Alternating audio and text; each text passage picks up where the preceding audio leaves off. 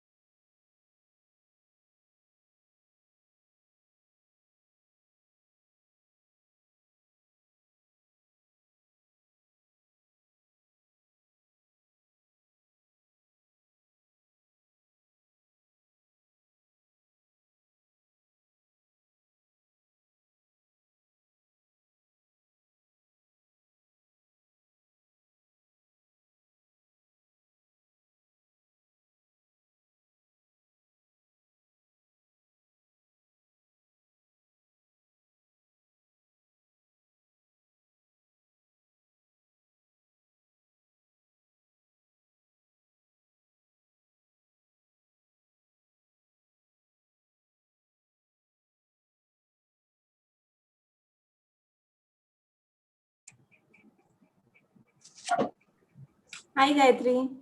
Hi, Misha. Okay, so hi everyone. I'm starting in next 2 minutes. Maybe we'll just wait for 2 minutes more and then begin.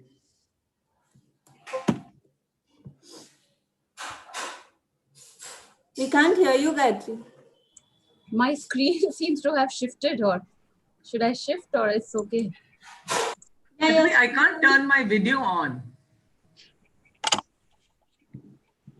It's saying the host has stopped your video. I Just have the same thing. Okay, just Okay, check. now I can. Okay. So I welcome all the participants, and then I would welcome the panel on women empowerment for economic prosperity. Just to welcome all the participants to this conclave, second day of the conclave. As we all know that we are celebrating this third edition of India Financial Literacy Conclave. And this is happening on the virtual platform after 2 editions, which happened on the physical mode, and it was in the auditorium. We were face to face. So I'm really excited and happy to welcome you all. And to take this forward, today's session, we have the session chair, Ms. Gayatri Shrivastava, an LSR alumnus and media academic, a veteran in the media management, journalism, and also in teaching.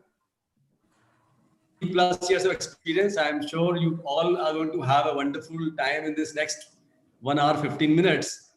She also has a chat show called Gupshup with Gayatri, where she highlights a lot of successful women and inspires other women also.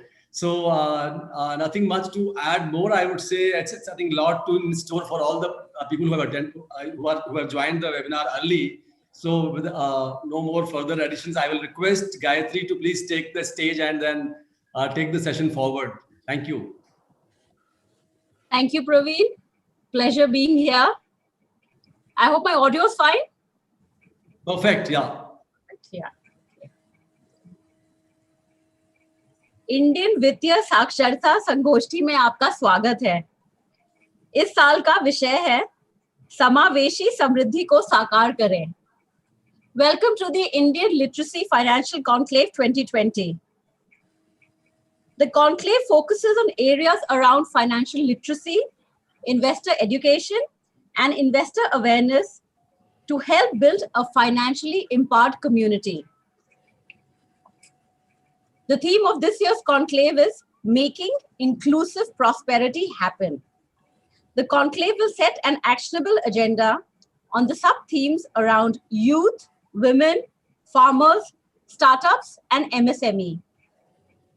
Today's panel discussion is on the topic Women Empowerment for Economic Prosperity. Financial inclusion के conclave में women empowerment का क्या स्थान है? इन दोनों विषयों पर कोई संबंध है क्या? क्या विमेन एम्पावरमेंट वाकई हमारे देश को खुशहाली के रास्ते ले जा सकता है? कैसे और क्यों? To discuss this and other related issues, we have with us 3 remarkable, accomplished, inspiring women. It's such a pleasure to have you all on the panel here. We have Dr. Urvashi Sahni, Ms. Natasha Jethanandani, and Ms. Misha Sharma. I'll be discussing with them the issues around women empowerment and economic prosperity. But let me start by introducing our panelists. Dr. Urvashi Sahni is the founding president and CEO of Study Hall Education Foundation, Lucknow. She is a social entrepreneur, women's rights activist, and educationist. Through her various organizations, she has been working for the rights of children and women for over 3 decades. She is a leading expert in school governance, curriculum reform, and teacher training, with a special focus on girls' education and the use of technology in education. She is the recipient of many national and international awards. She is a non-resident fellow at the Center for Universal Education, Brookings Institution. She was also awarded the Ashoka Fellowship in the year 2011 and has received Berkeley's Haas International Award for our efforts to reform education in India. All this to show that we have on our panel someone who's so experienced, who has such a deep understanding of the impact education can have on women's empowerment. Urvashi, may I now request you, Dr. Sani, may I request you to give your opening remarks on the session? Thank you very much, Gayatri.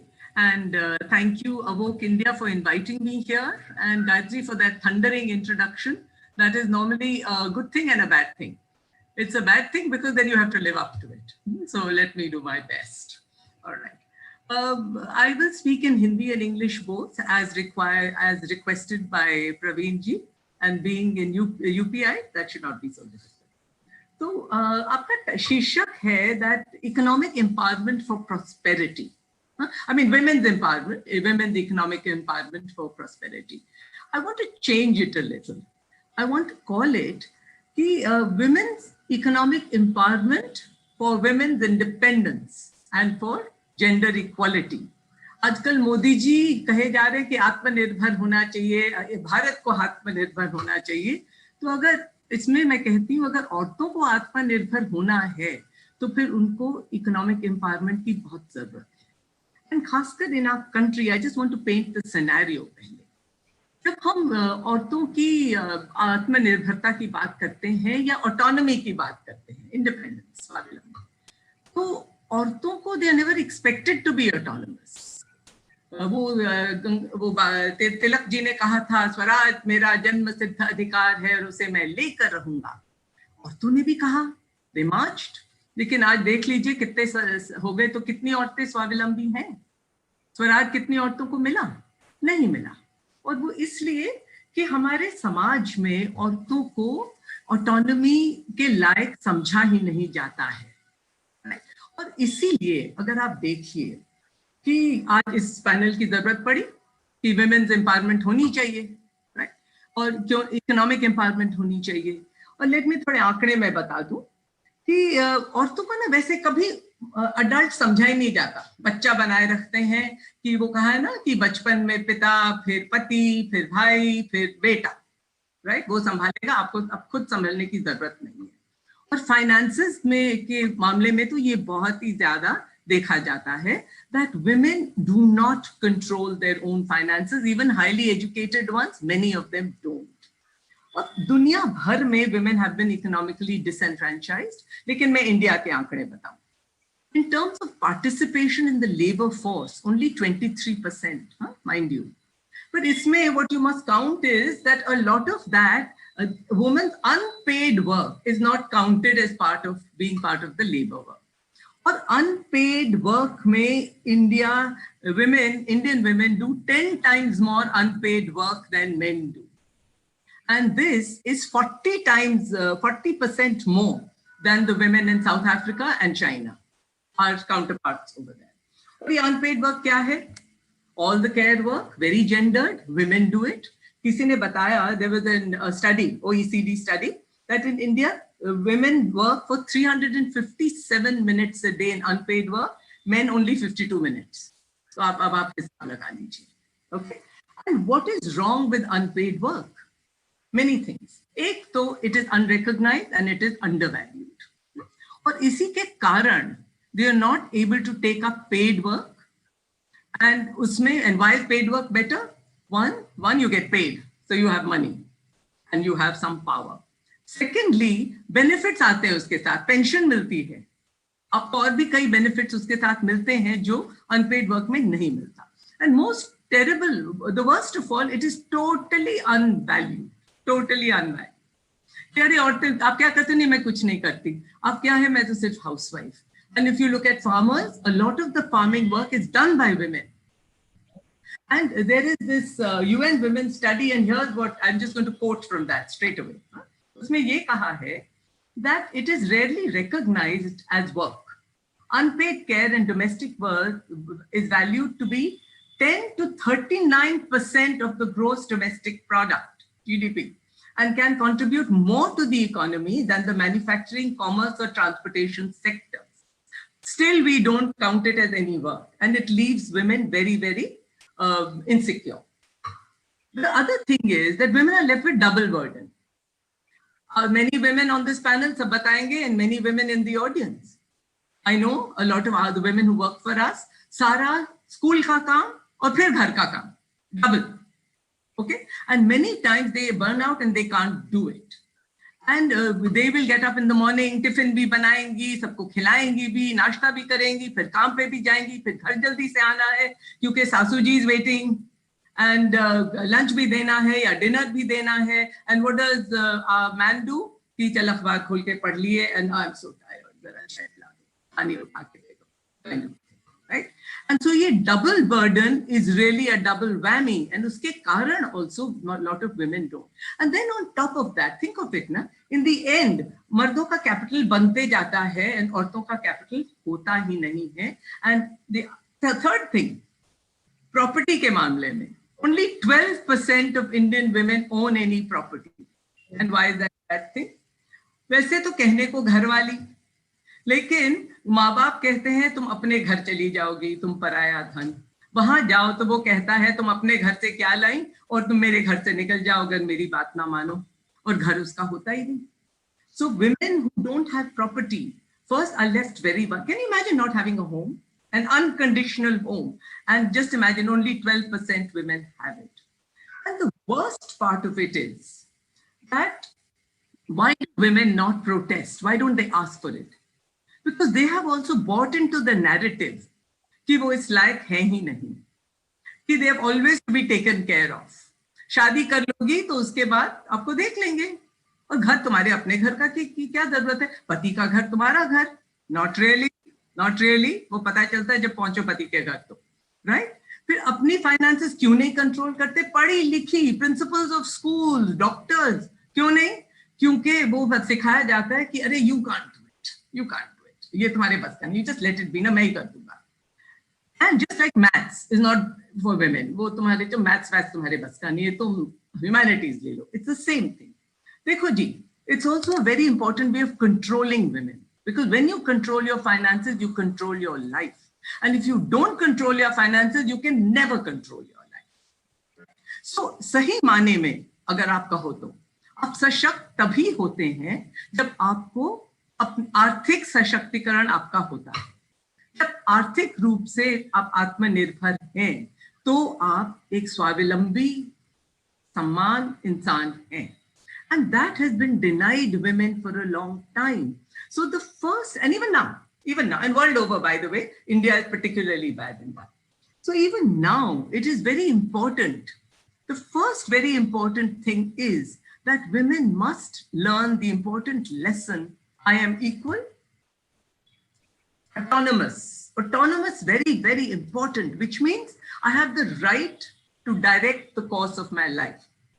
अपने जीवन की मुझे ही चलाना है और अपने मन से चलाना है. So whereas you said, that women's economic empowerment for prosperity of the nation, of course it will add to the prosperity of the nation. I mean, it's not rocket science. कि अगर 50% को पीछे छोड़ा है तो include करोगे तो obviously होगा. But more important than that, Gayatri, and why I'm hammering that home is, why are women always only instrumentalized? कि अरे it's good for the country तो चलो दे दो. अरे भाई, it's my human right, इसलिए दो. Gender equality is my human right. Absolutely. It's my human right. वो क्या है? जन्म सिद्ध अधिकार है और मैं इसको लेकर रहूंगी वाली बात. ओके, तो फिर नारा लगाओ. वो जन्म सिद्ध अधिकार हुआ करे. स्वराज तो आपको तभी मिलेगा जब आप आर्थिक रूप से आपको स्वराज होगा. And we must stop educating and raising our girls to become these wives and daughters and continuous infants, all their lives infants. वैसे तो infant हम लोग पैदा करते हैं, लेकिन फिर भी नहीं तुमसे ये नहीं होगा, तुमसे ये नहीं होगा, तुमसे ये नहीं होगा, ये चलता रहता है. So I want to wrap up my opening remarks now, Gayatri, just by saying that I'm so glad Evoke India has decided to include this topic in your Indian financial literacy conclave. And not just for the prosperity of the country, which I want to say that if women are not given their due right, if they are not treated as equals, if we do not dismantle patriarchy, this country can never progress. Just forget it. It will just never happen. वो लिखित ले लो. It's almost like 2 equals 2. You know, it's like a mathematical equation. Equal karoge to hoga, nahi karoge to nahi hoga, right? And so in terms of economic, if we do not re-enfranchise them, do not give them their economic rights and make them aware of it, then too there can be no prosperity of the country, and it is a violation of their human rights and our constitution. And with that, I will pause till you ask me again. Thank you, Dr. Sani. Thank you for raising such pertinent points. And I'm happy to introduce the next speaker. And I can say that she's someone who's actually economically independent, someone who's broken many glass ceilings. She's someone who's a techie, a woman and a techie who's mastered maths. So she's the kind of role model, you know, our young girls should be looking at. Let me welcome Natasha Detanandani. Natasha is the Chief Technology Officer at Kaleidofin Private Limited. Kaleidofin is a fintech platform that aims at bringing financial inclusion to the informal sector and underbanked customers via simple, easy-to-access solutions.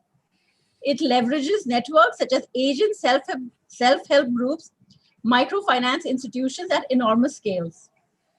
Before that, Natasha was the head of engineering for the Bank Bazaar website, which is one of India's leading online marketplaces for financial services. Natasha has an MSc in computer science from Stanford University. Natasha, we'd like to invite you here for your opening remarks on the topic, women empowerment and economic prosperity, which has been redefined by Urvashi. Yeah, I love the redefinition. Dr. Urvashi, big footsteps to follow. I could not agree with you more on all your comments. Thank you for setting us up so well. I absolutely agree with you that, by definition, unless we start with giving women that equal spot and those equal opportunities, we can't even start. And we cannot even begin to talk about empowerment. So I'm very glad you set that baseline foundation of what we're really discussing today, that we need to raise our girls to be independent thinkers, to be financial planners, to be running their own lives and being equal partners with their husbands, not just raised to be daughters and wives. So thank you. I fully agree. In fact, I wanted to, in my opening remarks, since Dr. Urvashi set it up so beautifully, focus on the second part of this problem, which is around how important financial literacy and financial planning is, because could not agree more that women have very little access to that space today. In fact, I think, some interesting statistics. I think only about 33% of women are known to take independent decisions today. They are mutual fund investors today, whereas, a much higher number of around 70% of men make these decisions today and actual investors in the market. So there's very, very clear data in the market that also reflects this gap between men and women. And at Kaleidofin, as Gayatri mentioned, we're trying to build a neobank that really enables people to simplify financial planning. It is a tough problem. And we're trying to make it easier for people, make it more accessible. And we find, for us, about 95% of our customers are women today.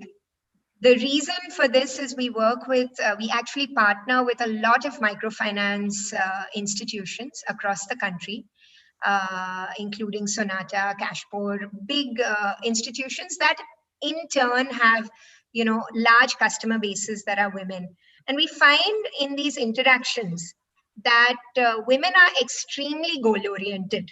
And when I say goal-oriented, financial goal-oriented. They have a very clear idea of the financial goals of their family. They have a very clear idea about the short-term goals and long-term goals. They're also extremely disciplined, we find, extremely detail-oriented in the way they approach a problem and what their family needs to achieve. I did want to step back and also share the problem itself that I think makes financial planning a bit difficult. And maybe to assist with this, I wanted to just share my screen for a short bit. So I think one of the problems we find or we have identified at Kaleidofin is that, if you leave the top 100 to 150 million people in India who are educated and have access to a lot of financial planning tools, there are almost more than 600 million people who are earning smaller amounts and who don't have great access to formal financial services. When I say formal financial services, I mean easy access to either the mutual funds and equity markets, or banking products, or insurance, or loans. And we find that many reasons for this. There is a lot of these products are designed and catered via the larger financial institutions for that top 100 to 150 million people. So one of the big important problems we feel is that the solutions themselves and the products themselves need to be designed for this audience, and also brought to them in a way that they can understand it more easily and invest in it more easily. Customers are, the true notion of financial advice is very difficult to access. And I am looking forward to this panel discussion to see how, what are the tools we can bring to the forefront to make advice and understanding finances and understanding and getting more financially literate is something that we can make accessible to far more people across India. Tier 2, tier 3 cities, rural areas, even within urban areas have better penetration. Technology today also focuses more on smartphone owning, English speaking, highly educated people, whereas I feel like there is a way to make this far more accessible to much larger audiences, and something that, we need to do a lot more. So with that, I just wanted to, stop there. I wanted to, in my opening remarks, lay out what we feel some of the problems are. Over to you, Gayatri. Okay. Thank you for sharing your thoughts, Natasha. We'll come back to all the topics you've highlighted later. Our third panelist is Misha Sharma. Welcome, Misha. Misha is a research manager at the Chennai-based Dwara Research. Dwara Research is a policy research institution focused on ensuring that every individual and every enterprise has complete access to financial services. It believes in the deeply transformative power of finance in unlocking the potential of individuals, households, enterprises, and local governments. Misha has more than 6 years of experience in this subject, in this area. She's also worked with Goldman Sachs for 2 years and holds a master's degree in economics from the University of Edinburgh. Welcome, Misha. Would you like to share your thoughts now with the panel? And Sure. Thank you, Gayatri. Am I audible? Yes. Okay, thank you so much, Gayatri, for that introduction. And really, thank you so much, Dr. Urvashi and Natasha. It's a great honor to be a part of this stellar panel. And really, in terms of my opening remarks, I just wanted to, talk a little bit about the problem statement. While Dr. Urvashi has already laid it down so well for us, I just wanted to, in terms of one high-level fact, just sort of share that, if there is one statistic that's really very telling in terms of where the inequalities lie and where India is currently in terms of the status of women empowerment, I think you can look at the global gender gap in index ranking. And this is conducted by World Economic Forum, and India has in fact been ranked 112 out of 153 countries, and in fact has slipped by 4 places in the previous year. So really this kind of shows that there's obviously a lot of scope for improvement in terms of where we are as a country and what are the inequalities that we have to bridge. I really like the four dimensions that this index focuses on, and I just would like to highlight that as, you know, setting the problem statement itself. So as Dr. Urvashi mentioned, you know, one of the key parameters that this index looks at is the economic participation and opportunity. And really it's just earth shattering to know that the gender gap in terms of the labor force participation is 56%. I mean, that's huge, and that's something that you know, we should not be proud of at all. We are far behind countries like even Bangladesh, where the female labor force participation stands at 60%. And you know, in the recent years, the female labor force participation has just declined, and this is something that, you know, we care deeply about, both at Dwara Research but obviously as citizens of the country as well, because if women are not in the workforce, as you know, the other panelists have mentioned, you cannot be financially independent. And so this is really at the heart of the matter. And why we focus so much on this particular aspect is because this has a very you know, as per research has shown to find very strong and positive correlation between economic participation of women and their empowerment in terms of their agency, their voice, or their position in terms of household decision making, etc. So I think this is really hits at the heart of the matter. Some of the other parameters, obviously, that this index talks about is the education attainment, right? While there has been substantial progress in bridging the gender gap in education attainment, there still is a gender gap, and currently stands at 3.5 years of schooling, which is that a male child is likely to have 3.5 years of additional schooling compared to a female child. Similarly, if you look at the health and survival statistics such as infant mortality, child mortality, under 5 mortality rates, then, you know, the male childs are doing better in this parameter as well. And then finally, one final indicator that I'd like to leave the audience with, because it's really something that hit very hard at me, which is the political empowerment statistic. And only 13% of parliamentarians in India are women. I mean, that's something, right? Like, that's really bad. The fact that 87% of parliament is captured by men, I mean, we should be totally against that, and we should do everything possible to make sure that it comes at 50-50. I think this is one of the statistics that's really kind of showing what the problem is. If female are not being represented at the parliament, obviously you can imagine that policies will not be designed keeping women in mind. So I think I just wanted to add to the problem statement a little bit by highlighting some of those statistics. And particularly, if I can just take 5 minutes to talk about role of finance in women empowerment, given that I come from Dwara Research and I have lot of research experience in understanding the financial inclusion movement in India and what we have done in the last 10 years. And frankly speaking, India is actually one of those countries which has been at the forefront of financial inclusion movement and policy making.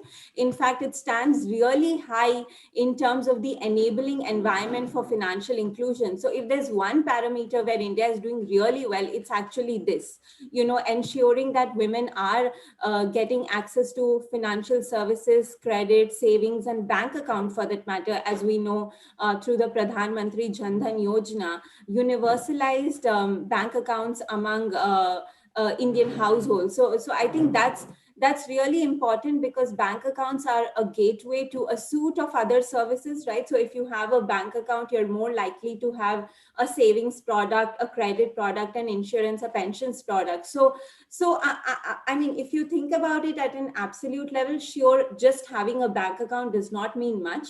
But given that we were not doing very well in this indicator 10 years ago, and now have achieved close to an 80% ownership of bank account is really remarkable. Another thing that's really remarkable here is the gender gap that we've been able to address in ownership of bank account. And it has really come down from from close to 30% 3 years ago to now the gender gap being only 6 percentage points. So, so roughly women have 77% of Indian women have access to a bank account, whereas 83% of Indian men have access to bank account. And this statistic, or this gap in the statistics has been reduced by a great margin, I would say. So just wanted to lay that out in terms of what role finance can play in empowering women. As we know, finance itself, be it men or women, is really pivotal in managing risk, in building resilience, and smoothing consumption, right? So if you have to think about it in very layman terms, if there's a rural woman who's working in the agricultural sector, and she is the primary income earner of the household, and suppose she meets with a personal accident that requires her to make some health expenditure, then having access to health insurance, having access to cashless health insurance facilities, etc., would just ensure that she's able to rely on a formal financial service and not spend out of her own pocket, because as we know, health expenditure or unforeseen health expenditure for that matter is one of the biggest factors for pushing people into poverty. Right.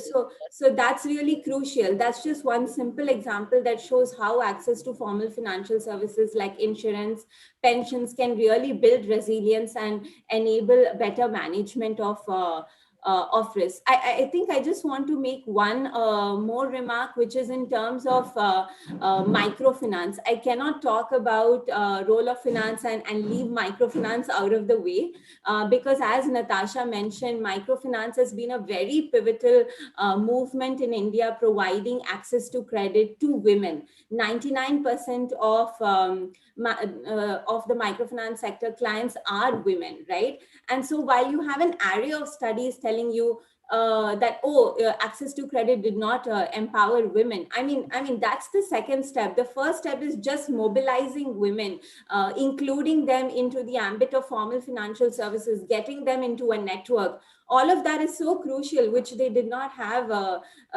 means to do unless there was microfinance in place. So I would really like to just say that the microfinance movement in India has been really pivotal in pushing access to credit to women. 99% of the clients are women. So that's a point worth reiterating.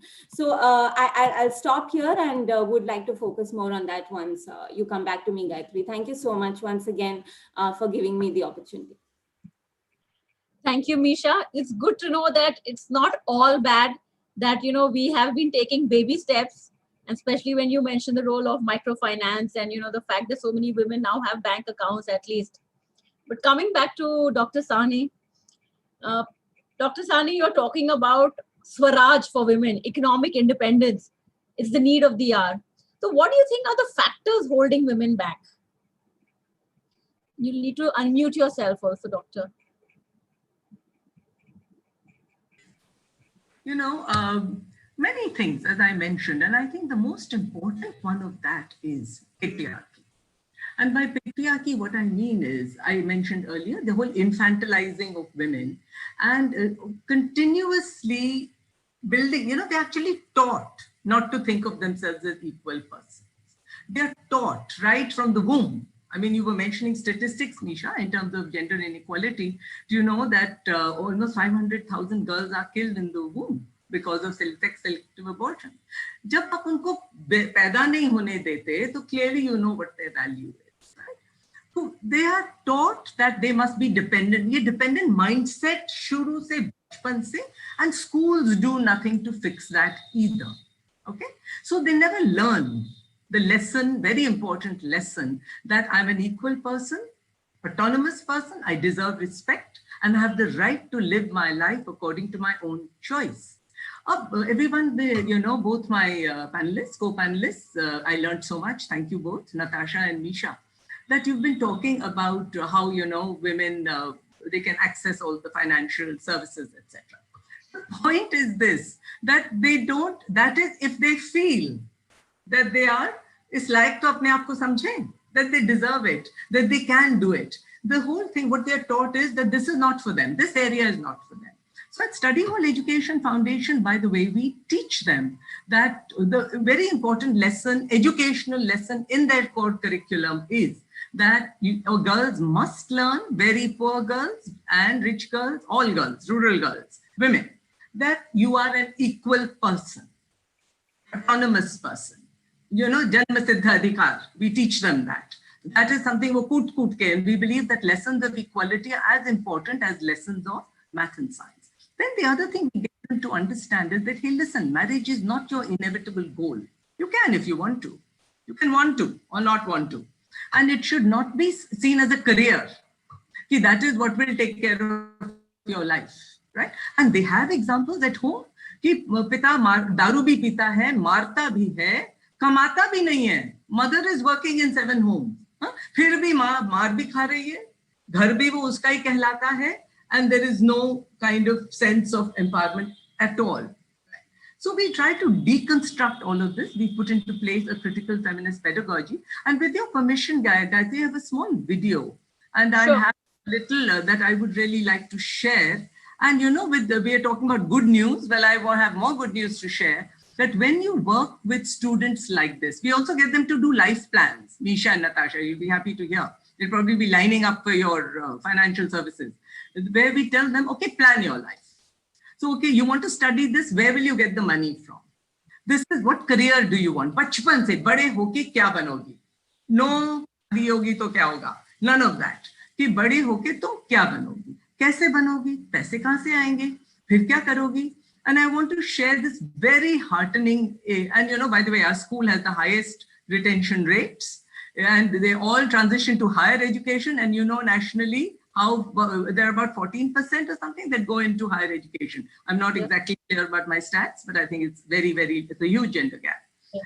And then now we have entrepreneurs. We have girls who have bought their own plot because they have understood कि अपना घर होना बहुत जरूरी होता है. Right? So let me just show you, just share my screen quickly. Sure. Yeah, give me a minute. Okay, here it is. Have I done the right thing? Am I okay? Yeah. Can you see it? Yeah. All right. So, for us, we believe that empowerment means becoming aware of one's subordination. All these happy statistics that we've been talking about, unhappy ones, of gender gap, girls must know this. Boys must also know this. And analyzing its structural causes. It's not their fault. They are not ninnies. वो society, समाज का ढांचा ऐसा है, हमारे घरों का ढांचा ऐसा है, उनको ये सिखाया जाता है. And then to learn to perceive yourself as an autonomous, equal person, worthy of respect. And then you act from that belief to overcome one's marginalization. So ये नहीं होगा, तो nobody is coming for anything, all the services that there exist. Okay, here is Lakshmi, and she will tell her own story. But Lakshmi, mother died when she was 13. Father is an alcoholic. इनकी किताबें बेचकर अपना दारू खरीदता था, पैसे नहीं दिए. There were 5 siblings, youngest one 1 year old. And how she worked in 7 homes. Sister worked in 3. Brothers gave tiffins. 5-year-old cooked to look after that 1-year-old also. 1400 rupaye lekar, she managed to raise the family. And where she is today, she runs her own business. And I will tell you about that. I think you'll love to hear it from her own words. Here you are. This is a movie she made. Hello, I am Lakshmi from India. I live in a small house with my family. I have 3 sisters and a brother. I am eldest of them all. My younger sister Aarti likes to play with her clay toys. Elder sister Radha is a brilliant cook. Although we don't have a proper kitchen and stove, Radha still manages to provide us a fair meal. Lalita and me work as domestic help in several houses. One of the house I work for is of Sharma family. They are very nice people. Their daughter Rani is my good friend. My dad is an alcoholic and spends all his money on alcohol and never support family, neither financially nor emotionally. All this time, Prerna School has been our haven. Our teachers never let us miss our late mother. All my friends at Prerna are like my sisters. We laugh together and cry together. My journey in search of a home ends here.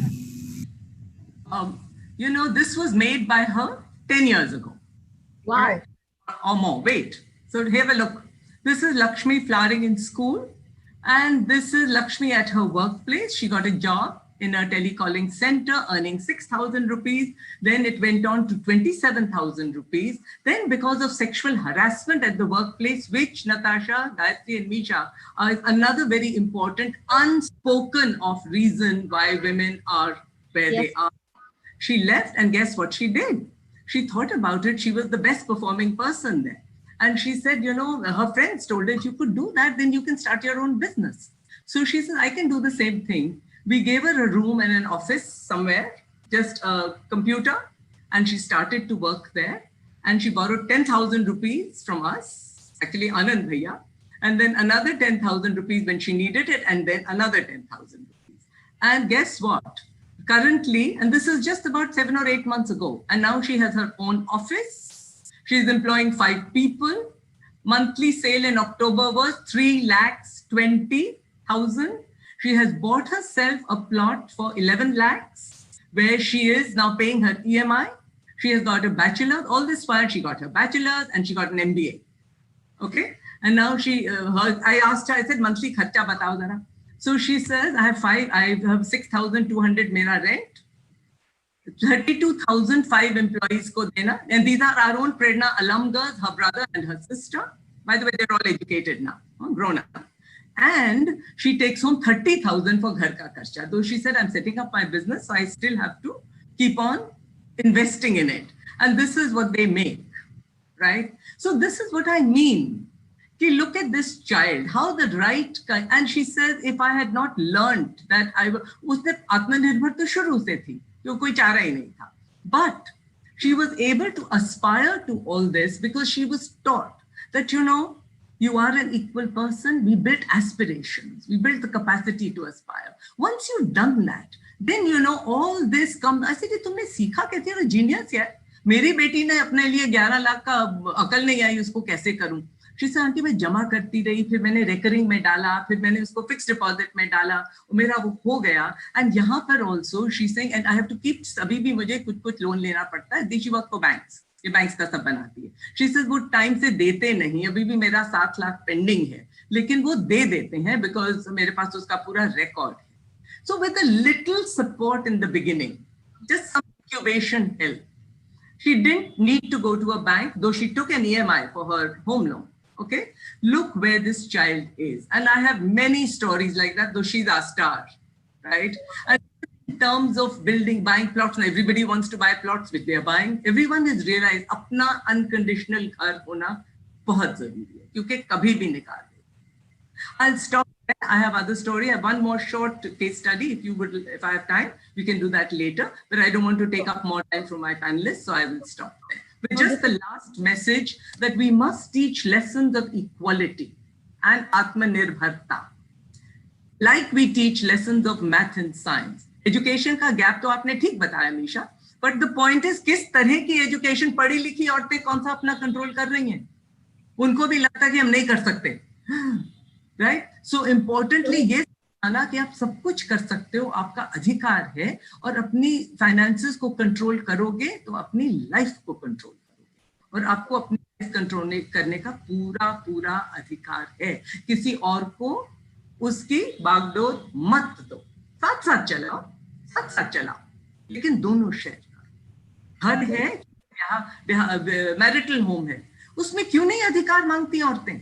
नहीं मांगती, डर लगता है कि सब लोग क्या कहेंगे, एंड पतियों को अच्छा भी नहीं लगता, बाय द वे. ओके, अपने भाइयों से प्रॉपर्टी का कभी नहीं मांगती, बल्कि they happily write it away, क्योंकि they want to be good and pious. इन्हें मैं रिलेशनशिप नहीं खराब करना चाहती. तो भाई को रिलेशनशिप की नहीं है कोई वैल्यू, उनको भी तो नहीं खराब करना चाहिए ना, तो प्यार से तुम भी दे दो, अब तो कानून भी कहता है, right? So we have a constitution with laws, we have all these great financial services, but women must know that they have the right to access. That is very, very important. So rights literacy, economic rights literacy is a very important thing. And it precedes financial literacy. Yeah. Thank you, I'll Urvashi. just stop sharing my screen. Ah, there she is with President With Obama, by the way. Wow. There you go. She presented at the Obama Summit in 2019. Amazing. Yeah. Yeah. You all seem so, yeah, she seems really very much at home, so comfortable. You could be awed here in the presence of Barack Obama. But really such an inspiring story of Lakshmi. And I think it just underscores the fact that, education, the right kind of education, as you're saying, equality, autonomy can have such a beneficial impact on a girl's life. So coming to you, Natasha. So we've seen, education has really helped Lakshmi, and she's taken the step towards financial literacy. So how can more people become financially literate?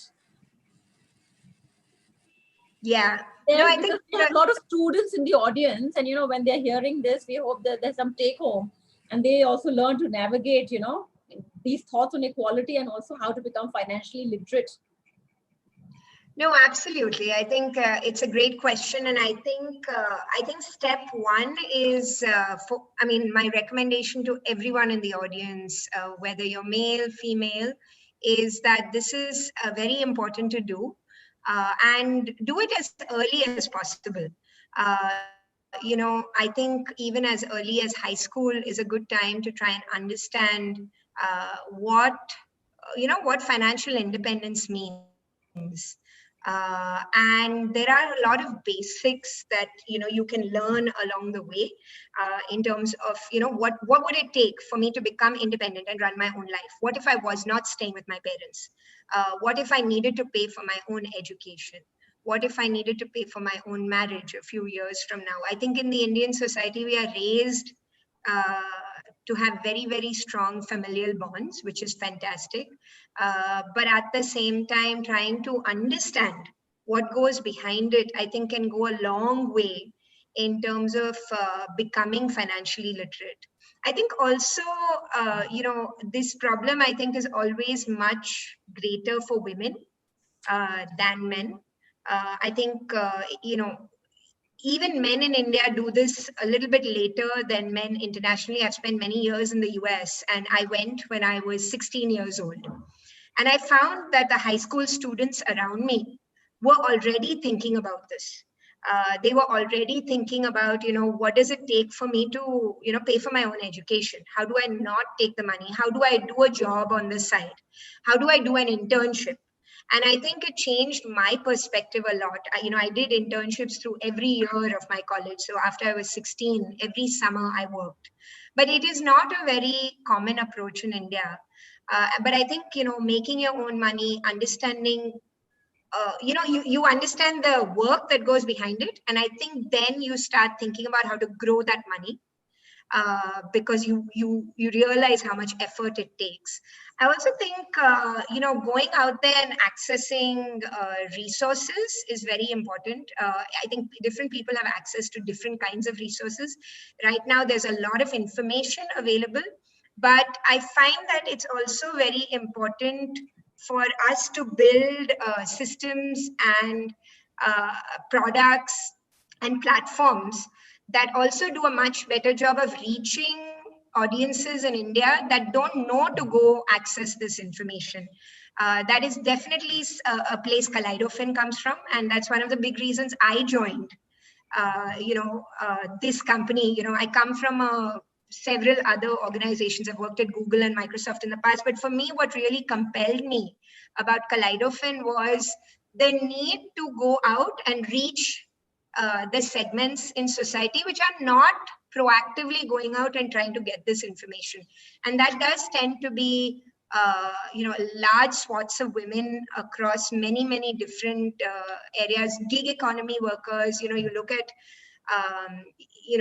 delivery boys today who are coming into the workforce for the first time.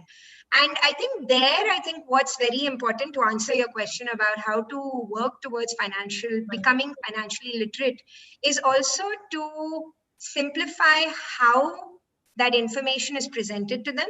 I feel like today a lot of financial products are presented from the perspective of the supplier. So, if there is a mutual fund, it is presented purely from the mutual fund perspective. If there is an insurance policy, the, very details of that are presented to a customer. The financial product provider defines how it's presented. The sales representative who is out in the field is incentivized to meet certain targets. But if I think I think what's very important is to take a more customer oriented approach to solve this problem. Like you look at an Amazon, right? They're trying to sell you products on e-commerce, and they're taking a very customer driven approach. What is a customer looking for? I think that's something we really need to bring in financial products as well. A customer is looking for an easy way to meet their financial goals in life. And I think that if we approach it that way, are you trying to get your child educated? For that, you need a combination of savings, maybe credit, maybe insurance. And how do we simplify those terms? How do we package those products to bring the customer what they really need at that stage in my life? What I may need when I'm 22 is very different from what I may need when I'm 40. And depending on what my income is, depending on what my work is. And I think really personalizing that product to understand the customer and bring it to them would take us a long way. So I think there are two things. One is to say, seek out financial literacy. But I think at the same time, in India, we need to do a lot more on financial inclusion. Misha, I'm very glad to hear we're doing well. But I think it really should revolve around customer centricity. And just in our own work, we find that customers are really able to relate to this simplified solution.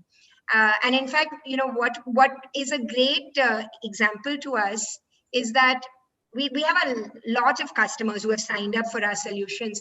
But what's even more telling is that many of our own customers turn into what we call Kaleido Assist, Kaleido Sahelis, where they go out and in turn explain the product to their friends, to their networks. And to me, that's the true example of financial literacy. When you are convinced about the benefit to your life, where you are trying to go out and also reach out. And they also see that as a way to build more financial stability. They get, referrals for it. So I find that that's a very clear example of how they are, explaining it, and word of mouth carries a lot of benefit here too. So long answer to your question, but there are many tools here, and I think we should try and leverage all of them. So is opening a bank account the first step towards financial literacy? Would it be right to say that? Absolutely. I think the Jan Dhan Yojana was a massive program. Misha has already given us some of the statistics around it. But if you look at, if you even look at a microsave study from very recently, I was surprised to read that I'm talking about women here again. I don't know the stats on men, but out of the women who have opened bank accounts, I think about 23% of them never touch them. Actually, no, I think the number is 23% haven't opened them, but 42% are dormant users. They don't actually use their bank account. So I think opening a bank account is definitely step one, but then having the right in your household, the voice in your household to go utilize that bank account. And that I think comes with many things. You have to choose, you have to work with your partner and your family to get control over finances, be a participant in that. Also, I think distance to banks is a big issue today. How do you travel as a woman is a big issue among women that we work with. Again, that independence, building in that capability and knowledge within the family. So I think it's many different things. I think opening the bank account is just the first tiny step, but you need to go a long way beyond that. Yeah. So there's an interplay of many factors between economic independence, financial literacy, prosperity. Yes. And coming to you, Misha, I mean, you've let's take a talk for a specific case study here. you've studied many low-income households in Tamil Nadu and the impact of financial services on them. So would you like to share a couple of stories from there, and then, see if we can replicate that pan-India, for an audience sitting in, say, Lucknow, UP, Bihar? Is it Yeah. possible to, the learning from there to implement them on a pan-India basis? Yeah. Sure, Gayatri. Thank you so much. Actually, Gayatri, I mean, frankly speaking, the literature on this topic is really vast because it has been a topic that is of great interest to policymakers and researchers both in India and abroad as well. So there are actually a lot of studies that have looked at what is the impact of formal financial services on the overall well-being of households, overall well-being of women and women empowerment itself. So I'd like to highlight maybe two or three studies, and just, we'll just share some broad level findings on that. So first, talking about microcredit itself, right? Since that has been one of the areas where India has been very successful. But not as successful as, say, Bangladesh. Is that right? Bangladesh has been more successful with the Definitely, microfinance. Bangladesh is where it has come from, right? That is definitely the genesis because of Professor Mohammad Yunus, who started the Grameen Bank, and replicating the model. India sort of learned from that, and some of the other African and Latin American countries also learned from it. So definitely, we've learned a lot from our neighbors, and would just like to share some findings around it. So in terms of access to microcredit itself, what we've really found is that it has really hit at the heart of the matter, because what happens is, like I mentioned, these micro credit loans are given to women, and yes, it is true that women could, in a lot of instances, let their spouse make the decision about how the loan will be used. But there are some studies that have shown that once you have a microcredit from a formal financial services, your participation in the labor force actually increases, because you're more likely to invest in a business, you're more likely to become self-employed, and therefore access to microcredit has said to have integrated women in the labor force in the long run. So in the short run, it's true we've not seen huge substantial gains, but in the long run, it has shown that women are becoming more self-employed, which is really very important, like I said, like all of us in fact have said, for financial independence. Another very important study is about the impact of business training and financial planning, a lot of which Dr. Urvashi and Natasha spoke about. And here, I mean, I'll be frank, there are a little bit of mixed results. Not all financial literacy training programs or financial education interventions have found to have positive impact. So it really depends on what is the content of the financial training program, when is the program given. So it's not just important, I mean, it doesn't suffice if you have a 2-hour literacy training program, say on an ad hoc basis, and then three months later on you expect women to substantially change their financial behavior. So that is not the way it has evidence shows. But what does show in terms of evidence is that if you give just in time financial literacy programs, so for example, if I'm a woman and I'm thinking about buying an insurance product, or I'm thinking about planning for my retirement, and then there is a financial literacy program that is designed and targeted around my financial requirements and needs, then I'm more likely to have some strong takeaways coming out of it, and more likely to absorb and the sort of takeaways from that program and apply it to my particular situation. So I completely agree with Natasha on that point, which is that financial advice should be very customer centric. It should have a customer centric approach, and if products and services are designed by keeping in mind what is it that women or what is it that the customer really needs, and what is it that would be suitable for the customer, then really the impact of that is going to be better, because then obviously it has been catered to my specific needs. So in on this context, I'd say that, you know, there's some research that shows impact of business training and financial planning which has been provided to women has led to women taking a loan and starting a business, and then also it has led to increase in household income and consumption.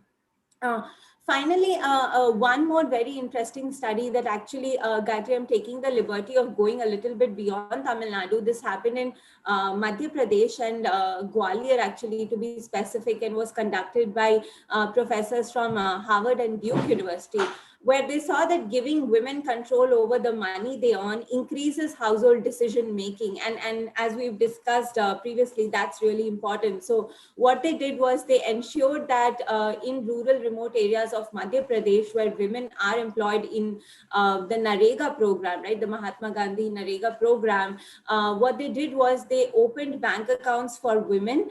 And in order to, you know, ensure or tackle this problem of dormancy of bank account, they ensured that the Narega payments were being directly credited in their bank account, as well as, you know, the bank account was in their name. So a lot of times what happens is there's a rural woman employed in Narega program, but the money is going to her husband's bank account, right? So that again puts the control over money on men. So here this study particularly sort of experimented with the fact that what happens when I open a bank account in the women's name, and then to propel usage of the bank account, I directly transfer all the benefits. And in fact, this is very relevant even in the current context, because as we know, under the Pradhan Mantri Garib Kalyan Yojana, there's been a lot of you know, cash transfers being given under different social protection schemes, right? And one of the schemes under which cash transfers are being given is the cash transfer under the Jan Dhan Yojana for all the accounts held by women. So again, that's something that, you know, will again propel usage. So some of these factors have led to actually, in terms of impact, it has shown that women have reported higher earnings by 25 percentage points, 60% higher bank balances. So women who received the cash transfer in their account had 60% higher bank balances, which shows that they were actively using their bank account and were more likely to make household purchases from their own money, going to show that they had the power to make the decision about where the money should be spent. Finally, I'll conclude with this, you know, overarching finding that's across economies that has been found, is that getting money into the hands of women benefits not only women, but the society as a whole. Yeah, because research shows that women spend more than men on children's health and education. Therefore, we talk so much about access to finance, and you know, really what is at the heart of it? The heart of it is that access to finance increases the well-being of women, sure, but also the household, and has societal impacts. So, you know, I just wanted to conclude with that overarching statement. Thank you, Catherine. Not overarching, but yeah, extremely valid points. In fact, so the fact that women are becoming, you know, many more bank accounts, a lot more money in it. And there's also a lot of research to show that when women are in charge of their finances, they spend a lot more of it on the family. So the family is better fed, the family is better educated. They make many more rational economic decisions. Yeah. So thank you, Misha. At this point, I'd also like to tell our audience that if you have any questions, do write them to us in the chat box. We also have financial planners here. If you want a financial plan, customized financial plan, you can ask Natasha here. You can, you know, are you 22 years old, and, you know, are you looking at, you know, earning yourself your own college degree, or you want to set up your own enterprise like Lakshmi? Write us to us in the chat box and we'll try and get you answers from our panel. At this point, I'd also, yes, Praveen. You know, I was just wanting to add that people can also put their questions on the Q&A box, which is there on the bottom, and the chat box and the Q&A box. Yeah. Correct. Also for the panelists, if they have any thought in terms of any poll survey they want to do quickly, they can let us know, and we can launch a poll survey right now, 1 minute, with the audience which is here. Any issue which you think which can be put into a question, and with probable couple of answers to that, we can put as a poll question also. Or else, if there are any questions, Gayatri, you can pick it up from chat box. Okay. So in fact, the question can be related to the next point I wanted to raise. Praveen, we are meeting here virtually because of the coronavirus pandemic. Correct. Yes. And lot more research is, coming up every day. We're getting new research that the pandemic has actually impacted women in a much bigger way than it has impacted men. It's been unfair. In fact, it would not be wrong to say it's been extremely unfair to women. Women have lost more jobs. Women are doing much more domestic work. Women are in the informal sector. Women work in services. So I think we can do a poll to ask, do you think women have been unfairly? I mean, has the pandemic affected women unfairly? Has the coronavirus, let's see what the audience has to say. Has the coronavirus pandemic affected women unfairly? Yes, Urvashi. Gayatri, I just wanted to expand your point a little, that what it done is, it has, one, women have always been treated, they are always treated unfairly in a patriarchy. Okay, all your statistics will show you that. What this pandemic has done is, it has made existing equalities much more visible, just like the migrant labor crisis and poverty, everything has come to the fore. And in terms of, like you mentioned, domestic labor, domestic work, they were always doing that. Now what is expected is jo thodi bahut rahat mil jati thi, that, oh, I'm at work, so, I would not have to do it. Now you're at home. So as somebody mentioned just yesterday in my office, said, aajkal poor thing, now everybody wants a hot meal. I wanted to ask him, everyone wants a hot meal, so kabhi aap bana diya karo. How come it doesn't occur to you that maybe men should be, what it's shown is that men must share domestic work. Absolutely. They must share the unpaid care work. And like women must be empowered, more than that, you need men, our boys and men, to be empowered, to step up and to be sharing the domestic work, the care work, and stop demanding so much care for themselves, but in fact help to care for everyone else, so that women can then, their time can be freed up for work that, for things that they want to do for themselves. Yeah. Yes, Praveen, you want to start the polling now? Yes. Yeah. So has the COVID-19 been much worse and treated women more unfairly? Has the coronavirus pandemic treated women more unfairly than men? If you think yes, please click yes. Otherwise, click no. There goes my vote. Urvashi, coming back to the point you made, I know I speak for a very small subsection of Indian society, but in Mumbai, I know of many households where the men have really contributed with housework now, especially because all the building societies were not allowing domestic help, and people, unlike say in a city like Lucknow, you don't have full-time live-in. So the men have really stepped up and have started helping with the household work, and these are people so I'm just hoping that it also trickles down. And I can see that my friend is here, Aarti Singh. I have to say, Aarti's son is at Stanford, and this pandemic, when he saw his mother doing so much domestic work, so Aarti, I mean, it's a nuclear family with a husband and 2 boys, and she herself is a teacher at the American school in Mumbai, and she has so much work with her household work and her teaching, and her son actually learned how to make chapatis, and he said, Mom, please sit, and I will do it for you. So I think somewhere I think change is being made, and hopefully more men and more the whole patriarchal thinking, if that changes, women will have it better, and ultimately the country will prosper.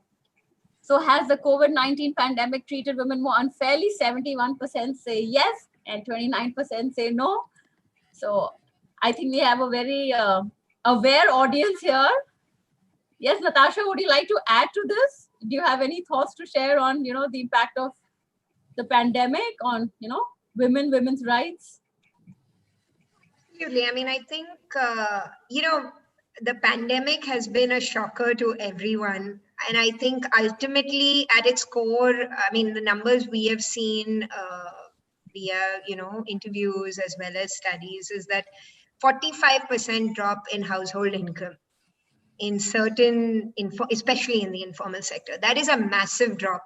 And you're absolutely right. I think given that women's employment is tends to be a little more in that informal sector, and they tend to do the heavy lifting on household work. I think it has led to some serious impacts. I don't think it's intentional that it's impacting women more, but I think all our other underlying societal behavior is getting highlighted right now. But I think, the hope, of course, here to take, the optimistic perspective is that, this is a chance for everybody to step out of that space and really start looking at how do you build out of this pandemic? How do you achieve financial independence and stability out of it? And I would say, the important thing here is that women look at themselves as much as equals in those decision-making aspects. Absolutely. Okay. We have one audience question, which is Gayatri, may I have a stab at that? what's your suggestion to control? I'll tell you this. My answer to the question was that what can we do to reduce the number of divorces, control increasing divorce cases in youngsters?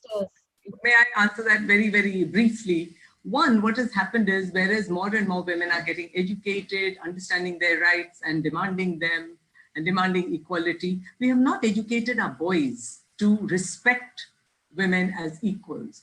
And so there's this lag, okay? Even families really expect women to continue to play the traditional role, still go out to work, still do everything.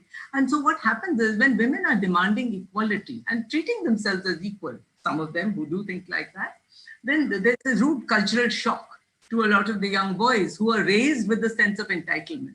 So what do we do to control that? One, most importantly, I think, let's educate and empower our boys to think of women as equals.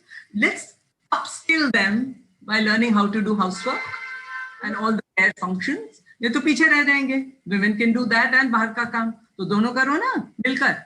So the point is, let us show them a different way of being married, a more equal partnership.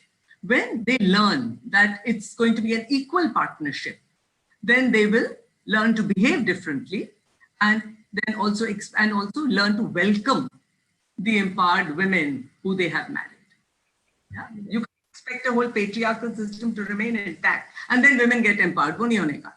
You need both. That's why I said empower boys and men to think of women as equal. Absolutely. To learn, upskill them to learn to do housework, domestic work, and childcare. They need to be upskilled. Ye skill shoot gaya. So let's teach them. Yeah. Very simple. Yeah, like absolutely. Boys need to be upskilled like everyone these days. I mean, you should know whether you're a boy or a girl, you should know how to cook, you should know how to drive, you should know how to take care of the household, discuss across gender so that, there's this, women don't have to bear the burden of the extra domestic work. Atmanirbharta, all round. So there's a comment from Muhammad Yunus, proof that poor are more likely to return the loan than the rich, and the women are more likely to default. And women are much less likely to default on a loan than men. Yes, it's exactly the point we've been making. So it's about nearly time to wrap up. So I'll ask my three panelists now, if there were 2 steps that, we should undertake, because the International Financial Literacy Conclave is looking at actionable agenda. If there were 2 things, one had to do to really empower women and lead us to economic prosperity, what would they be? Misha, I'd like to start with you this time. Yeah, sure, Gayatri. I think one of the things that I think I really care about is our participation in workforce. And I think there we're doing really badly. Like I said, we're just at 20%. So if there's one thing that, we as women need to really step up, it is to, be more financially independent and take steps to enter the labor market. Obviously, I completely acknowledge Dr. Urvashi ma'am's points, that it's a lot to do with patriarchy, social norms and attitudes. So it's actually not just in our hands. It needs a complete change and shift in mindset of our society altogether, because that's really one of the crucial factors that's holding us back in terms of our economic and financial mobility. So I'd say definitely more participation in the labor force and a change in the mindsets of our society. Yeah, Natasha, thank you. Yeah, thank you, Gayatri. I think for me, the two would be, so one definitely is to start understanding and participating in what are my family's financial goals. Really, at this moment, where do I stand? Where do I want to be 3 years from now? Where do I want to be 5 years from now? Where do I want to be 10 years from now? And really taking those questions, not hesitating to have those discussions in your households. And I can promise every woman and man in this audience that if they do that, women are known to be extremely disciplined and goal oriented. So if they start participating in what those goals are, I am confident that they will ask themselves the right question, which will lead them to more financial independence. Because if you ask yourself and you believe that you are part of the solution to that problem, then you will try to find the tools that help you achieve those goals. That should not be somebody else's problem. That should be the woman's problem in the house. So whether it's educating your child, whether it's preparing for a marriage of your child, whether it is expanding your house to have an extra room, whether it is buying a two-wheeler for the family, or whether it's as simple as investing in a smartphone for the first time, I think the woman should be involved in thinking about how do I build up that 10,000 or the 50,000 or the 1 lakh that's required to achieve that goal. So that's my first one, is really being part of that conversation around financial goals and being goal oriented. I think the second one, I would agree with Misha and, just take her point a step further. I do believe the second point is every woman should believe that she can work and that she should have her own income. That is the core of financial independence, and it can come in many forms. It can come in many ways, and it does not mean not supporting your family. So truly believing that you can be part of the workforce is very important. I would add one more very important point to this, which is it is not just when you graduate school or college, it is also after you have your children. And coming back into the economic workforce is a problem many women face. Yes. And it's a struggle many women face.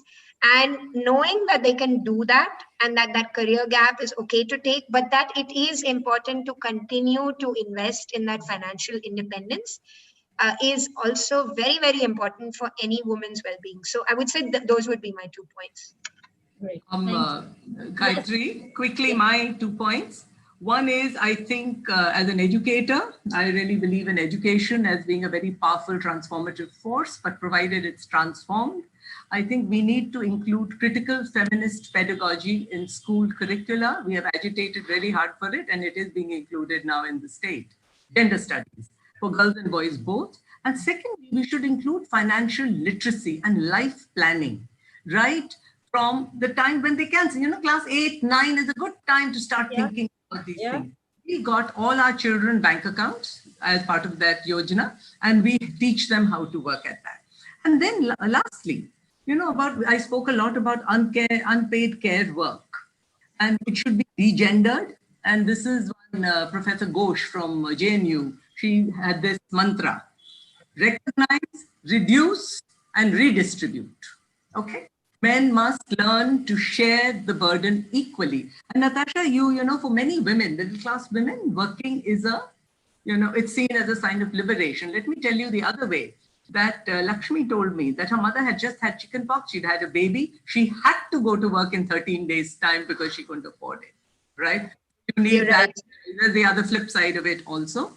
And the government must take care of social services which enable women to work, reduce gender-based violence in the workplace, on the streets. Women are frightened of access. Families are afraid to send them. And all of this keeps them away from the labor force. So how do you make our society, our workplaces, more hospitable places for women's economic empowerment? And of course, I can't say this loud enough. That, once again, Swaraj mera janma siddha adhikar hai aur usko main lekar rahungi, that women, girls must be taught right from the womb actually, and from birth, that they have a right, and economic rights, by the way, economic rights literacy, and that includes just human rights, just your own rights. Is a very important thing. Lessons of equality must be taught to boys and girls as part of the official curriculum and be taken as seriously as your lessons of math, science, history, geography, etc. One man said this to me once. He was the principal of a school and I was training in Rajasthan. I was training them. He came to me and he said, "Madam, ek baat kahun." I said, "Kya bhai sahab?" He says, जब gender की बात होती है तो मैं समझता था कि अरे इतना शोर शराबा होता रहता है जेंडर के लिए, मां खांसी जुकाम की तरह है। लेकिन आज मुझे समझ में आया कि ये कैंसर की तरह है और उसको बहुत सीरियसली लेना चाहिए। And I want to end with his voice. Okay. Gender equality, आत्मनिर्भरता for girls, economic rights, economic independence is a serious, serious issue. Until our country does not beat the gender problem, take it seriously, and really address it, we will lose out big time. Patriarchy has no place in a democracy and it should not be there. It is contradictory of the core values. So it should really not be there. Okay. So that's all. Thank you very much, Evoke India. Yes. And thank you very much, Natasha, Misha. Lots to learn. Thank you, Dr. Thank you very Sahni, much. Natasha, Misha. I think, Praveen, would you like me to go over the points? Or I think the next session is starting. You would ask for actionable agenda. We have a list of 9 here.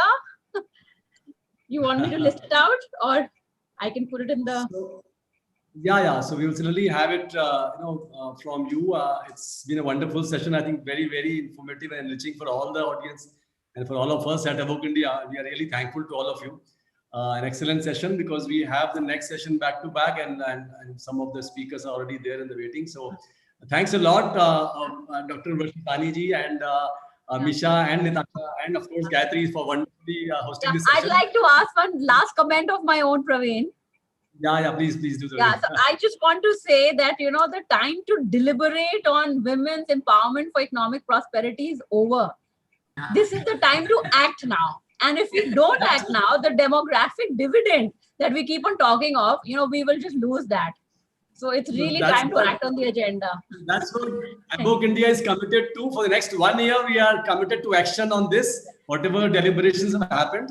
And it's our word. So thanks very much. Thanks all. All the best. Thank you very much. Thank you. Thank you. Bye. Thank you. Bye. Thank you. Lovely session. Thanks, Gayatri. Yeah, thank you. Yeah. So, Lots to think about. Yes. we have the next session starting immediately, and I would like to invite our session chair for the panel 4, which is scaling up MSME startups and corporates. Mr. Chand Das, business and leadership coach at CSD Associates, an eminent coach, mentor for startups, and an angel investor. He has served as CEO of ITC in the education and stationery vertical, having more than 35 years of experience in building and running scaled B2B and B2C businesses in India. And he has been actively involved in networking activities with alumni from IIT and IIMs. So I would not, without any further ado, I would request Mr. Chand Das to take stage, and he hasn't joined, is it? Okay, I think Dr. Alok Mishra is here, Dr. Abhijit Sathe is here. So he's, okay, so we'll just wait for a minute for Dr. Chand Das to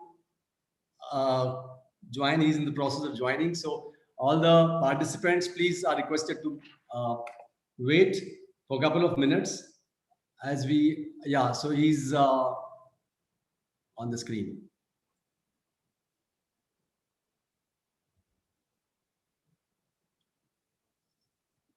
Mr. Chand, if you can unmute yourself.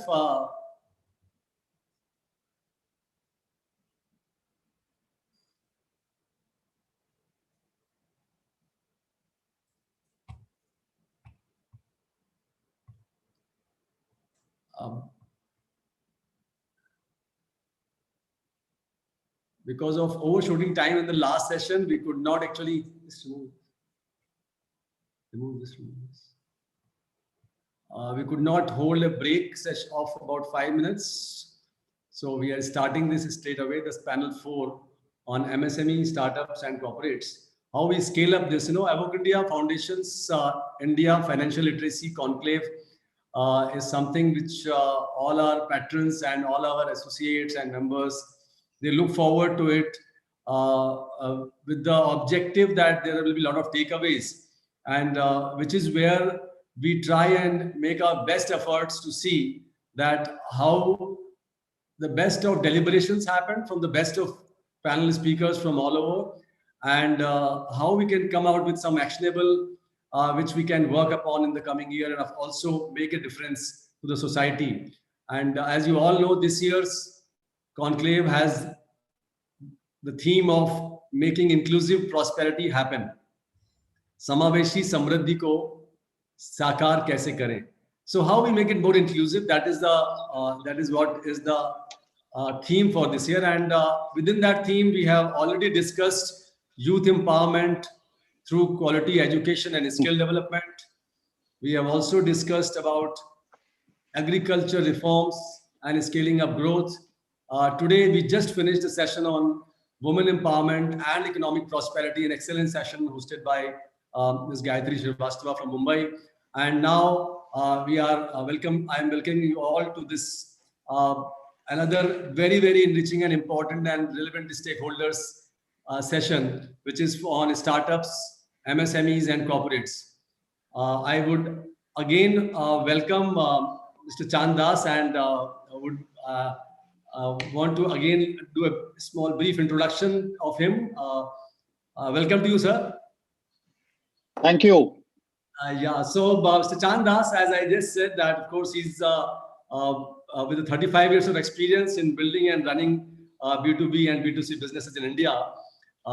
He's a former CEO for ITC for education and stationery products, and currently a business and leadership coach at CSD Associates, an eminent coach, mentor, and angel investor for startups. So he has been actually involved in a lot of networking and helping the IITs and IIMs. So a wonderful work being done. So there's so much to get and gain in this session.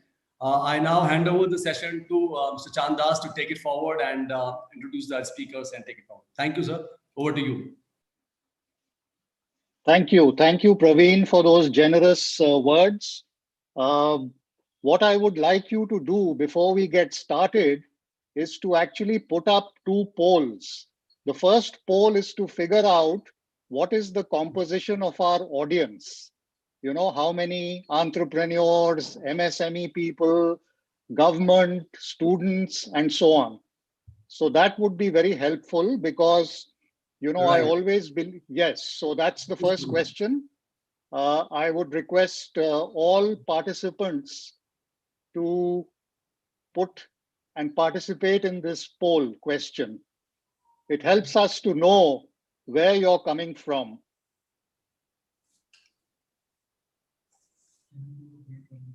Yeah, so we are waiting for a minute. I think MSMEs are also joining now. I can see that about responses now gaining momentum. So we can wait for about half a minute or so more to get all the responses. Yeah.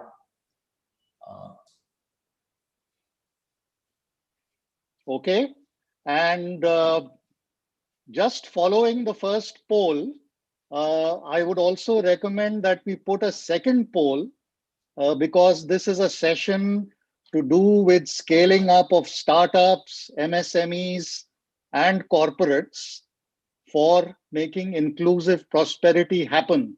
So the second poll will be to figure out what is it that startups, MSMEs, and corporates find difficult in their journey of scaling up? Is it, for example, access to finance? Is it people? Is it policies? And so on. So you what could, I'm doing is, sorry, what I'm doing is I'm ending the first poll, and you all can take a glimpse of the results. We're just sharing the results to you. Oh, that's wonderful. So it's well, so the students seem to be the dominant majority here, but there is fair representation from all the sectors that we ought to be addressing on this panel. So great. Thank you very much for this. Yeah. Would So you I'm like now, to put up the second poll now? Second. Right.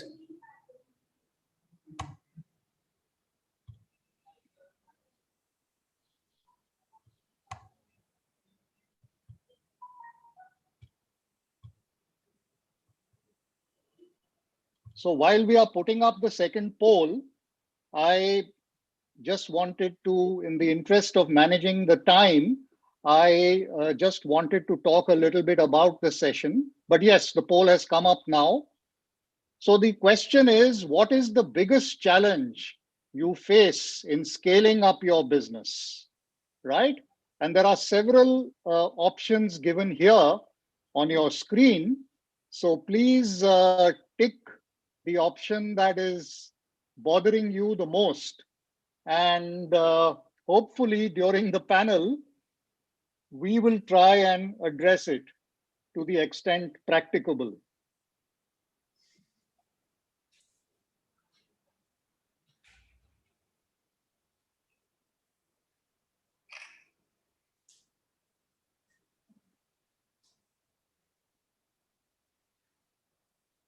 Okay, so while you're answering this question, I just want to start by saying that yesterday when the conference was inaugurated, it was said by the former Chief Secretary of UP, every year there are 14 million employable youth entering the workforce.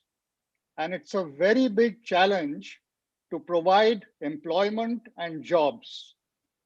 So the question that comes to mind is that in the scaling up of startups, MSMEs, and corporates, we should look at creating jobs as well and not just depend on the government or somebody else to give you a job.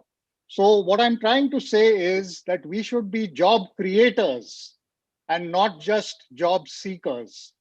And I think that is a very good perspective with which we can enter into this panel. I also want to say, so have we got the answers? Praveen, are we good to go? Yeah, I think we have got about 50% people who have voted. So I will just that's fine. That's fine. So we can end the polling, and the results are there. Wow, this is brilliant. So the finance is heading the list, and not surprising, investors is also related to finance. Incubation to some extent is also related to finance. So if I were to add finance from institutions, investors, and incubators, we are talking of more than 50%. And hence, automatically this becomes a very important agenda for us to try and address. Great. Okay, so yeah, so let me say that on the theme of job creation, I would like to say that scaling up of MSMEs, startups, and corporates depends a lot on creating what is called a vibrant ecosystem. And in this vibrant ecosystem, there are incubators, accelerators, investors, government, of course, both central and state, financial institutions, and corporates. And we've just seen from the poll that a lot of concerns are coming up on access to finance in various forms. So what I would like to do is straight away introduce the panelists to you so that we know who are the people here who are going to be talking to you today. So the first panelist is Mr. Sanjeev Chawla. He is a director in the Office of the Development Commissioner, Ministry of MSME at New Delhi. He has 27 years of experience in MSME development across the country. He's an engineer and an MBA from IMT Ghaziabad. So that's Mr. Sanjeev Chawla.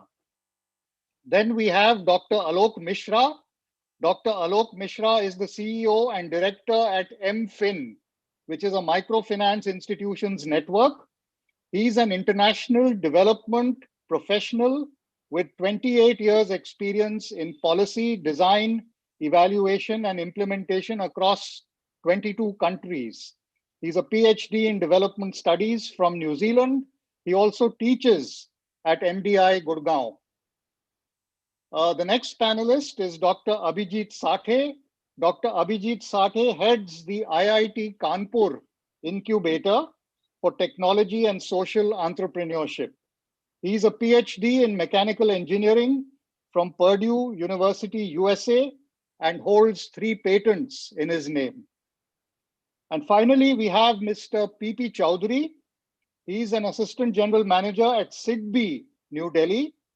SIDBI, as we know, is the nodal financial institution to address both financial and development gaps in the MSME ecosystem. So what we will be doing is that this panel will go through multiple rounds. We are planning on 3 rounds. In the first round, I will be asking each panelist a question, and the panelist will respond, and then we will move on from panelist to panelist and then to subsequent rounds. So let me pose the first question to Mr. Alok Mishra.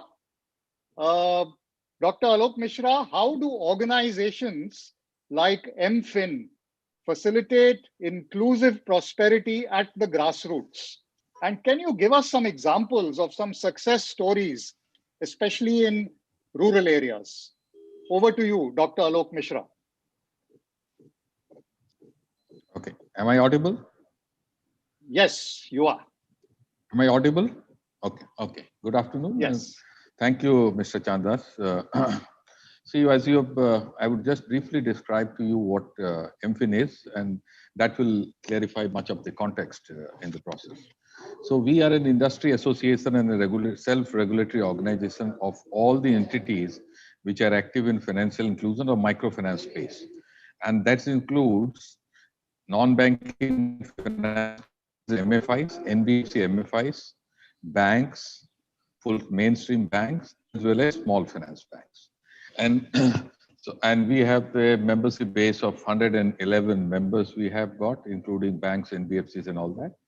And being focused on microfinance, our core, you can say, core area of work of all, not of MFin directly, but of our members, for which we support through policy advocacy and various other initiatives, is to boost, I would not say even MSME, but even lower than MSME, the tiny part of the enterprises. The typical, in the poll you said about access to finance as the major bottleneck came out, and access to finance is the bottleneck, I would say, for across countries wherever I've worked, for small enterprises, access to finance is the major bottleneck. So all our lending is for removing the barriers to access to finance at the tiny enterprise level. And typical loan size in our category would be from 50,000 to say 1 lakh or 1,25,000. That's the regulatory limit for microfinance in India, that you cannot lend to a person more than 1,25,000. In case he or she wants to avail higher size loan, then you have to get into individual loans and gradually through that. So typically today, as we speak, all our members have provided current credit outstanding. All these are microfinance enterprise loans up to 6 crore women borrowers in India. And just, I will repeat the number, 6 crore. So if I take a household size of 4 to 5 members in one particular client's household, it is roughly covering 30 crore population impacting. Our membership base is impacting, you can say, almost 25% of Indian population with 6 crore, and the loan outstanding as we speak is 2,20,000 crores. So this is the contribution, and and often it goes unnoticed. And just to give you, we realize that access to finance, as you go down the scale, it becomes harder. In India, it is harder for everybody, but if you start from the value chain of corporates and you go down to the tiny enterprise, a person who is selling maybe a tea stall on the road or a vegetable vending shop, for him or her to get finance, which is, and they want two things. One is they want amounts which are small. Second, which are conveniently given within a particular time frame and which are doorstep delivery. He or she doesn't have time for 2-3 days to circle around a bank and fill all the paperwork and get a loan of 30,000 or 50,000 rupees. It has to be doorstep. It has to be bite-sized. So if you have a bite-sized transaction of loan, you need to keep your operational cost low, because with the banking structure, you go and give doorstep delivery of such a small size loan, your operational cost will be so high, you will not be able to deliver. So what we are trying to do is give doorstep delivery, keep operational cost low, and make it flexible. If she wants for 6 months, it's fine. If she wants for 1 year, it's fine. If she wants to repay weekly, it's fine. If she wants to repay fortnightly or monthly, that's fine. So through that, we are making an access to finance. So, and I would say that we all, when we talk about MSME, when Prime Minister Modi came to power in 2014, he launched the Mudra scheme. So in Mudra, the smallest category of loans size is Sisu loans, which are loans below 50,000 rupees. And if you see the statistics given by government for last 6 years, that the major contributor to those Mudra Sisu loans are our members, which are basically microfinance institutions. So that is on the contribution side of it. So our entire work is on making access to finance simple, easy, convenient, and flexible for the tiny and micro piece of the enterprises. Now, the second part of it, you talked about success stories. Now, if I have to give you success, if I have to give you success stories, I do not know how to pitch in a success stories, because there are millions of success stories. Because right now I'm speaking from yesterday. I came to Puri, and today in the morning I had gone to a nearby place near Konark Temple, and I visited a small group of women who do this coral bead string making. And they said that earlier they were borrowing money for their raw material needs at, say, 45%, 55%. And the experience of taking that money was also a little bit humiliating. If they would go to a money lender, he would say, again you have come, again you want money, this time make sure that you pay on time and all that. Now, since microfinance access, they say the loan is given to me at home. The process is within 5 minutes, and the rate of interest is reasonable. The person comes to my doorstep to collect it. And we have now, she said that earlier they used to sell it to the middlemen who used to sell it near shops near Konark Temple. Now, what she has done is she has rented a small shop where the rent is 2,000 rupees a month, and she sells it around. So from a labor who was skilled labor, the women have become entrepreneurs in that. And such stories, why I said it is difficult for me to say that whenever I go to the field, I see so many stories that we have millions of such stories to share. So this is the power, because if access to finance is made available at their own terms, the borrowers expand their livelihood, move up the value chain, and feel confident in their financial journey. So this is the contribution of microfinance towards micro and tiny part of the enterprise segment. I will stop here. I can take further questions. Right. Thank you, Dr. Mishra. That has been very enlightening. And I think, so we are really starting with the micro and the tiny sector. And there are amazing stories on the ground as to how this has, impacted people and helped them get out of the clutches of money lenders and go into a more helpful kind of source of finance. I will now invite Mr. Sanjeev Chawla. Mr. Chawla, as Director MSME, can you tell us how your 18 technology centers around the country help small businesses? And can you also give us some examples of the field extension work that your organization is doing? Thank you, Mr. Das. Thank you for this opportunity. I'll start with a small presentation. Sure. And today's topic is on scaling up of MSMEs. So the first issue जो हमें समझने की जरूरत है कि what is the meaning of scale up? Scale up is faster growth, means exponential growth. अगर मैं अपने टर्नओवर को 2 गुना, 4 गुना, 6 गुना कर सकता हूँ, तो वो उसको हम लोग स्केल अप बोलते हैं. और स्केल अप की जरूरत क्या है? Why we need to scale up? Is just to earn money or maybe to serve more masses or to bring inclusive growth, ताकि हम सब लोगों की सेवा कर पाएं. In US, the scale up is only just 3%, and in India maybe it's less than 1%. तो scale up करना, अपने यूनिट को बढ़ाना, अपने MSME को बड़ा करना, ये एक बहुत बड़ा चैलेंज है. और इस चैलेंज को हम लोग कैसे हैंडल करें, that is a very big issue. तो सबसे पहले तो हम लोग ये देखना चाहिए हमें कि हमारा करंट बिजनेस प्लान क्या है, हम लोग क्या कर रहे हैं और क्या कर सकते हैं. इसमें अगर हम बात करें कि विजन क्या है हमारा, हम लोग क्या मार्केट सिर्फ लोकल मार्केट को ही अपनी मार्केट मानते हैं, या we consider regional market as our markets or national markets our markets, or like China we consider the whole world as our market. So हम लोग अपने आप को कहाँ तक सीमित रखना चाहते हैं, what are our mistakes, what we have committed, and then we have to do our SWOT analysis. तो जो possibility of scaling up है, वो हमें किन किन चीजों पर ध्यान रखना चाहिए. सबसे पहले तो हमारा प्रोडक्ट क्या है.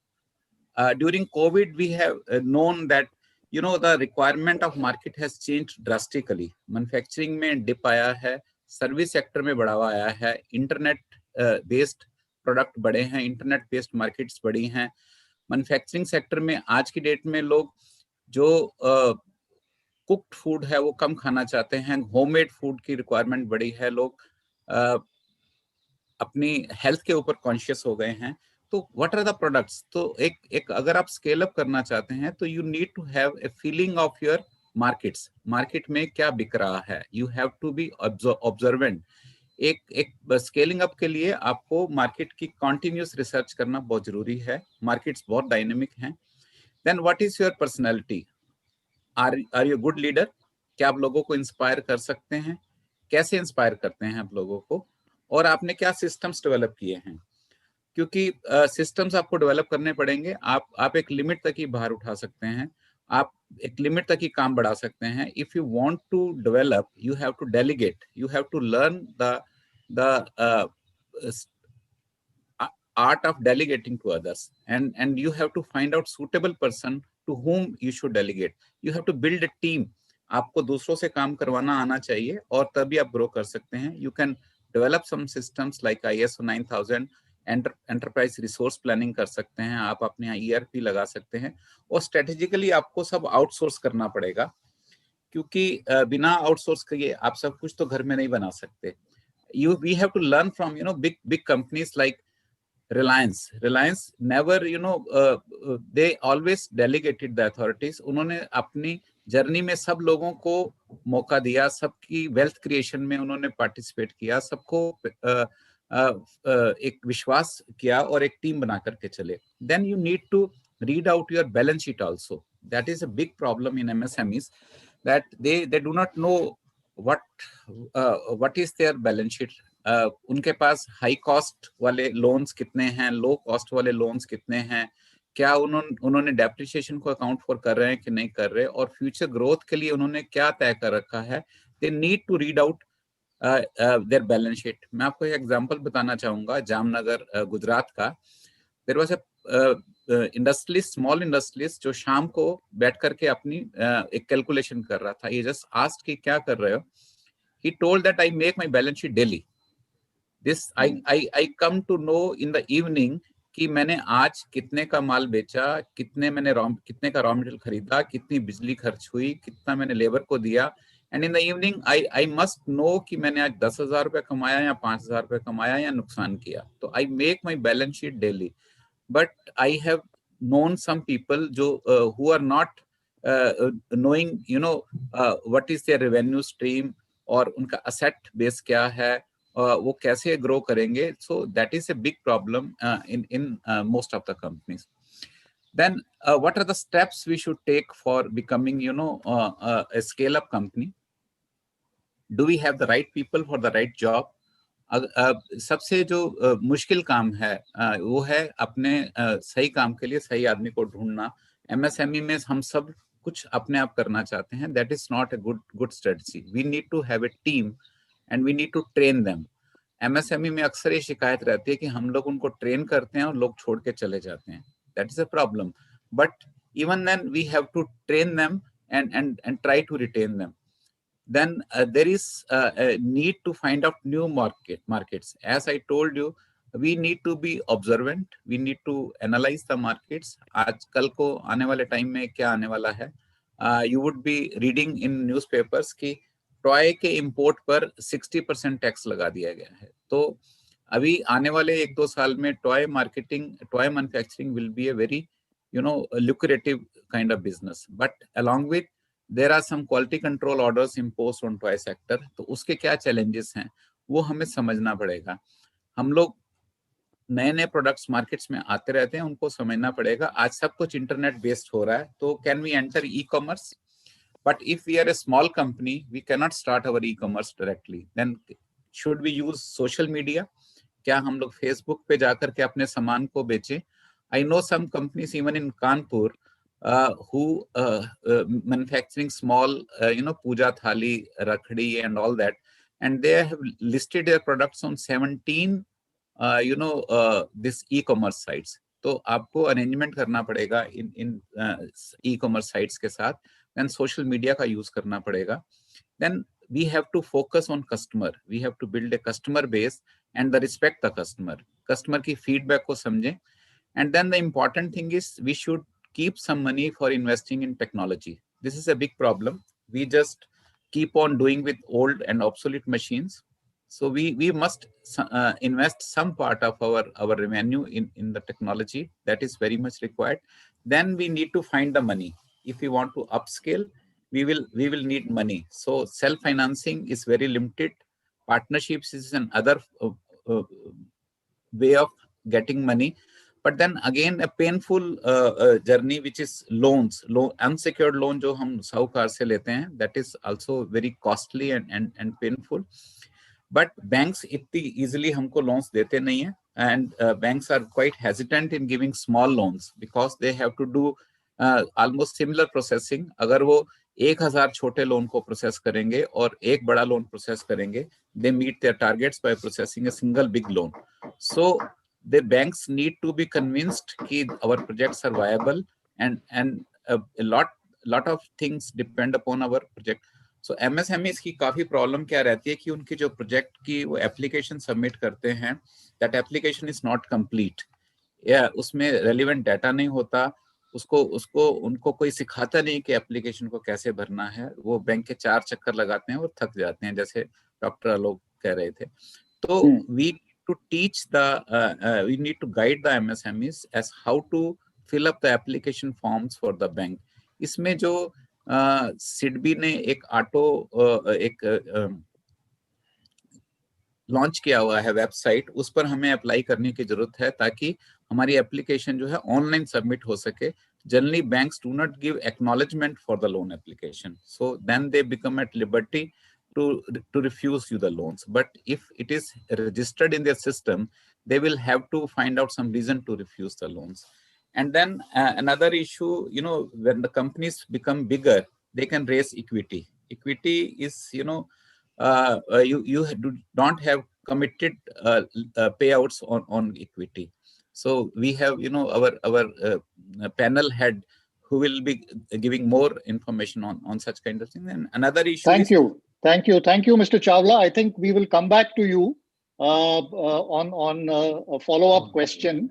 I would now like to move on to Dr. Abhijit Sathe.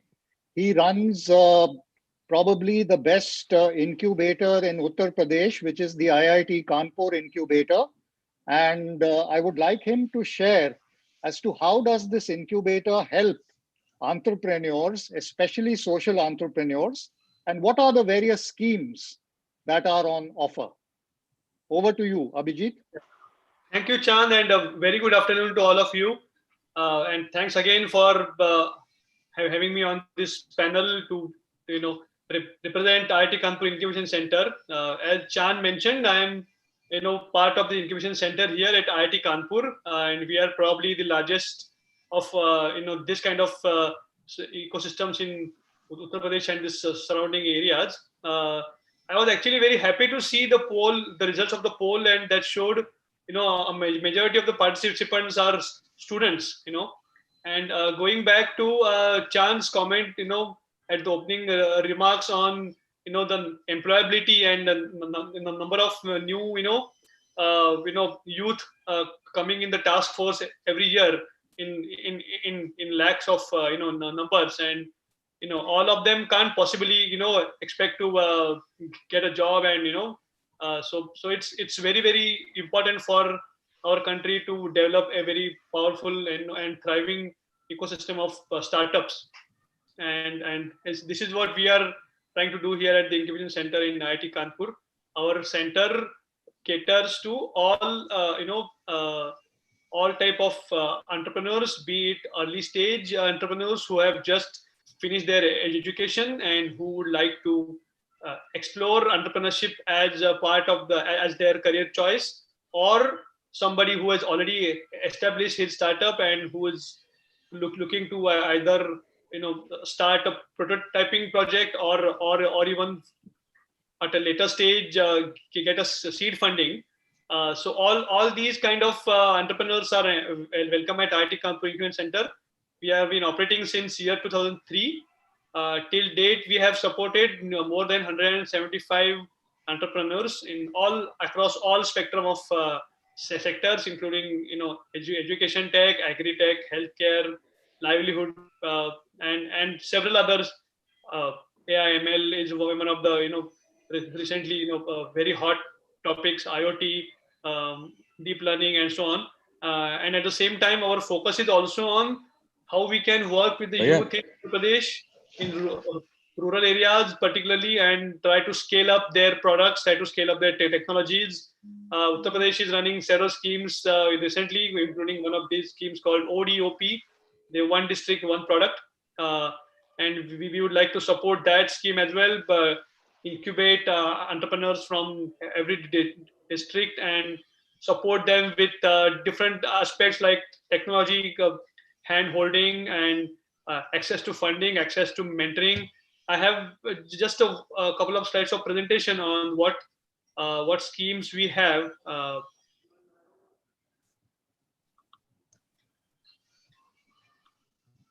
So we are here to support, as I said, different entrepreneurs and students, especially who are and in the final year of their education, in graduation or post graduation, and who are looking at starting their own company, launching a startup, who want to explore their ideas further. We have a very good news for you. We have different schemes, and I would divide these schemes in three different verticals. One is for recently graduated students. We have what's called a Innovation Fellowship Award, where you get up to 30,000 rupees per month as a personal stipend kind of thing for taking care of your own personal expense, and just for focusing on your startup idea. Up to one year, you can take this fellowship and not worry about your everyday livelihood, and that will give you a lot of relief in terms of managing your personal finances. Then we also have several schemes on providing prototyping grants. A majority of these come from the government programs like DST or BIRAC or other MSME programs, where individuals or startup companies can receive some grant from, let's say, 5 lakh rupees all the way to 50 lakh rupees for basically developing their prototype, developing their minimum viable product, launching in the market, and testing what is the customer feedback, which is very critical before you can feel confident that your product will succeed. And finally, for mature entrepreneurs who have gone through these initial cycle of product development, we provide scale up funding in form of soft loans or even equity funding. We have run several programs where we have supported social entrepreneurs operating in this part of the country, be in the sector of agri-tech or in the sector of livelihood, and we have provided them equity funding and some soft loans to scale up to as a working capital loan and for any other requirement that they might have. So again, this is one other chart which shows what different funding schemes we have here. Like I said, they can be categorized into different stages: ideation, prototyping stage, seed stage, and scale-up funding.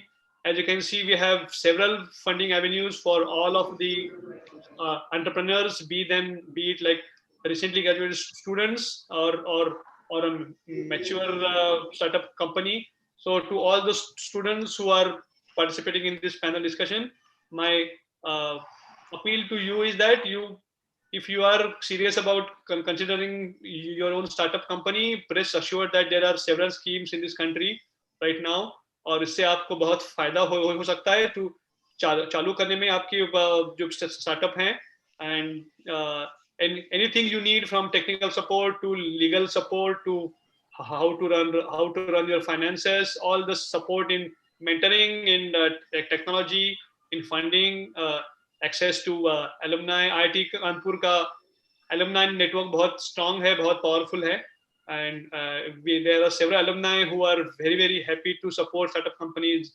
and mentor them in every way possible. So Chan, these are the schemes which we run, and I'll be really happy to take on more questions on this. Sure. Thank you very much, Abhijit. So it's a big shout out to people in the audience who are interested in becoming entrepreneurs. Getting incubated in a high quality incubator is a very, very advisable step in your journey as you scale your startup or your business. My final panelist today is Mr. P.P. Chowdhury. Mr. P.P. Chowdhury comes from SIDBI, and as I said, SIDBI is really the nodal financial institution, and they have a variety of programs that support this whole move towards scaling up of MSMEs and corporates and startups. So I will leave it to Mr. Chowdhury to take us through the various products and schemes that SIDBI has to support this whole movement. You're on mute, Mr. Chowdhury. Unmute yourself. Yeah, please. Am I audible, sir? Yeah, you are audible. Yes, you are audible now. Yes, sir. Good evening, sir. As you all know, SIDBI is the principal financial institution for promotion, financing, and development micro and small enterprises, micro, small, and medium enterprises. SIDBI has, associated with so many entities, starting from Stand Up India, Startup India, CGTMSA, Mitra. Now it is PM Swanidhi Yojana. SIDBI is associated with almost every entities who are directly or indirectly associated with MSME. But all these activities are indirect assistance to MSMEs. To feel the pulse of the market, SIDBI has also entered into the field of direct finance the last 10 years. And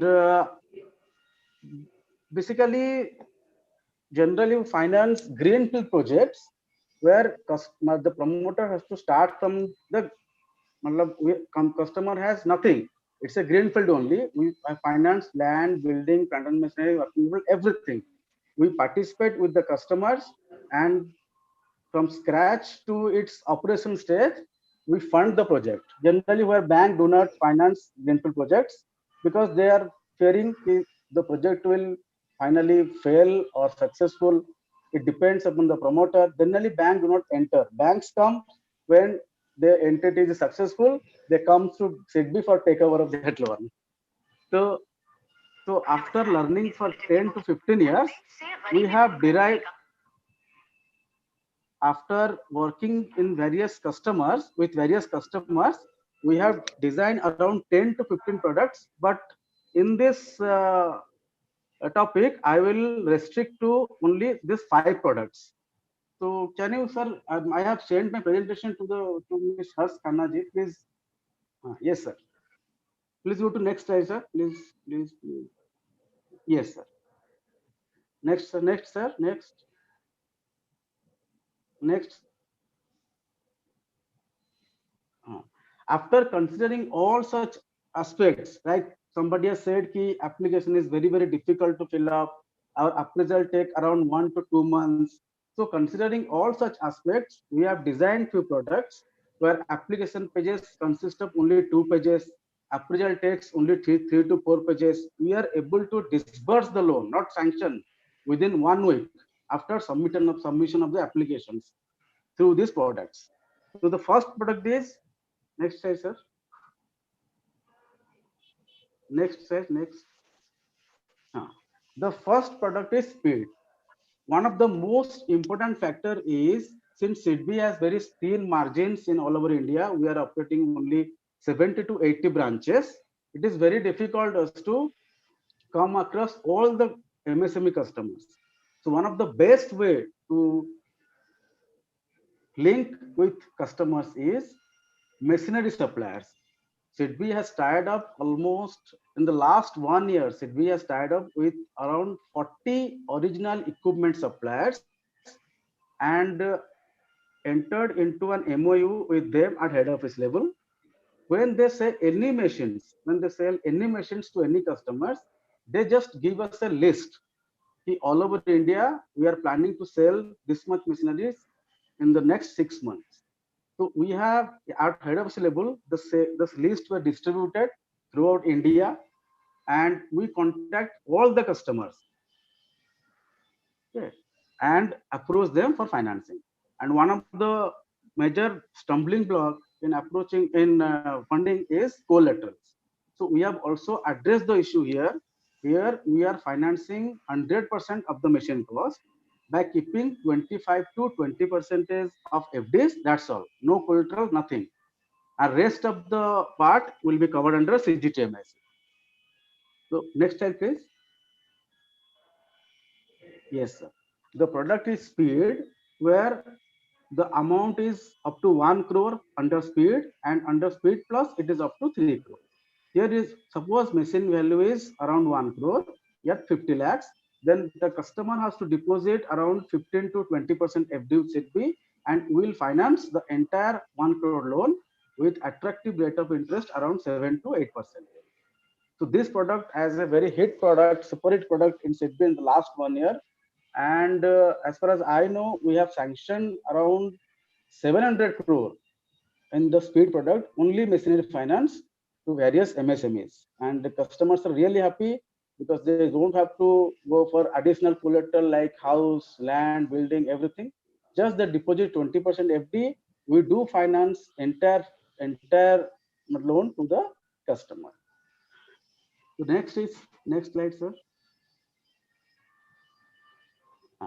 Now this scheme comes when the customer says, sir, you have tied up with 40 machinery suppliers, but we have also, very long, old relationships with other machinery suppliers with whom you have not entered into any arrangement. So kindly devise a product for that. So considering their request, we have designed another product where we have not entered into the arrangement under OEM arrangement, under MOU, but since the machinery suppliers are reputed, then just we have increased that FD amount for around 30 to 35%, With same procedure, we'll finance 100% of the machine value, just keeping 30% FDR, no security, nothing. So here we can go up to 3 crore with rate of interest around 7 to 8%. Next session. Now this is the just various aspects. These are the 39 MOUs with whom SIDBI has tried. Now, the second aspect is, one of the aspect is MSME should reduce their cost. And one of the component of expenditure is, that is power bill, electricity bill. So here also we have come out with a scheme called STAR. That is, we are financing solar panel under this scheme. Generally, solar panel, once it is installed, it has no value. So banks generally avoid such financing. But as a apex organization from MSMEs, we have designed a product, same aspects. We are financing solar panels with some keeping some FDs like 20-25%, and project eligible is around 25 kilowatt to 5 kilowatt. And for captive consumption, where factories are there, they want to install the solar panel at their rooftops. So this is the scheme under which we finance them. And this is also a good product, because with this, as far as our calculation goes, within 3 to 4 years, their entire loan is break even, and they are able to pay their installment from the electricity bill. Whatever reduction is in power bill is there, they are able to from that reduction in the power bill also.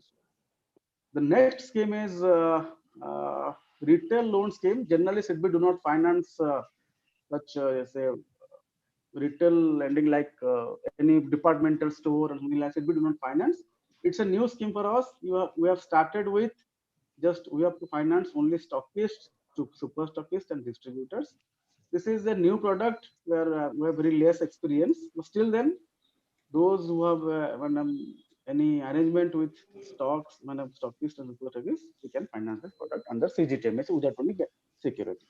These are the 5 products. These are the 5 products. Yeah.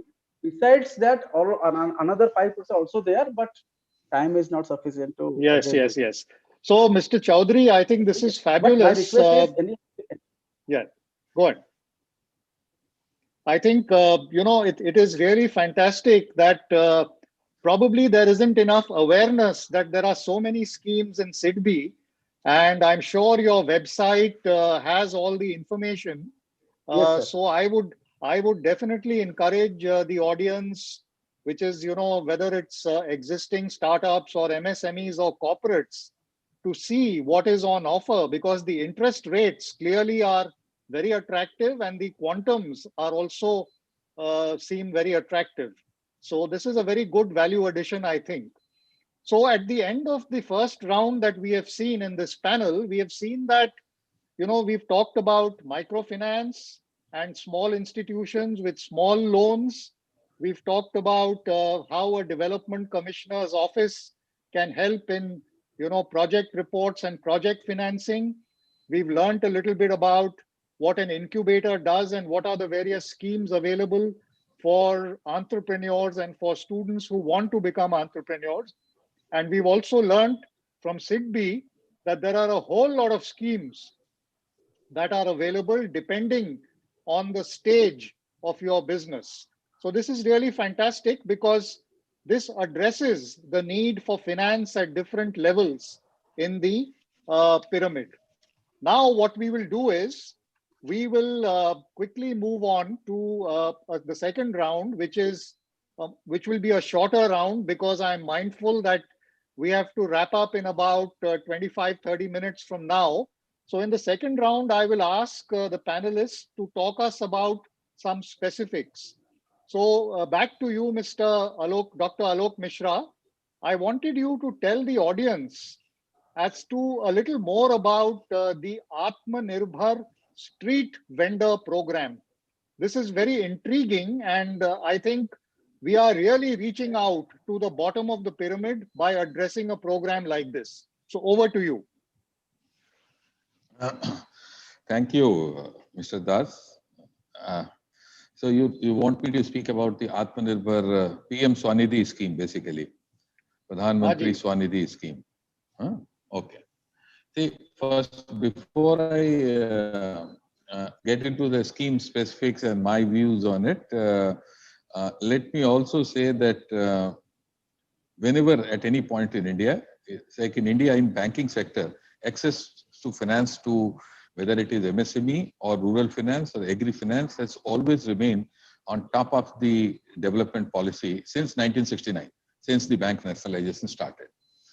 And at any point of time, if you slice from 70s, which is the phase of social banking, you will get a host of schemes, whether it is different variants, from IRDP to Swarna Jayanti Swarajgar Yojana to this scheme to that scheme.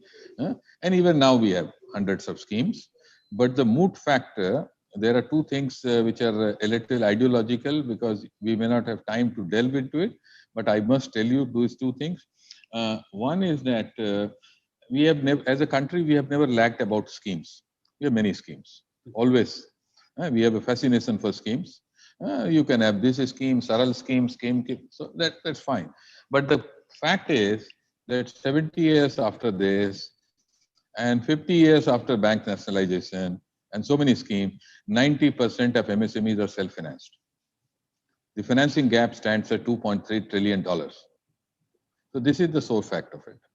And second, I also have an objection to the discourse which is being put while promoting entrepreneurship, that everybody, a person who does not have security of 2 square meals a day or 3 months down the way in his life or her life, she is being forced to become an entrepreneur. That you become an entrepreneur. And entrepreneurship comes with risk.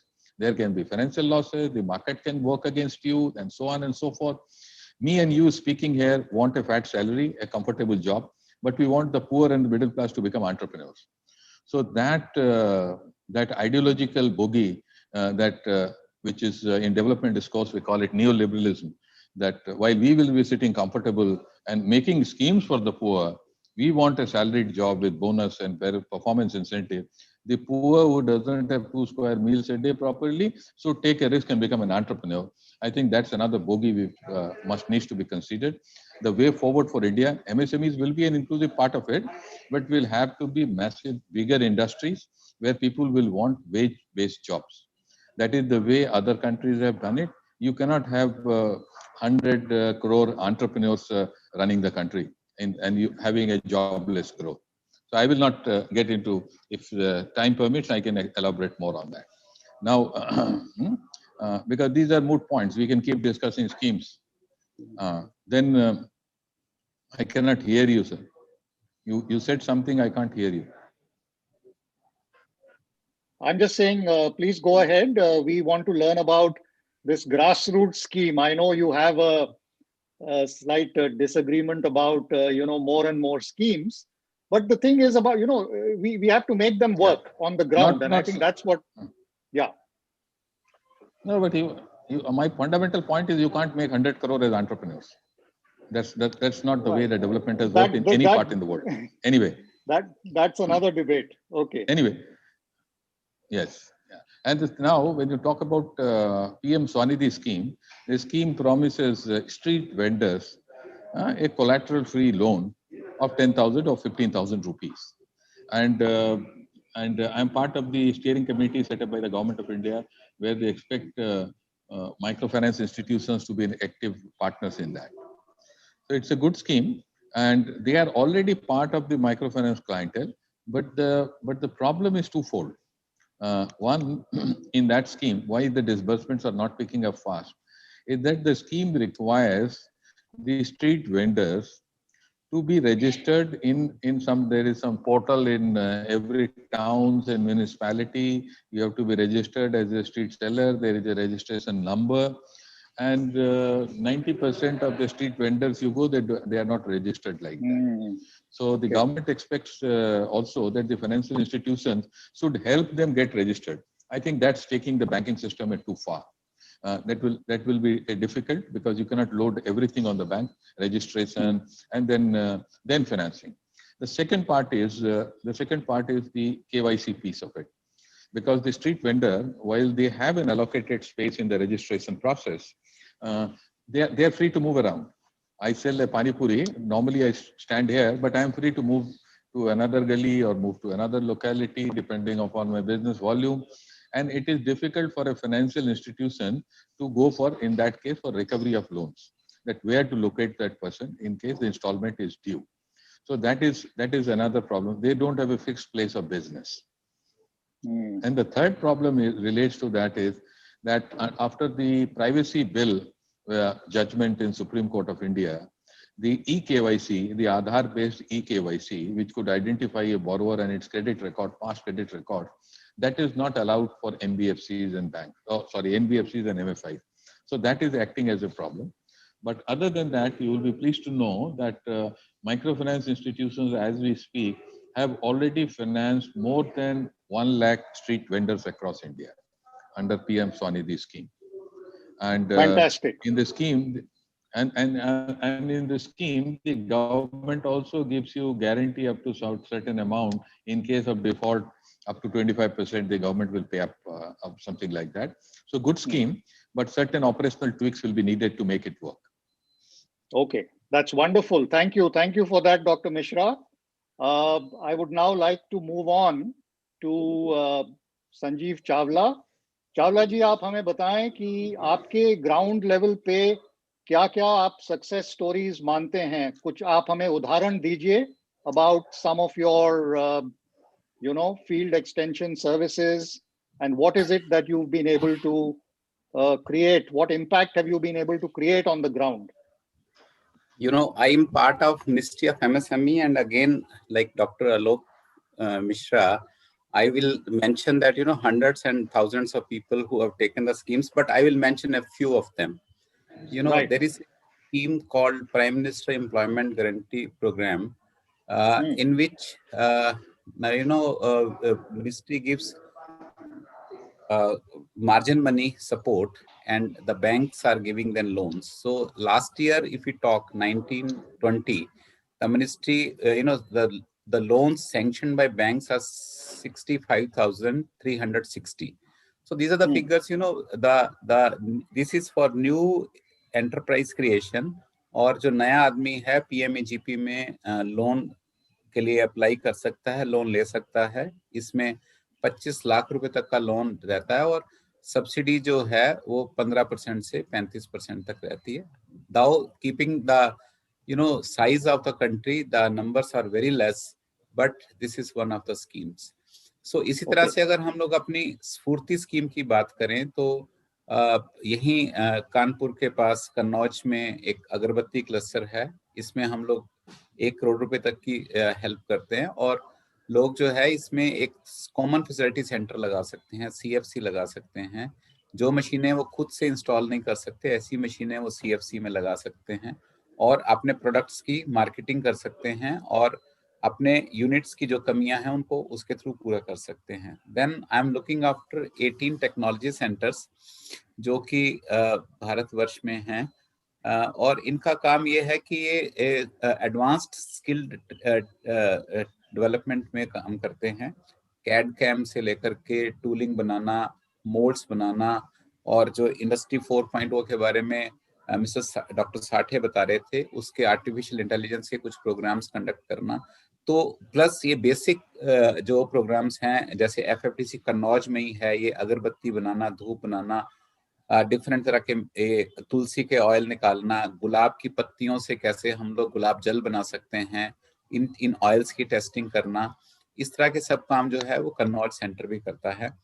अगर आप success की बात करें तो मैं आपको बताऊं, हमारा क्लस्टर डेवलपमेंट प्रोग्राम है जिसमें कि हम लोग 20 से ज्यादा इकाइयों को इकट्ठा करके उनकी प्रॉब्लम्स को सॉल्व करने की कोशिश करते हैं, और इसमें गवर्नमेंट ऑफ इंडिया 20 करोड़ तक के प्रोजेक्ट में 70% तक ग्रांट देती है, मतलब 14-15 करोड़ रुपए ग्रांट भी देती है.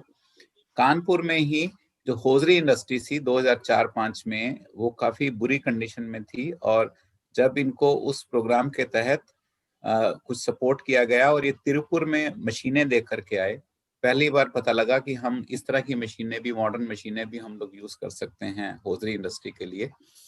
They came back and then from there they are on the growth path.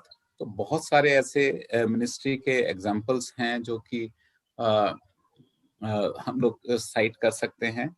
जहां तक मैं बात करूं कि हमारे जो छोटी इकाइयां हैं, जो छोटे छोटे उद्यमी हैं, तो उनको अगर इस तरह की कुछ समस्याएं हैं तो हमारे champions.gov.in के नाम से पोर्टल है, जहां पर वो अपनी कंप्लेंट्स को दर्ज कर सकते हैं। मैं क्या बनाऊं, कैसे बनाऊं, उसकी मशीन कहाँ से मिलेगी, मुझे लोन कहाँ से मिलेगा, मुझे जो बेसिक गाइडेंस है वो हमारे ऑफिस का काम है, ऐसी बेसिक गाइडेंस देना। तो लोग हमारे जो अलग अलग ऑफिसेस हैं उन पे उनसे संपर्क कर सकते हैं। कानपुर में भी फजलगंज में ऑफिस है, इस तरह से इलाहाबाद में है, कई कई जगह पर हमारे ऑफिसेस हैं, तो they can contact there. Okay, fantastic. I think once again, these things may not be commonly known to all members of the audience. So I'm really glad that, people on the panel are also providing, in a sense, new information and inviting members of the audience to access, these institutions whenever required. Let's move on now. Abhijit Sathe, IIT Kanpur Incubator. Can you tell us a little bit about some success stories at your incubator, especially during COVID-19? Yeah. So, as we all know, this is very difficult time for everybody, particularly for startup community. We have seen several of our startup companies not able to sustain their growth and even barely surviving because of the lockdown and the slowdown in demand. At the same time, I'm very happy to say that IIT Kanpur, being one of the leading technology institutions in this country, we have contributed to the ongoing, efforts on countering the COVID-19 pandemic by developing several technologies. I would like to show, one or two photographs here, just as a simple example for. What we are seeing here is one ventilator that is developed by one of our incubating companies called Noka Robotics. At the start of the original lockdown, when we appealed to all the incubating companies on support for developing COVID technologies, which India was originally quite short on these, medical devices or other accessories for fighting this pandemic. At that time, our startup companies, rose to the task, and I'm very happy to say that this ventilator project was a huge success for our entire engineering center and the startup company. So we had for 70 days, we had a task force meeting every day.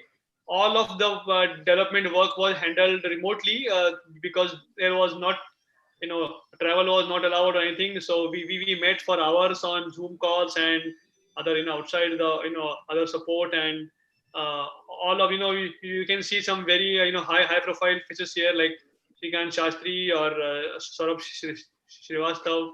So it was a collaborative effort, and I'm very happy to say that in 70 days, this company was able to take a completely, a paper design, design something that did not exist, all the way to a commercial launch after successfully doing test runs, clinical trials, everything, in the matter of 70 days. So it was a huge success story, not only in, for the incubation center, but as a country, because this is one of the early, very few ventilators that are completely, designed and developed and manufactured in India.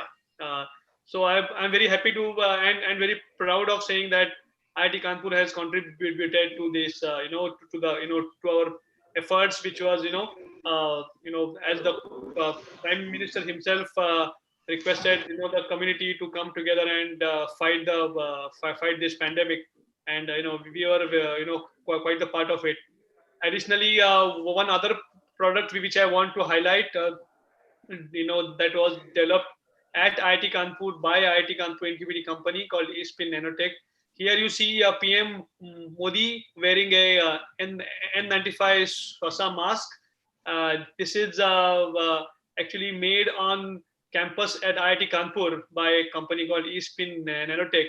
and this is a 100% compliant product for all the COVID related requirements. And again, it was a collaborative effort between IIT Kanpur and the startup company. And we are very happy to see exploding sales of this particular mask all over the country. I keep getting photos from my friends in as far as Bangalore and Chennai saying, okay, we see this mask they developed at IIT Kanpur, and we are very happy to use it. So again, incubator has also played a role in supporting the startup company, and that's why I'm going back to my original comment on the need for incubation, and Chand also highlighted it. Incubation centers are very critical in early development of any product, any service, any startup idea of bringing into reality. And I'm again very happy to say that we rose to the to the task, both in the pre-COVID and also in the current COVID situation, and we expect to do the same in the post-COVID scenario as well. Okay, thank you, Abhijit. Thank you for that. I will now request Mr. Chowdhury to also tell us about one of the very intriguing schemes of SIDBI, which is called the Swavalamban Mission. तो इसके बारे में आप चौधरी जी हमें बताएं कि इसमें क्या खास मिशन है और ये किसको, ये बेनिफिशियरीज इसके कौन हैं? Sir, I'm थोड़ा sorry. आपको Actually, no, you will have to just be very brief because we are actually running out of time before we get into the final round. So can you just describe it in a few words? So I'm sorry, sir. Because the point is that SIDBI has so many verticals. Yes. I have never associated with SIDBI Swavalamban. I am from day one. I am associated with direct finance to MSMEs. Okay, that's fine. That's Okay, fine. okay, That's sir. fine. Okay, So sir. to get more information about this, perhaps they can visit your website and Yes, learn a little more. definitely, sir. Yeah, Yes, sir. and I think so. What I will do now is, we've already sort of tried to understand so far as to in this entire ecosystem, we have financial institutions, microfinance institutions, we have the Development Commissioner's Office, which acts like a catalyst, and we have incubators and accelerators within the incubators. So all of these things are in a way helping to propel entrepreneurs forward into their journey and helping them to achieve success. So let's quickly now move on to what I call the wrap-up round. यहाँ पे we just want, very simply one or two ideas that each one of you can express on what can be done for greater inclusive growth and prosperity. Dr. Mishra, back to you, sir.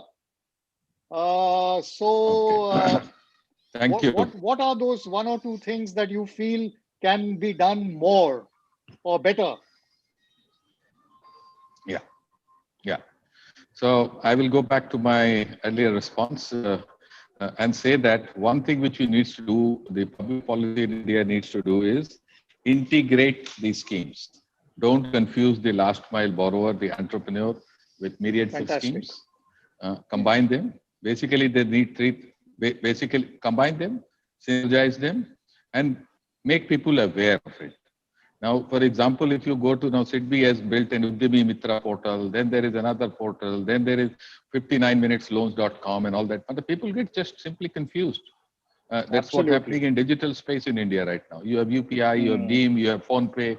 A poor borrower which needs 1 lakh or 2 lakh or 5 lakh of rupees, he or she needs a typical synergistic concrete approach, that where to go, where to get answers to all questions, and who will facilitate with a defined turnaround time. All these schemes first collaborate, synergize it, make awareness, and have it.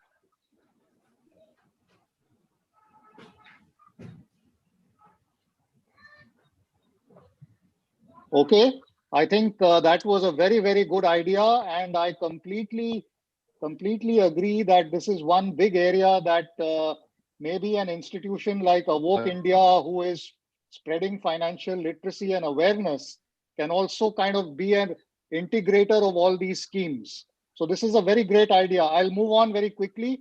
Chawla ji, आपकी तरफ से एक दो सुझाव, what would your thoughts be on what could be done? Students जो सुन रहे हैं उनको तो मैं ये कहना चाहूंगा कि स्किल डेवलपमेंट के बिना कुछ नहीं होगा. पीपल अगर जब तक हमारा प्रोडक्ट अच्छा नहीं होगा और स्किलफुली उसको बनाएंगे नहीं, वो बाजार में बिकेगा नहीं, ना डोमेस्टिक मार्केट में ना ओवरसीज मार्केट में. तो if the product is good, the funds will come on it's on. अपने आप पैसा चल के आएगा, अपने ग्राहक चल के आएगा, अपने आप इकोसिस्टम बनेगा.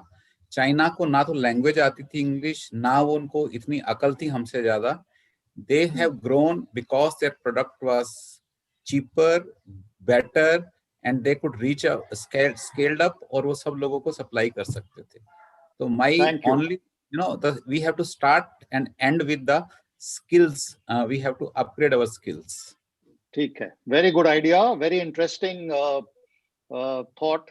Abhijit, to you, what do you think that how can incubation be done better? Can it be done deeper, wider? What are your thoughts?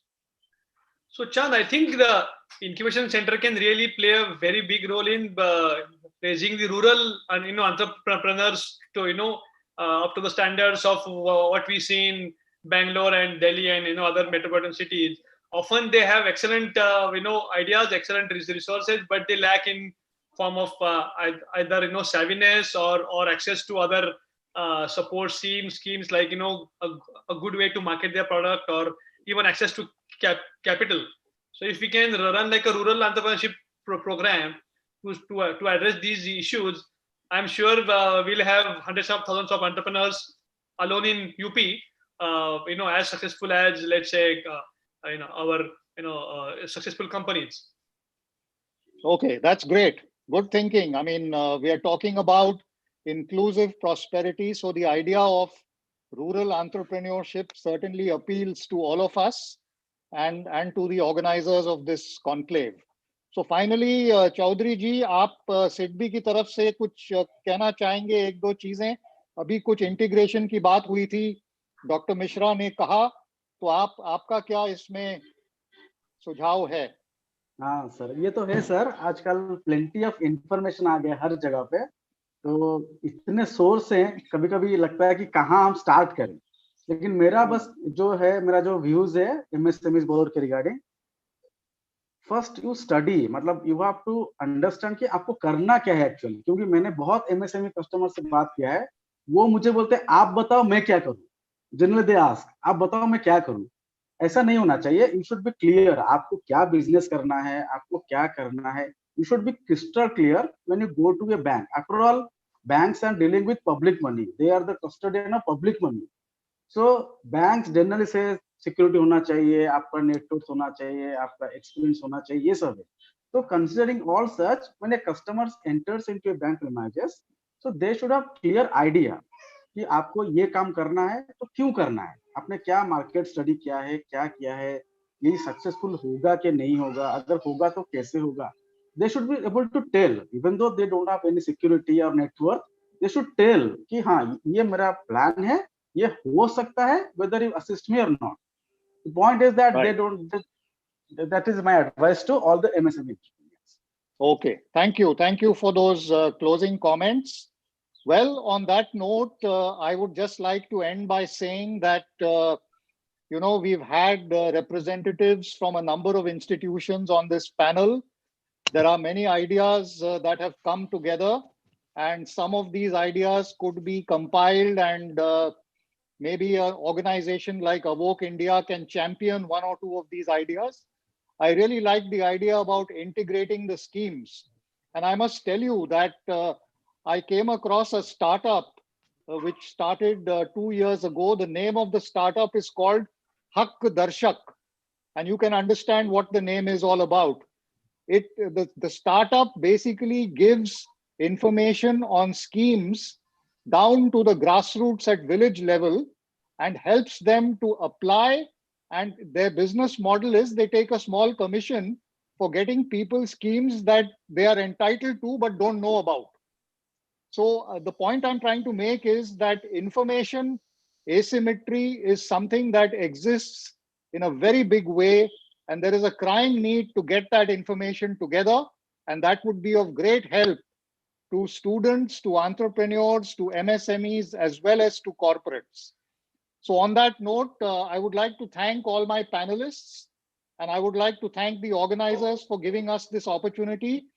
I hope members of the audience will benefit and look forward to more engagement in this area. Thank you very much. Thank you, sir. Thank you. Thanks a lot. Thank you very much. Pleasure to have insightful discussions and deliberations by this panel on startup, MSME, and corporates. It was really wonderful, and we have certainly at Evoke India taken back a lot of inputs which to work upon.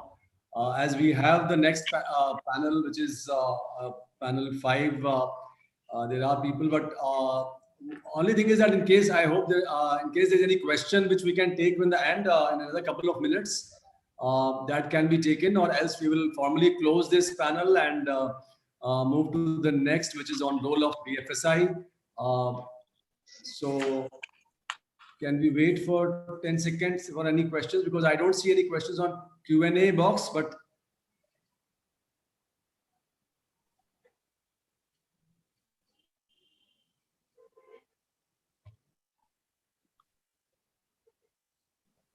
okay. So, okay, no questions here. So thanks very much, Mr. Chandas, Dr. Anup Mishra ji, Dr. Abhijit Sathe, Mr. Sanjeev Chawla sir, and also Mr. Prakriti Pratap Chaudhary ji. आप सभी लोगों का बहुत बहुत तहे दिल से धन्यवाद. आप सभी ने जिस तरह का और जानकारियां दी, and the point here is very important, and how we can be integrating the schemes and how we can bridge the information asymmetry. That is something which we will certainly work upon, and also in terms of how these schemes, because we at Evoke India are already a credit counseling institution with SIDBI, and also working in the area of Swavalamban. So we will take it forward to the next level. Also with MSMEs, we are working with exchanges on in terms of SME exchange, how we can help them get their listing done. So all those things we will certainly be working. Thanks very much. I formally close this session with heartfelt gratitude to all of you. Thank you very much. Thanks a lot, sir. Sabhi ko namaskar. Thank you. Namaskar. Namaste.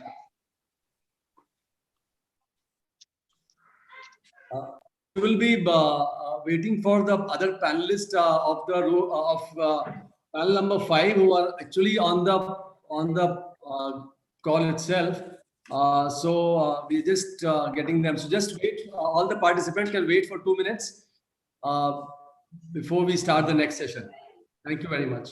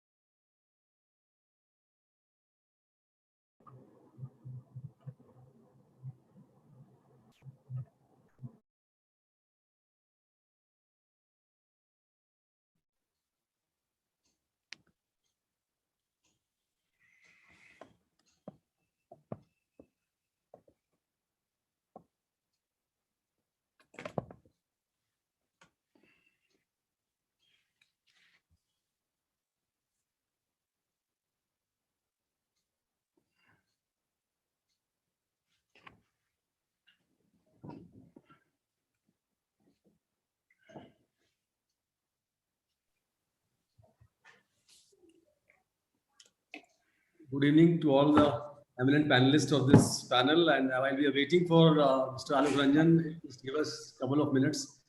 He's about to join in a minute or so. He's here.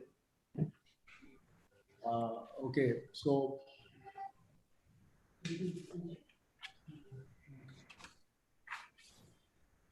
good evening once again to all the participants and eminent panelists of the panel 5, which is on the role of BFSI sector, which is banking, financial services, and insurance sector, to usher in inclusive prosperity.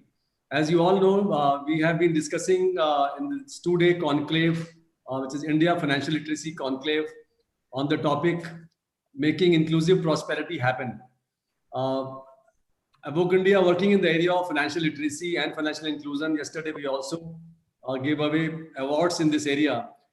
We have always thought it is important to take the financial knowledge and financial acumen to the lowest state of the society. So the objective here is how tier 2 and tier 3 towns and also rural population can benefit from the financial markets, and which is where the knowledge about financial markets, understanding about it, is something which is our mission, which we bring to people every year. And this is the 3rd edition of the conclave. And today I welcome you all on this panel 5. I would like to introduce our most respected Shri Alok Ranjan ji, who has been part of our journey for last 2 years, has been very inspirational and has been giving us guidance. An ISO of 1978 batch, former Chief Secretary of UP, an established administrator, leader, and public speaker and author, with about 38 years of distinguished service, honors economics from Stephens College, Delhi, PGDM from IIM Ahmedabad. He's on the board of directors of Bennett Coleman University, advisor to PhD Chamber of Commerce and Industry, where he's advising on a lot of initiatives on trade and entrepreneurship, and also chairman for Indo-Latin Chamber of Commerce. So I welcome Shri Alok Ranjan sir for this, with the welcoming other panelists. So over to Shri Alok Ranjan sir.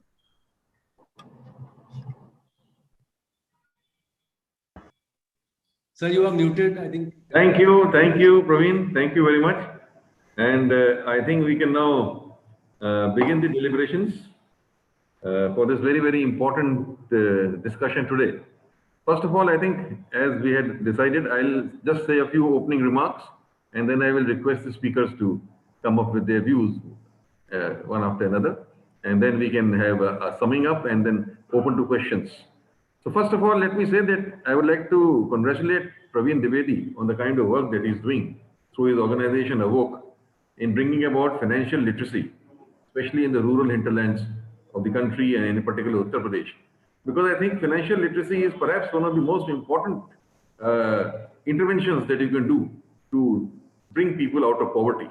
I think I did read a book by Raghuram Rajan and the ex-governor of the Reserve Bank, where he talks about financial inclusion as being perhaps one of the most important strategies to take people out of poverty or elimination of poverty.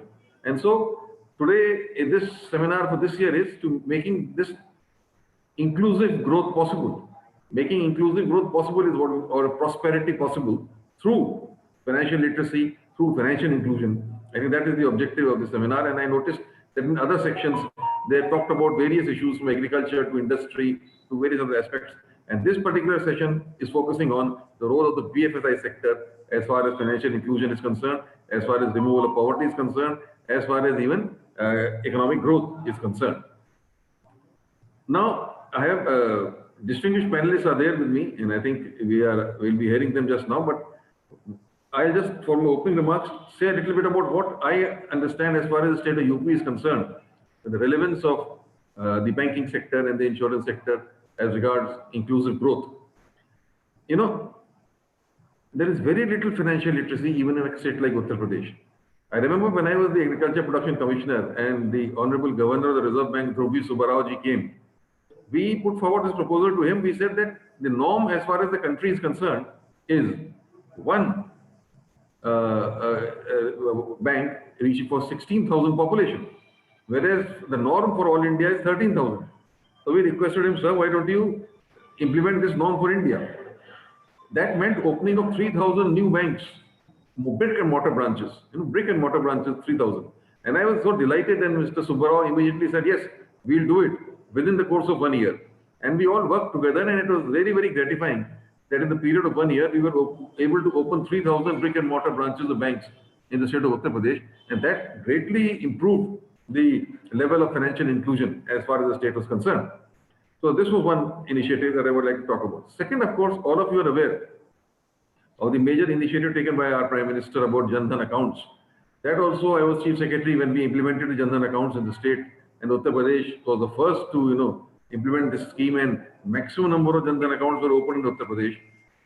It had a tremendous impact. Suddenly, each and every person was having a bank account. Of course, at that time, certain questions were raised. That, okay, having a Jan Dhan account is one thing, but what about the transactions? The main thing is whether transactions are taking place, financial transactions taking place through those Jan Dhan accounts or not taking place. That was very, very important. I think now, more and more as time has gone by, my information is that more and more transactions are taking place, and almost about 55 to 60% or even more of these bank accounts are having regular transactions. In fact, just the other day, there was a person who was working in a house, and from a village he had come, and then he immediately said, sir, you can send my salary straight to my bank account. I'd like to have a bank account. And the next day he said, sir, I want to go into the bank to get an ATM card. So I was wondering, I asked him, do you understand what you will get from the ATM card when you got the card? So he had all the knowledge. He said, yes, sir, I'm allowed to draw at one go 5,000 rupees through my ATM card. And I said, where is the ATM? He knew exactly where the ATM was. And I said, how will you operate it? He knew the procedure. He said, this is the pin I will use. This is I will draw 5,000 rupees at one time. So I was very happy that this is financial literacy of a high order, where this person is saying, whatever salary I get, transfer it to my bank account, and I will use an ATM card to draw cash whenever I want it from my ATM. And he knows how to do it, and is very comfortable with it. That was very, very important. Similarly, in government schemes, you all have heard of the direct cash benefit transfer schemes. But that is a major impetus given to these kind of schemes by the Prime Minister, by the state governments, and more schemes are now following the path of direct cash benefit transfer. A lot of leakages which are there in the system, a lot of corruption that was taking place has been set aside with this direct cash benefit transfer, with the money reaching directly to the beneficiary. I remember when I was Chief Secretary, we implemented the scheme of direct cash benefit transfer for seeds. We provide seeds on subsidy to the farmers. Earlier on, there was no account at all. Who were the farmers who were availing this facility? Did the actual subsidy reach them? In fact, the actual subsidy was not reaching most of the farmers. But then we started the system of registering the farmers, having the bank accounts open, and having transferred through this PFMS system of Government of India. We used that PFMS system to transfer the money directly to their accounts. And it was a revolution. Mind you, it was a revolution. The first time the farmers felt that actually they have received the state subsidy as regards the seeds are concerned. And this was a major initiative. Similarly, we had this, when I was Chief Secretary, we implemented a major pension scheme known as the Samajwadi Pension Scheme. And 750 rupees had to go into the bank account of the woman of the family every month. And we made it happen through the bank accounts using the PFMS system. And it had a tremendous impact. A lady of the house of a poor family was getting 750 rupees as pension directly to her bank account on the first day of every month. Similarly, the Manrega scheme, so much of leakages and corruption in that scheme have been handled or tackled very well by the use of transferring the money directly to the bank accounts, even though there are still some complaints that the Pradhan takes away the money from the account and then distributes, but still there is a learning phase. People will learn to use this banking system more and more. Agriculture sector, still in fact, I find in UP, I used to review the state level credit plans. I was unpleasantly surprised to find that only 40% of our farmers are covered by the actual banking system, by the bank credit which goes to the farmers. Only 40%. And 60% are still dependent upon the money lender, paying a high rate of interest. And that is because they have an equation with the money lender, they have a social relationship with the money lender, and they continue with that. And because of certain reasons, they're not able to avail of bank credit. Maybe they don't understand the procedure, maybe they're shy of it, or maybe the bank has not reached out to them. Whatever the reason, there's another area, vital area, where if you can increase this 40% to 60%, 70%, imagine if most and more farmers get covered and more get credit through the banking system, what a big revolution this will be. Because we give credit to them at an easy rate of interest. That makes so much of a difference to the cost of production. That gives us so much difference to the income level. And that makes a so much difference to the poverty and financial inclusion, leading to overall inclusive prosperity. That is the topic of this seminar, of this webinar. So this is one area I wanted to flag. Then about the MSME sector also, I want to say a few words. But before that, I'll just like to mention something. The credit deposit ratio. You know, credit deposit ratio is a very important indicator of the development of a particular state. And states like Uttar Pradesh have been suffering on this account. I remember when I used to review at that time, the CD ratio of Uttar Pradesh was as low as 36%. Whereas for states like Tamil Nadu, it was more than 100%. Meaning thereby that the money which was being deposited by depositors in the state of Uttar Pradesh in the banks was being loaned out to investors in other states. Money from UP was going to finance the development of other states, whereas the money from UP should be used to finance the development of the state of Uttar Pradesh. So we focused on enhancing the credit deposit ratio, and I was happy it was raised to something like 55%. But 55% is still very low. And within this 55%, there are areas of Uttar Pradesh, like the Balrampur, Shravasti, Gonda, Bahraich, these kind of districts, where it is even like 19 or 20%, as low as that. And it has a direct link with the development of that area. The more we can enhance the credit deposit ratio, more credit is lent out by the banks for the development process, we can bring about overall inclusion, inclusive prosperity in the state. I think this is one point I wanted to flag. About the MSME sectors, there have been so many schemes. They are a large employer, but again, they have to depend upon bank credit. And I'm sorry to say, not much bank credit is flowing to them as was expected by the government also. Because only a few people are availing of this facility. The rest are still using informal channels of financing to finance their small medium industry, especially those industries which are in the macro sector. So we have to make conscious efforts and steps to bring more and more education amongst the industries so that they approach the banks for the financial needs, and also for the banks to have a more proactive approach and evaluate the projects of the MSME sector and loan money to them as is the desire of the government, so that this sector, which is a major creator of employment, grows. These are some of the examples I wanted to mention regarding the banking sector. So all in all, what I would like to sum up is that the banking sector is vital for inclusive prosperity, and still in states like Uttar Pradesh, we are falling far, far behind. And a lot more work needs to be done, even though bank branches have been opened, Jan Dhan accounts have been opened. But to bring more and more poor people within the ambit of financial inclusion, that is a huge challenge which needs to be addressed in the best possible way. Now, after that, I just mentioned a sentence about insurance, then I'll ask Praveen Dwivedi to please introduce our distinguished panel, and then I'll ask the panel members to speak one after another. About insurance, just 2 words. Crop insurance scheme, Pradhan Mantri Fasal Bima Yojana is there, but so far we have not been able to implement it as well as it should have been implemented. There are still a lot of gaps in the implementation of this Fasal Bima Yojana, which needs to be addressed. And then, of course, there's a major revolutionary scheme of health insurance known as, Atmanirbhar Bharat.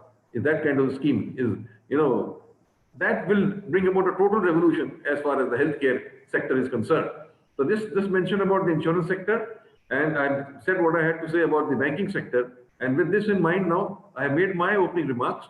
But now, before I hand over to my distinguished panelists, let me request Praveen Dwivedi ji to introduce them to the participants, and then one by one I'll request our distinguished panelists to put forward their views. Mr. Praveen Dwivedi, please. Thank you, sir. Thank you very much for a very, very insightful and deep understanding on the banking side of it. Because as we all know, all the participants know that our distinguished panel today is heavily loaded towards the securities markets, and which is what we need to also see, that how India can get inclusive prosperity.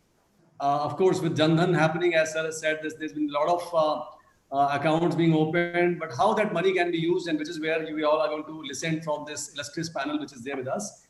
I would take the pleasure of introducing our senior most and guest, Shri GP Garg ji here, Executive Director of Securities Exchange Board of India. As you all know, the apex regulatory body in India on security markets.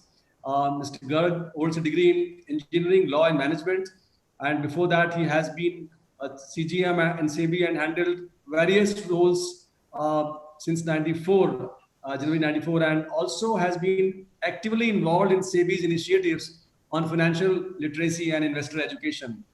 Mr. Garg played a very, very important role, actually key role in establishment of National Institute of Securities Markets. I understand there are a lot of people from the management and engineering colleges, and NISM is an institution which is the apex body for in terms of certifications on financial markets. So he was instrumental in setup of this body. Our next panelist is Mr. Kunal Kalavatia, who is the Chief of Marketing at National Payments Corporation of India, NPCI. They are also partnering with us in this event. And you all would have seen today's Economic Times, NPCI's news in terms of giving approval to Mark Zuckerberg, being very happy that WhatsApp got a WhatsApp Pay approval. So a lot to hear from him in terms of the digital payments. And he has 20 years of experience on payments, telecom, credit cards, retail, advertising firm. So he will be letting us know about the digital payment era, how it is shaping up. Mr. Shrikant Tanikela is Chief Operating Officer at Computer Age Management Services Limited, which is the premier body registrar in the country for mutual funds, CAMS, as most of you would know, an alumnus of IIM Calcutta, currently responsible for technology-led solutions and services for the Indian mutual fund sector. He has a strong exposure to international solution sales, operations management, process consulting, and transformation, talent mentoring, and has unique experience across outsourcing life cycle for KPOs as well as transactional enterprise services in BPO. His experience in driving growth in Europe and outsourcing to nearshore Eastern Europe as well as offshore locations. Mr. Rajiv Garg is the regional head for BSC, sitting in Lucknow, in Delhi, and an eminent performer and an experienced banking professional with over 10 years of experience with BSC. So I heartily welcome all the distinguished panelists to this panel 5 on role of BFSI for inclusive prosperity. And I hand it over to our session chair for taking it forward. Thank you. Thank you, Praveen, for introducing our distinguished panelists. I've already made my introductory remarks, so now I'll move over to the panelists one after another.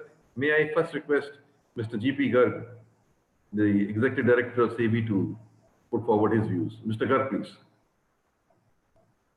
Good evening, everyone, and my special thanks to Mr. Dwivedi for inviting me for this, really wonderful program, which I was seeing the kind of agenda he has put forth. I think it's extremely difficult to arrange this kind of program when we have, constraints because we can't meet face to face. So arranging it online is really a tough challenge. So my sincere thanks, gratitude to Avok India. Thank you so much, Sir Shri Alok Ranjanji, former Chief Secretary. You have so nicely put, or I would say you have sum up, in fact, what we could actually speak in a long sentences in a very nice way in the beginning itself. And I'm very happy to share this panel with Mr. Shrikant from CAMS, Mr. Kunal Kalavatia from NCPI, and Mr. Rajiv Garg from BSC, who is Regional Head of North. So, I have a long association with Lucknow. Of course, it's a old association from 1988 to 1993. I was in Lucknow. So very fond memory of these beautiful cities. And I'm not in Lucknow, but Lucknow is always inside me. So probably that's the way Lucknow is always with you once you are part of this beautiful state and one of the finest city in the country. So Dwivedi also requested me that I should try to speak sometime in Hindi also. I'll try if I can speak some Hindi, क्योंकि मुझे पता लगा है कि बहुत सारे students भी है इसके अंदर. तो लखनऊ से, भले मैं मुंबई से बात कर रहा हूँ, लेकिन आप ये समझिए कि मैं लखनऊ में ही हूँ. और वो कहते हैं ना कि आप मुस्कुराइए कि आप लखनऊ में हैं, तो मेरे ख्याल से वो एक बहुत खूबसूरत जिसने भी ये एक सेंटेंस लिखा है या जिसने भी किया है, तो लखनऊ की याद आती, बहुत अच्छी बातें याद आने लगती है. और आज का जो टॉपिक है हमारा, this is role of BFSI sector to usher in inclusive prosperity, and this particularly in respect of, our panel, that what message we want to give it. I would like to say, sir, start करने के लिए कि the financial education at core of, I would say, probably I'll give more marks to any other academic education, because if you see that we always say that why do we know the Kabir, or why we know the all our kings, why we know even about the Lucknow, because they somewhere it's part of our reading, we studied all these our national heroes or our trigonometry or geography, but unfortunately financial education is not part of our school curriculum. And what we read is very, very briefly or some passing reference. I don't know why these money matters, which are so essential for our day-to-day life, they are not discussed. तो अगर school curriculum में अगर हम लोगों को पढ़ाया जाता है कि वो कहना चाहिए बचत खाता कैसे खोलते हैं, या इंश्योरेंस का हमारे जीवन में क्या महत्व है, और how payment is transferred, or how a securities market functions, what is the role of insurance in our life, why pension is so essential. So life would have been different. I just give one small example कि मेरी daughter ने जब अपना first salary लिया तो उसने पूछा पापा मैं क्या करूं, और वो हर एक बच्चे का एक वो होता है, और बहुत सारे यंगस्टर्स हैं. सो I told her 2-3 things, that you start planning for your retirement. So she was shocked. He says, what are you talking? I said, this is something inevitable. See, most of us did this mistake, and we think of our retirement when we are in 50s. I said the one who are at the first salary you get, if you start thinking that one day you have to retire, it means you start doing your financial planning. It means from the day one, you start thinking of saving and investing. And that's the key. So we say this financial education for every child in our country is a must, which I'll elaborate that what SEBI is doing for it. Because financial education actually leads to financial literacy, and I would say real financial inclusion. Or if I made one more term, which I sometime used internationally, I call it financial freedom. According to me, that one of the biggest problem in countries that we never think of a stage where we can think of that I'm at that stage that I feel myself from my finance side a free man, that I can afford to think beyond my normal routine. So I'll say that we were discussing, some of our sisters were discussing about the women issues.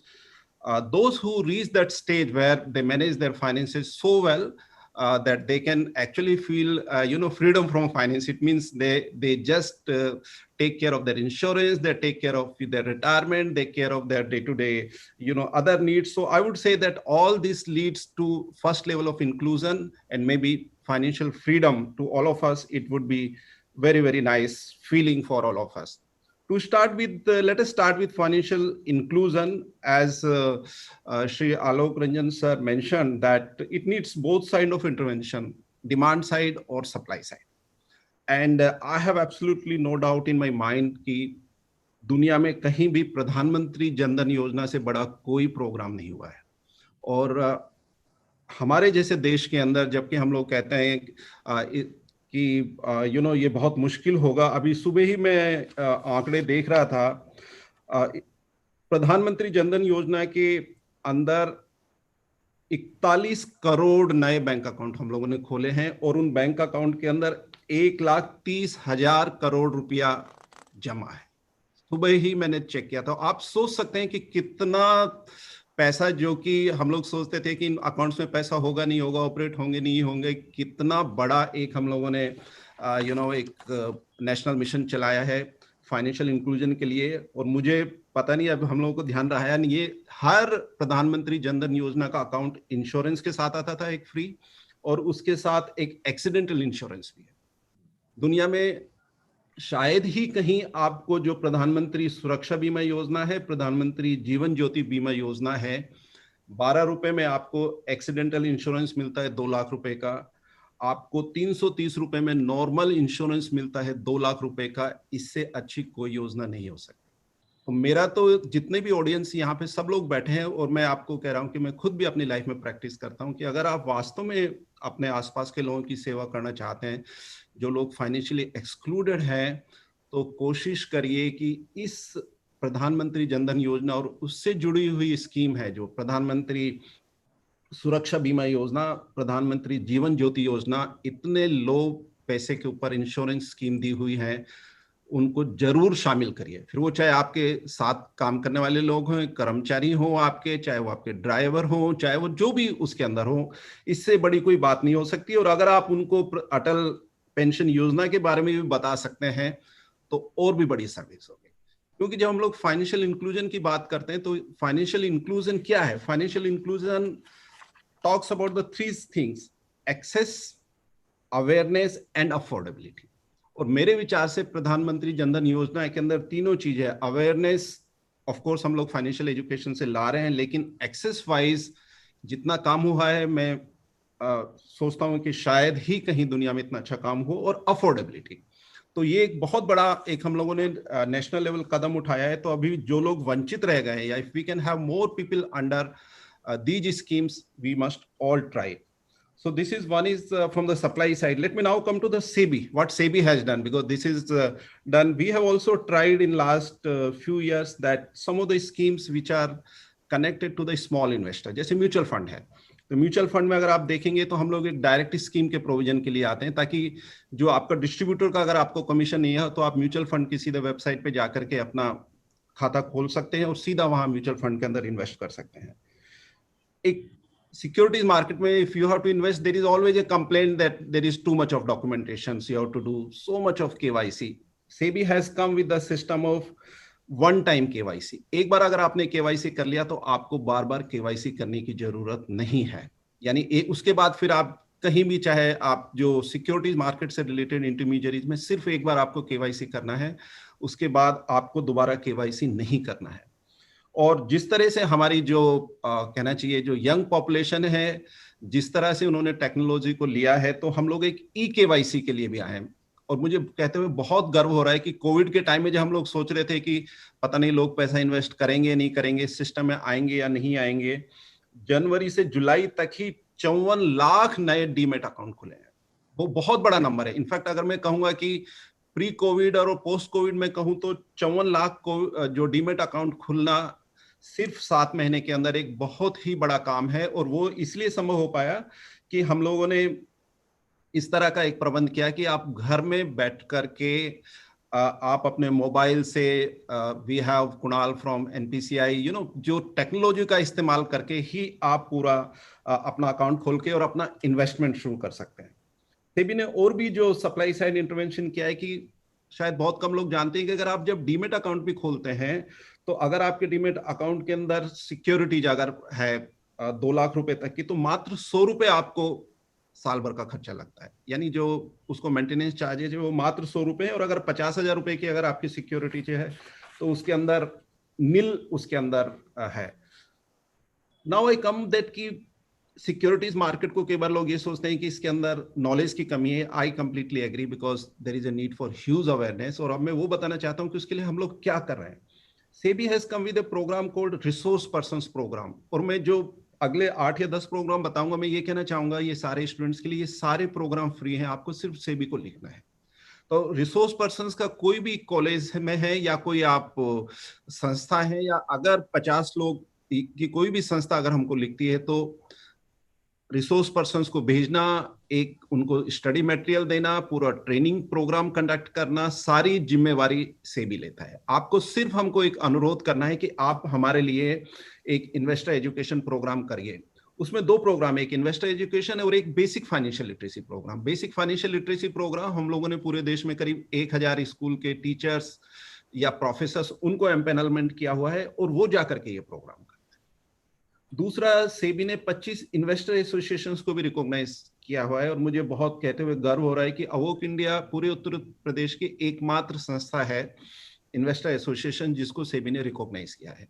तो मैं तो द्विवेदी जी को अनुरोध करूंगा कि वो जितने ज्यादा प्रोग्राम कर सकें, सेबी आपके जो भी आपको असिस्ट कर सकता है करने के लिए तैयार है। Please create as much awareness as possible for the investors. दूसरी एक हम लोगों ने अभी एक नई संस्था गठित की है, वो है national centre for financial education. Again इस संस्था का उद्देश्य यह है कि क्योंकि financial education formally school curriculum का पार्ट नहीं है, तो जब तक हमको उसमें टाइम लगता है। हम लोग एनसीईआरटी और एससीईआरटी, सीबीएसई इन सब के संपर्क में है कि आप इसको कुछ रूप में फाइनेंशियल एजुकेशन का स्कूल का पार्ट बनाओ। बैंकिंग की एक हर बच्चे को जानकारी होनी चाहिए, थोड़ा सा इंश्योरेंस की जानकारी होनी चाहिए, पेंशन प्रोडक्ट की थोड़ी जानकारी होनी चाहिए, ताकि हम सब लोग जो हमारे बच्चे हैं, क्योंकि हमको ये भी मानना पड़ेगा 10वीं और 12वीं के बाद हर बच्चा इतना खुशनसीब नहीं है कि वो कॉलेज में जाए। तो अगर हम लोग स्कूल का अगर करिकुलम का पार्ट बना देंगे तो हर बच्चे को इन सब्जेक्ट की जानकारी भी होनी चाहिए। तो उसके लिए हम लोगों ने national centre for financial education बनाया है, जो कि एनसीईआरटी, एससीईआरटी, सीबीएसई इन सबके संपर्क में है कि इसको कैसे आगे बढ़ाएं। इसके अलावा वो स्टैंडर्ड स्टडी मटेरियल भी प्रोवाइड करते हैं कि बैंकिंग और सिक्योरिटीज मार्केट, पेंशन, इंश्योरेंस, इसके बारे में भी जानकारी दें। हम लोगों का पूरा प्रयास है इस वक्त कोविड की वजह से कि जितने भी एक्सचेंजेस हैं और जितनी भी जो डिपॉजिटरी है वो मिल करके प्रोग्राम्स करें ताकि ज्यादा से ज्यादा लोगों के पास जा सकें। तो मैं सबको अनुरोध करूंगा कि आप सेबी को लिखिए। हमारा सेबी का जो एक ऑफिस है वो लखनऊ में भी है, गोमती नगर में। शायद मेरे कलीग अतुल अग्रवाल भी इसका पार्ट है। आप जब भी हमको लिखेंगे हम आपको तुरंत आपके लिए जो भी एजुकेशनल एफर्ट्स कर सकते हैं वो जरूर करेंगे। रिसेंटली सेबी के अंडर में कमोडिटीज डेरिवेटिव्स मार्केट भी आया है, उसके लिए भी हम लोगों ने एडवांस प्रोग्राम करना शुरू कर रहे हैं, जिसमें किसानों की संस्थाएं हैं या जो भी जिनको भी कमोडिटीज के बारे में अंडरस्टैंड करने की जरूरत है वो हम लोगों ने शुरू किया है। अक्सर सेबी को सिर्फ यही देखते हैं कि सेबी ने ये किया वो किया, लेकिन सेबी स्टूडेंट्स या नॉलेज के लिए हमेशा हमारे दरवाजे खुले हुए हैं। मैं स्टूडेंट्स को बोलूंगा आप सिर्फ हमें चिट्ठी लिखिए और आप सेबी के ऑफिस में आइए। हर सेबी ऑफिस के अंदर हमारा कॉन्फ्रेंस हॉल स्टूडेंट्स के लिए हमेशा खुला है। We call the programme call visit SEBI. You please write to us, will offer you a good tea, coffee, snacks. We will welcome you. We'll have a session with you for 2 hours. Our regional manager, regional director, senior most person will be with you. We want to demystify the securities market. आपको बहुत अच्छा लगेगा और मैं कहने को मुझे अच्छा लग रहा है कि बाकी भी रेगुलेटर्स ने रियलाइज किया कि स्टूडेंट्स हमारे फ्यूचर हैं, ये हमारे ऑफिस में आए, ये हमारे वेलकम गेस्ट हैं। जब आपका मन करे आप हमें आइए। अगर आप नहीं आ सकते हैं, we have also a scheme called ask SEBI. सिर्फ आप एक सेबी को चिट्ठी लिख दीजिए, sebi@sebi.gov.in। आपकी जो भी क्वेरी है, हमारे यहाँ एक एक्सपर्ट टीम है, वो हमेशा उसका उत्तर देगी। हम लोग ये भी चाहते हैं कि अगर आपकी कोई भी इन्वेस्टर ग्रीवेंसेज है तो हम लोगों ने एक स्कोर्स का जो हमारा प्लेटफॉर्म है, आपकी शिकायतें जरूर लाइए, क्योंकि शिकायतों का 2 फायदा होता है कि शिकायतों एक हम लोग निवारण भी करेंगे और शिकायतें हमें ये भी बताते हैं कि हमारे नियमों में क्या कमी है, हम उनको कैसे इंप्रूव करें। तो मैं चाहूंगा कि आपकी अगर कभी भी कोई भी शिकायत हो वो हमें जरूर बताइए। इसके अलावा हमारा एक टोल फ्री हेल्पलाइन नंबर भी हम लोगों ने भी शुरू किया है, 1800227575। दोबारा बताता हूँ, 1800227575। उसमें भी अगर आपको सेबी से संबंधित जानकारी है या कोई समस्या है तो आप जरूर हमको लेके आइए। दुनिया भर में अक्टूबर के पहले महीने में एक वर्ल्ड इन्वेस्टर वीक मनाया जाता है। हम लोग भी वर्ल्ड इन्वेस्टर वीक, उन्होंने इस बार ये डिसाइड किया कि हम अक्टूबर या नवंबर में मना सकते हैं, तो 23 से 29 नवंबर के बीच में कर रहे हैं, जहां सारे एक्सचेंजेस हम सब लोग मिलकर बहुत प्रोग्राम कर रहे हैं। स्टूडेंट्स के लिए भी बहुत सारी क्विज कर रहे हैं बिकॉज। तो मेरा आपसे ये अनुरोध होगा, जो भी यहाँ पे ऑडियंस में, please make best of it. You will find the top speakers for all topics, whether it's a commodity market और सिक्योरिटीज मार्केट और mutual funds. Please be part of it. तो मेरे ख्याल से समय कम है, मैं तो चाहूंगा कि ये एक जो मुझे एक अपॉर्चुनिटी दी है इसमें मैं आगे चलूं। आलोक रंजन सर की तरफ से मैं फील कर सकता हूं कि अब मुझे और जो मेरे काफी वरिष्ठ सहयोगी हैं और काफी learned friends are there, I would like to that you listen them, but thank you very much and I am open to any questions pertaining to this area. Thanks. Thank you very much, GP Garg साहब। बहुत ही खूबसूरती से, very beautifully you have outlined everything and the outreach that SEBI is doing, वो कैसे किस तरीके से investor education भी करा रही है, फाइनेंशियल लिटरेसी के प्रोग्राम्स भी करा रही है। और आपने सही कहा कि अवोक बहुत अच्छा काम यहाँ कर रही है, रिकग्नाइज्ड एजेंसी है प्रवीण द्विवेदी वाली, एंड देयरफॉर अवोक I think Praveen ji will also take note, more and more programmes हम लोगों को करने चाहिए about investor education and financial literacy, especially in state like Uttar Pradesh. इसकी बहुत जबरदस्त रिक्वायरमेंट है। और आपने भी बहुत अच्छा कहा कि स्कूल्स में सिलेबस में किस तरीके से इसको कुछ ऐड किया जाए कुछ लोगों की इसमें इसके एजुकेशन के बारे में। एंड आई थिंक जो नई पॉलिसी आई है, न्यू एजुकेशन पॉलिसी, उसमें भी वोकेशनल एजुकेशन पे जो स्ट्रेस दिया गया है part of the school curriculum, I think this can be one good very good vocational subject by itself. या फाइनेंशियल या लिटरेसी, फाइनेंशियल एजुकेशन या इन्वेस्टर एजुकेशन अपने आप में एक कोर्स मॉड्यूल बन सकता है जो as part of vocational education students can study as part of their school curriculum. तो आपने बहुत अच्छा बताया। मेरे को तो एक इमेज थी पहले सेबी के बारे में कि SEBI is a very tough organisation जो सबको बिल्कुल रूलर दिखा के सही करती रहती है, पर आज आपने उसको एक दूसरा ह्यूमन फेस दिखा दिया, how you are moving out towards people, reaching out to people, educating them, making them aware and including them and so that they prosper and they grow. Thank you very much D P Garg साहब। Questions हम बाद में ले लेंगे। मैं request एक के बाद अलग स्पीकर्स को मैं रिक्वेस्ट कर लेता हूँ। Can I request mister Kunal Kalawatia ji, आप अपनी बात रखना चाहेंगे? विल यू लाइक टू से a few things now mister Kunal? Thank you, sir. Alok Ranjan ji, sir. Thank you very much. Thank you, Awok India. Thank you, Praveen ji, for this opportunity. I think जो GP Garg साहब ने बात कही, मैं उसी के continuation में अपनी बात रखूंगा। आई थिंक सबसे पहले तो एक और चीज जो सेबी ने करी है, सेबी ने आईपीओ इन्वेस्टमेंट्स के लिए यूपीआई में जो प्रोसेस चालू करी है, उससे जो प्रोसेसिंग है टाइम की किसी एप्लीकेंट की फॉर इन्वेस्टमेंट, कैसे वो प्रोसेस 6 दिन से घट के 3 दिन कम हो गई है। सो आई थिंक वो बहुत बड़ा लाभदायक फायदा रहा है। एंड आई थिंक ये जो कोविड का जो पैंडेमिक रहा है उस दौरान आई थिंक काफी अच्छा सहूलियत मिली है लोगों को उस पे। So thank you for SEBI for that initiative very clearly. एक चीज में जिस तरह से मैं बात अपनी रखना चाहूंगा, मैं एक पीपीटी दिखाऊंगा, उसमें आई थिंक डिजिटल पेमेंट्स के बारे में हमने काफी कुछ सुना है, बट एक दूसरा पहलू जैसे आलोक रंजन साहब ने कहा अभी कि कैसे उसमें एक ह्यूमन एंगल होता है टेक्नोलॉजी में, आई थिंक वो मैं बात रखना चाहूंगा। While we are solving for the problems through technology, उसमें एक बहुत यूनिक तरीका है जिससे हम ये प्रॉब्लम सॉल्व कर रहे हैं और थोड़ा ह्यूमन तरीका है। इसीलिए शायद भारत डिजिटल पेमेंट्स में जो लीड ले रहा है उसका शायद रीजन यही है। I think I will just share my screen and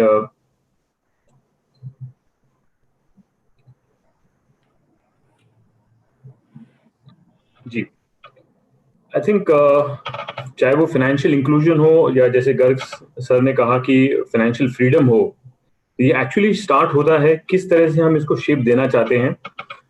I hope मेरी स्क्रीन सबको विजिबल है। हाँ, विजिबल है, विजिबल है जी। इसमें दो पहलू हैं। एक पहलू है जो टेक्नोलॉजी वाला पहलू है, जो हम विजन से कर रहे हैं कि हम एक दुनिया भर में सबसे अच्छी जाने मानी पेमेंट्स कंपनी बनना चाहते हैं। बट दूसरा एक ह्यूमन एस्पेक्ट भी है, हम चाहते हैं कि हर भारतीय एक डिजिटल पेमेंट करे, वो हमारा मिशन है। ये एक्चुअली देखा जाए तो दो चीजों को लेके आ रहा है। हमें लगता है कि ये जो दोनों चीजें हैं, चाहे वो डीप टेक जैसे हम बोलते हैं या जो डीप ह्यूमन बोलते हैं, दोनों अलग हैं, लेकिन आई थिंक हमारे लिए एक कंटिन्यूम है, एक छड़ी है जिसके दो छोर हैं। जब आप एक छोर उठाते हैं तो दूसरा छोर साथ में उठता ही उठता है। ऐसा नहीं हो सकता कि आप डीप टेक प्रॉब्लम सॉल्व कर रहे हैं, सिर्फ टेक्नोलॉजी की प्रॉब्लम सॉल्व कर रहे हैं। आप जब टेक्नोलॉजी की कोई प्रॉब्लम सॉल्व कर रहे हैं तो कहीं ना कहीं आप एक डीप ह्यूमन प्रॉब्लम भी सॉल्व कर रहे हैं। एंड आई थिंक यही अप्रोच हमने रखी है हमारे प्रोडक्ट्स बनाते हुए।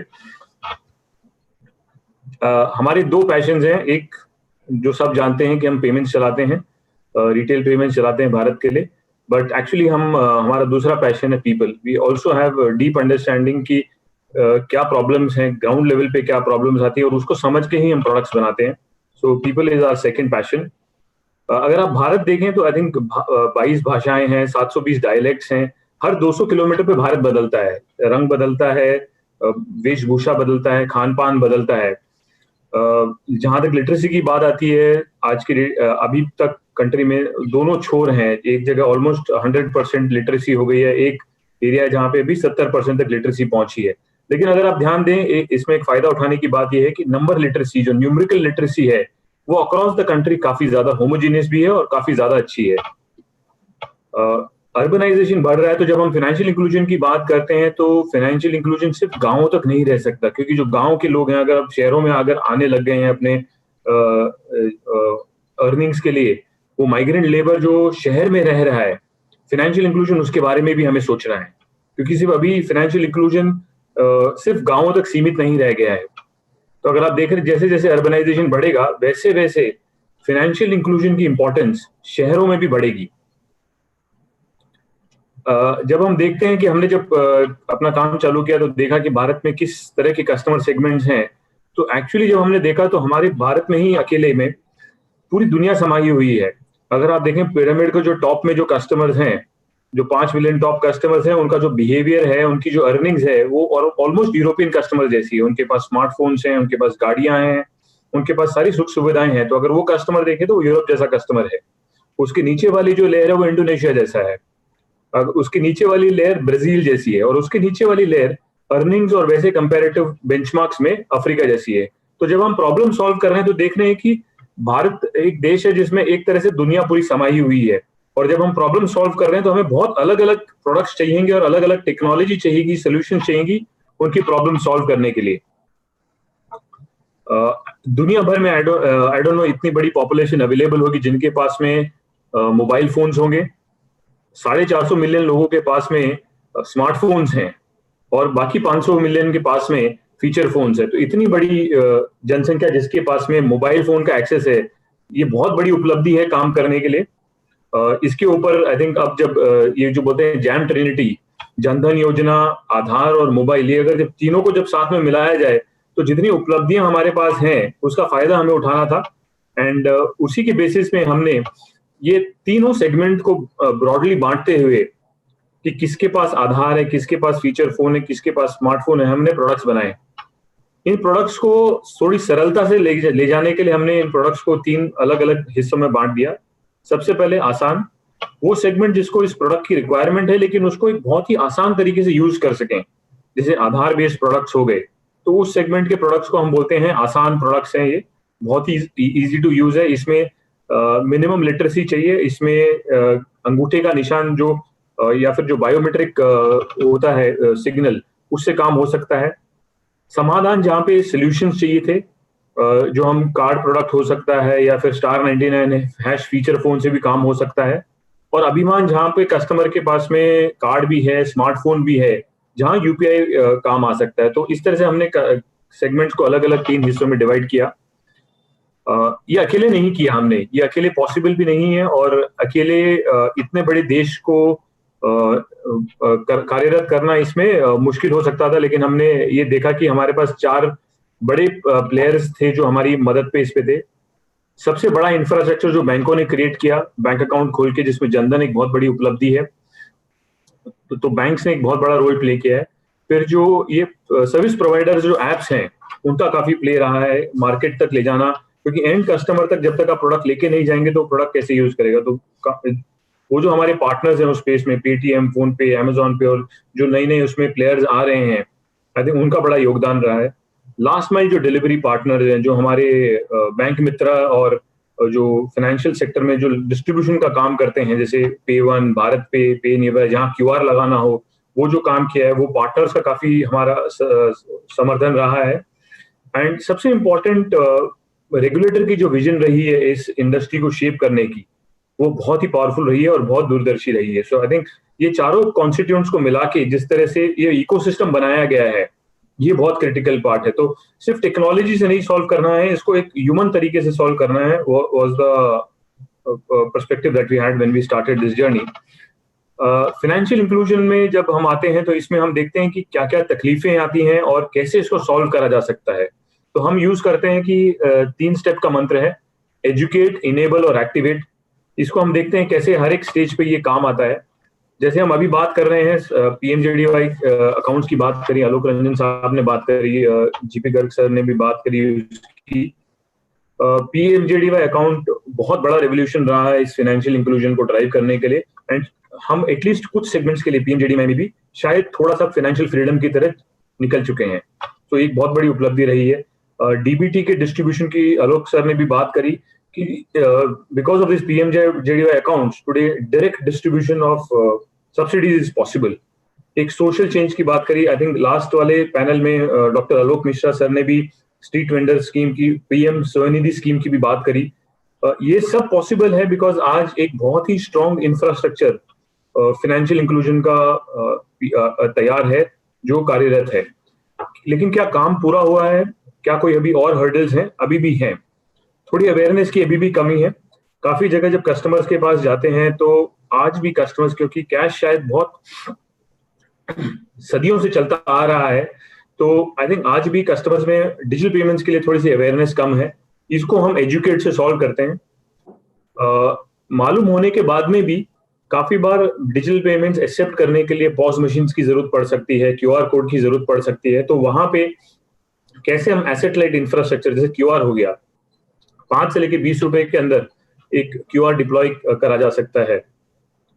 तो ये इनेबलमेंट वाला पार्ट होता है। इसमें आरबीआई ने भी एक बड़ा फंड बनाया है जिसमें वो डिजिटल पेमेंट्स एक्सेप्टेंस का फंड है, जिसमें वो कार्यरत इस धनराशि को करेंगे कि कैसे छोटे दुकानदारों में और देश भर में डिजिटल पेमेंट्स की एक्सेप्टेंस बढ़ सके।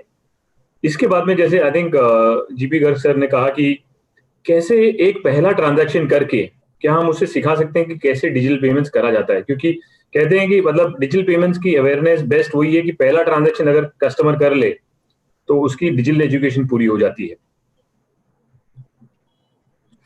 इसके लिए हमने आई थिंक अकेले नहीं हो सकता काम। लास्ट ईयर ही हमने कुछ 500 डिजिटल फाइनेंशियल लिटरेसी कैंप्स लगाए थे। 32,000 लोग उसमें पार्टिसिपेट करे हैं। हमने टीच इंडिया जैसे ऑर्गेनाइजेशंस के साथ में इसमें पार्टिसिपेट किया है, माइक्रोसेफ के साथ पार्टिसिपेट किया है, जहां तक ये मैसेज देश के कोने कोने तक हम ले जा सकें इसको।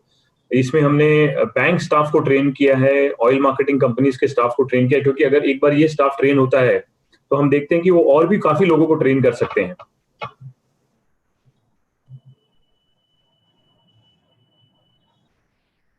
लेकिन अभी भी काम, जो कहते हैं कि ग्लास आधा भरा हुआ है, अभी आधा ग्लास भरना बाकी है, काम अभी बाकी है, मतलब कहानी अभी थोड़ी और बाकी है।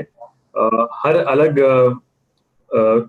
सेगमेंट के कस्टमर का या उसका अलग एक प्रॉब्लम स्टेटमेंट है। तो एक बात हमें एक समझ में आ गई, जो हमारा लास्ट 10 साल का काम रहा है, कि हमें सेगमेंट की क्या तकलीफें हैं। जैसे किसान है तो वो अपने आधार कार्ड से कैसे अपना डीबीटी अकाउंट में अगर पैसा आ गया तो कैसे विड्रॉ करे, इस प्रॉब्लम को हम कैसे सॉल्व कर सकते हैं, ये हमें क्लियर है। तो अभी हम वो सॉल्व कर रहे हैं, बैंक मित्रा के थ्रू सॉल्व कर रहे हैं, सीएससी सेंटर्स के थ्रू सॉल्व कर रहे हैं। विलेज में आई थिंक जैसे ये इंफॉर्मेशन कैसे पहुंचे कि उनके बैंक अकाउंट में पैसे पहुंच गए हैं, अब वो विड्रॉ कर सकते हैं, यूज कर सकते हैं। आई थिंक हर एक चीज को हम समझ के उसके प्रोग्राम्स बना रहे हैं जहां पे हम उनको सॉल्व करें। इसको सॉल्व करने के लिए हम थोड़ी सी टेक्नोलॉजी की भी इस्तेमाल कर रहे हैं।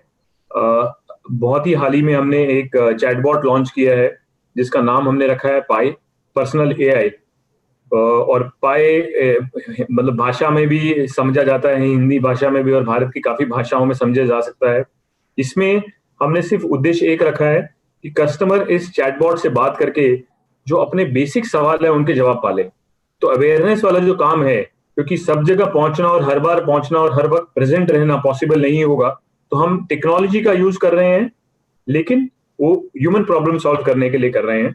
तो ये जो चैटबॉट है पाए, इसमें हमने 5 लाख क्वेरीज हमने लास्ट 3 महीने में सॉल्व करी हैं, और बहुत ही सिंपल प्रॉब्लम्स हैं कि मेरा आधार कार्ड से मैं कैसे बैंक अकाउंट ऑपरेट करूं, मोबाइल से कैसे करूं, बहुत ही सिंपल प्रॉब्लम्स को हम सॉल्व कर रहे हैं इससे। बट मुझे लगता है कि ये 50 बैंक ऑलरेडी लाइव हो चुके हैं इसमें। डिजिटल इंडिया मिशन भी इस पे साइन अप कर चुका है। सो आई थिंक धीरे धीरे इसमें जैसे जैसे नंबर बढ़ेंगे तो आई थिंक हम ये चैटबॉट और इसकी टेक्नोलॉजी यूज करके हम फाइनेंशियल इंक्लूजन के लिए एटलीस्ट अवेयरनेस बढ़ाना चाहते हैं। अभी भी काफी काम और है। हम चाह रहे हैं कि ऐसा कोई लर्निंग प्लेटफॉर्म बने जिसमें कस्टमर्स, ट्रेनर्स, हर सेगमेंट के लोग आके डिजिटल पेमेंट्स में ट्रेनिंग ले सके। जो जीपी गर्ग साहब ने कही कि जैसे स्कूलों में क्या ये ट्रेनिंग हो सकती है, क्या इसका कोई सर्टिफिकेशन हो सकता है, तो इसका एक पोर्टल बनाने का काम हमारा ऑलमोस्ट कंप्लीशन पे है। तो आई थिंक कुछ ही महीनों में वो पोर्टल भी लाइव हो जाएगा, जिसमें आप लॉग इन करके पूरा डिजिटल पेमेंट्स के ऊपर आप लर्निंग ले सकते हैं और उसका एक सर्टिफिकेट भी दिया जाएगा। तो हमारे हिसाब से this would be a big step, जहां पे schools, colleges, bank Mitras, bank staff, oil marketing companies का स्टाफ सीख के दूसरों को भी सिखा सकता है। आई थिंक यहीं पे मैं अपनी प्रेजेंटेशन को विराम दूंगा।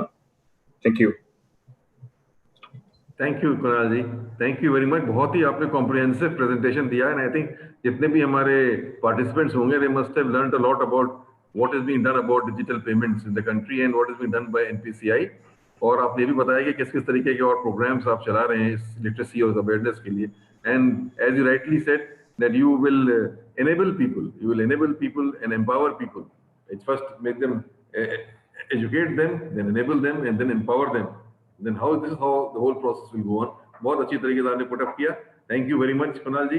मे आई नाउ रिक्वेस्ट हमारे राजीव गर्ग जी हमारे साथ बीच में. We may say a few things. Praveen Dwivedi ji मुझे इन्फॉर्म किया है कि we have about just 20 minutes और सो फॉर दिस सेशन. हमारे दो स्पीकर्स हैं, Rajeev Garg ji and Shrikant ji. I would request them कि उसी हिसाब से अपनी बात को रख दें. We have about 20 minutes to end this session. Mister Rajeev Garg ji. Yeah, thank you, sir. Thank you very much. First, I would like to thank Shri Praveen Dwivedi ji, Shri Alok Ranjan ji at the Work Foundation for this wonderful session. As Garg sir has already set the motion for this session, this financial literacy, I would like to explain the role of stock exchanges. Stock exchange जो भी investor education या awareness करती हैं broadly policies and guidelines framed by SEBI उसके तहत ही करती हैं. हम कंटिन्यू इसमें काम कर रहे हैं. 3000 के करीब programme Bombay Stock Exchange all India में करती है हर साल, और उसको हम एवरी ईयर बढ़ाते जा रहे हैं. पर्पस हमारा इन प्रोग्राम्स का हमें लगा कि काफी फायदा हुआ है. लास्ट 10 साल से मैं पर्सनली इस प्रोग्राम से जुड़ा हुआ हूँ. पहले लोग जो इन्वेस्टमेंट्स में गलतियां करते थे, पेनी स्टॉक्स वगैरह लेते थे या काफी तरह की रफ इन्वेस्टमेंट्स करते थे, काफी सुधार आया है. म्यूचुअल फंड्स की तरफ एक जबरदस्त रुझान बढ़ा है लास्ट 6-7 साल से, SIPs की तरफ. ये एजुकेशन का ही नतीजा है. सेबी और एक्सचेंजेस की ज्वाइंट एफर्ट से लास्ट 10 साल में इतने इन्वेस्टर एजुकेशन प्रोग्राम हुए जहाँ पे म्यूचुअल फंड्स पे बहुत थ्रस्ट किया गया है, SIP सिस्टमेटिक इन्वेस्टमेंट प्लान्स. और अभी हमारा नेक्स्ट फेज में हम जो करने जा रहे हैं वो ETFs पे बहुत फोकस कर रहे हैं, एक्सचेंज ट्रेडेड फंड्स पे. और जैसा गर्ग सर ने ऑलरेडी बताया, अराउंड 60-70 लाख अकाउंट ऐड हुए हैं पिछले 7 महीने में. बहुत तेजी से इन्वेस्टर आ रहे हैं और उसका एक बहुत बड़ा कारण डिजिटलाइजेशन है. जैसे कुणाल जी अभी बता रहे थे, डिजिटल पेमेंट्स बहुत ईजी हो गए हैं. इलेक्ट्रॉनिक KYC, डिजिटल पेमेंट्स, धनजन योजना, बैंक अकाउंट, ये सारा इंफ्रास्ट्रक्चर इतना हो गया है, बहुत अच्छा हो गया, जिसके कारण ये कोविड का टाइम थोड़ा सा ठीक ठाक निकल गया. मतलब मैं सोच भी नहीं सकता अगर ये कोविड 15-20 साल पहले होता तो ये हैंडल कैसे होता. तो पूरे कंट्री, पूरी इकोनॉमी स्टैंड स्टिल हो जाती. अगर 20 साल पहले ना आपके पास मोबाइल फोन थे, ना इंटरनेट थे, ना आपके पास बैंक अकाउंट्स थे, ना आपके पास ऑनलाइन डिलीवरीज थी. पूरा मतलब सोच के भी एक बार बुरा ख्वाब की तरह लगता है कि 15-20 साल पहले ये सिचुएशन अगर होती 2000 या 2005 में, तो ये चीज हैंडल कैसे होती. आज हमारे बिजनेस पे कोई भी इम्पैक्ट नहीं आया. 20-24 मार्च से लॉकडाउन स्टार्ट हुआ, एक सिंगल दिन के लिए भी स्टॉक एक्सचेंजेस का फंक्शनिंग इम्पैक्ट नहीं हुआ, क्योंकि इतना रोबस्ट इंफ्रास्ट्रक्चर और टेक्नोलॉजी और डिजिटल पेमेंट्स का सारा इंफ्रास्ट्रक्चर प्लेस में था. उसके बाद भी कंटिन्यू डीमैट अकाउंट ऐड होते गए, म्यूचुअल फंड चलता गया, म्यूचुअल फंड में पैसे आते गए. कारण था टेक्नोलॉजी और टेक्नोलॉजी पे रिलायबिलिटी, क्योंकि इसका स्केलेबिलिटी बहुत ज्यादा है. टेक्नोलॉजी का कॉस्ट बहुत लो है, स्केलेबिलिटी बहुत ज्यादा है. और फिर आपकी जो कंटिन्यू इन्वॉल्वमेंट हो रही है आधार कार्ड और पैन कार्ड की, उसकी पेनिट्रेशन बढ़ती जा रही है, ऑथेंटिसिटी बढ़ती जा रही है. फ्रॉड्स और जितने अनफेयर मीन्स के चांसेस हैं वो रूल आउट होते जा रहे हैं, खत्म नहीं हो रहे, स्लोली रूल आउट होते जा रहे हैं. ऐसे गर्ग सर ने पहले कहा फाइनेंशियल लिटरेसी को नेक्स्ट लेवल पे लेके जाना है. मेरे इनसे काफी बार पर्सनल मीटिंग भी होती रहती है. मेरा हमेशा ट्रस्ट रहता है कि ये पार्ट ऑफ कैरिकुलम जरूर होना चाहिए. आपको इन्वेस्ट करना है या नहीं करना है, आप किस प्रोफेशन में, सर्विस में, बिजनेस में जा रहे हैं, but as a well informed citizen of the country it is a basic education to be needed. 9th-10th level से ही इंट्रोडक्शन हो जाना चाहिए इसका, और आगे इसको किसी न किसी फॉर्म में मॉड्यूल्स के कंपलसरी भी करना चाहिए. NISM वगैरह के बहुत अच्छे मॉड्यूल्स हैं. तो आगे कई लेवल पे इसको हो सके तो गवर्नमेंट को कंपलसरी करना चाहिए. गवर्नमेंट जॉब्स वगैरह के लिए प्री कंडीशन होनी चाहिए, आपको ये मॉड्यूल आपको पास होना चाहिए. भले आप साइंस से हैं, भले आप मेडिकल हैं, भले डॉक्टर हैं, भले बैंकर हैं, बट आपको ये बेसिक फाइनेंशियल लिटरेसी आपको होनी चाहिए. सेकंड, हमारा एक हम्बल रिक्वेस्ट लोगों से, इन्वेस्टरों से, जिसपे हमारा थ्रस्ट है कि स्टॉक एक्सचेंज और शेयर बाजार को जनरली लोग एक बहुत ही फास्ट मनी मेकिंग मशीन से, kind of gambling platform, casino और फ्यूचर और ऑप्शन एक सेगमेंट है उसमें, वो भी पार्ट ऑफ गेम है, उसके अपने यूज हैं, उसके अपने मेरिट डीमेरिट है.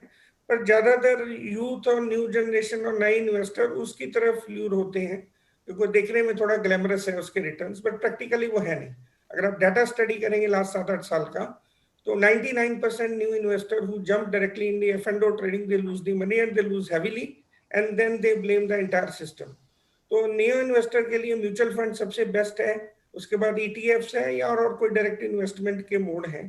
तो इसके बारे में हम बहुत जबरदस्त एजुकेशन पे ट्रस्ट कर रहे हैं कि इन प्रोडक्ट्स में ऐसा नहीं कि चीज खराब है, और उसको करने के लिए बहुत आपको स्पेशलाइज स्किल, नॉलेज और एक रिस्क एपिटाइट की आवश्यकता है, जो समझाया जाता है जगह जगह, क्योंकि उसके कारण बहुत डैमेज होती है. एक नया इन्वेस्टर मार्केट में आता है, वाते ही 5-6 लाख रुपए 4 लाख रुपए अपनी हार्ड अर्न्ड मनी किसी स्पेकुलेटिव एक्टिविटी या ट्रेडिंग में लूज कर देता है, फिर उसके बाद फिर वो 10 लोगों को जाके और बोलता है यार ये खराब है, इस मार्केट की तरफ मत जाओ, तो उससे और डैमेज होती है। इसका एक चेन रिएक्शन होता है।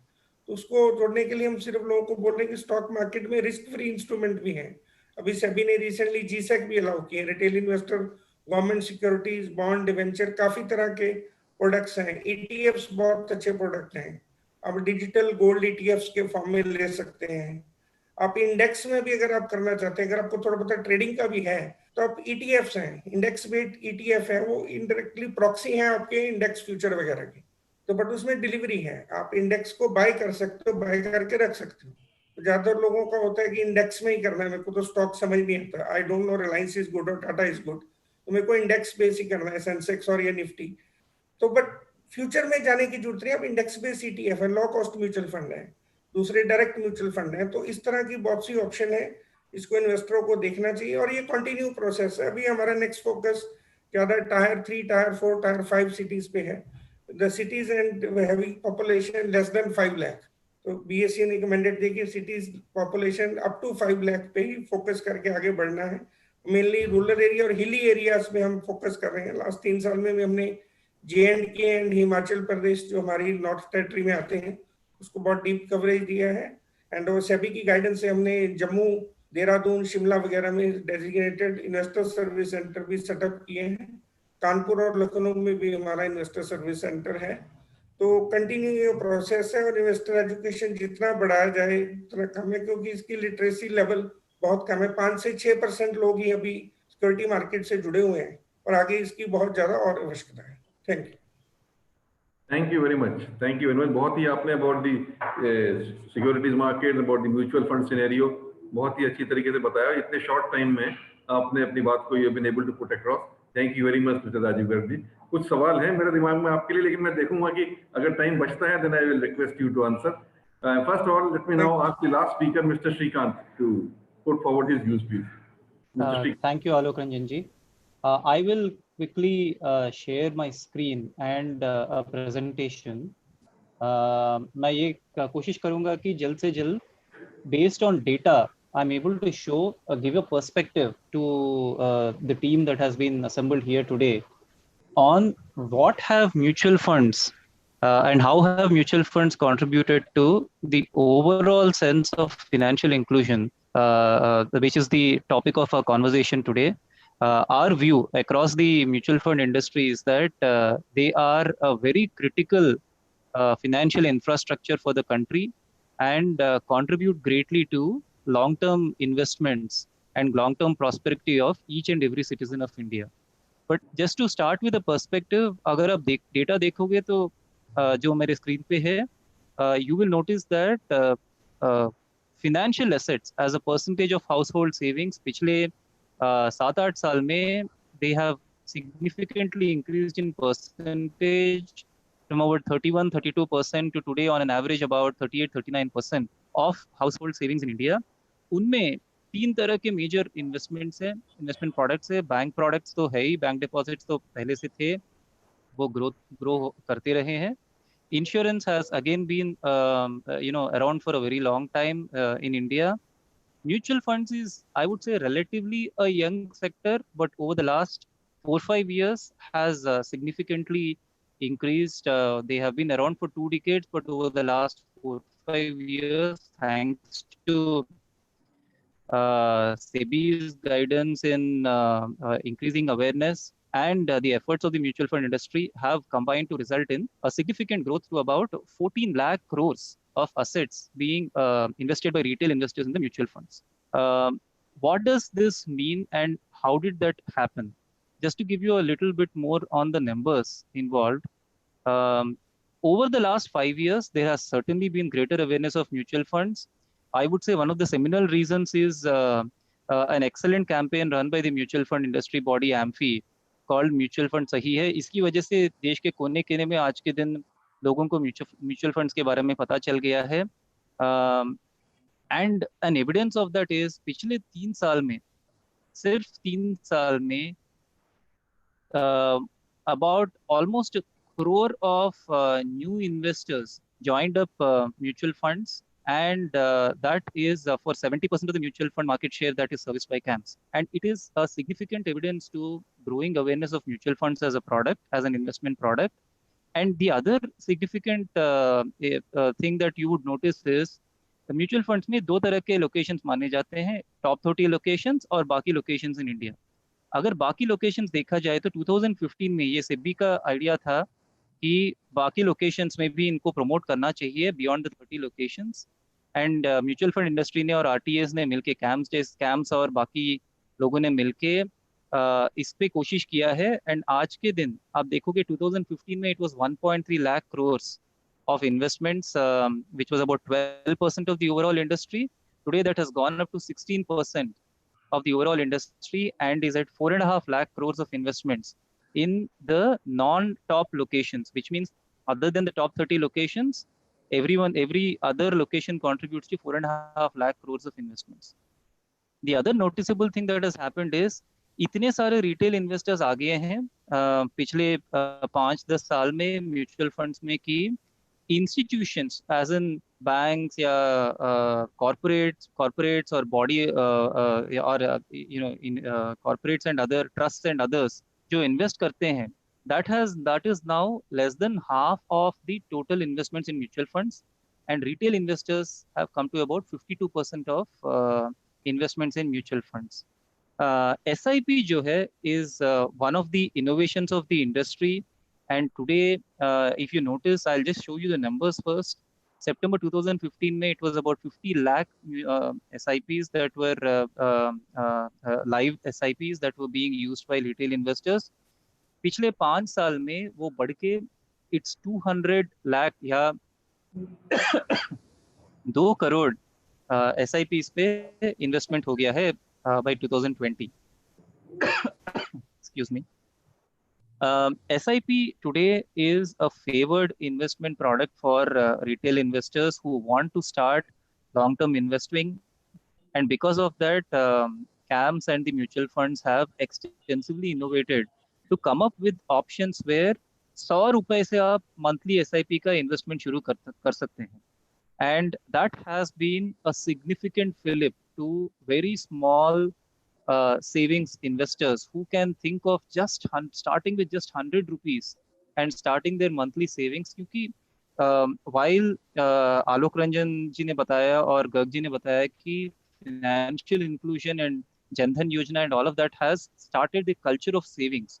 What next after savings? And that's when we believe investments into mutual funds come into play, where you start looking at, you can start with as low as 100 rupees and then keep growing your investments. Specifically, I would like to showcase to you what are the trends in Uttar Pradesh. In the last 3 years, Uttar Pradesh में 0.8 lakh crores से 1.08 lakh crores, which means सालिना 13% growth rate से AUM बढ़ा है. Mutual fund assets ka overall, whereas overall growth has been 9%, which means that in Uttar Pradesh the trend has been faster than the rest of the country, faster than the overall country, sorry. And tier 2-3 locations में 43% of AUM share hai, which means that smaller locations in Uttar Pradesh have actually contributed to 43% share of the AUM.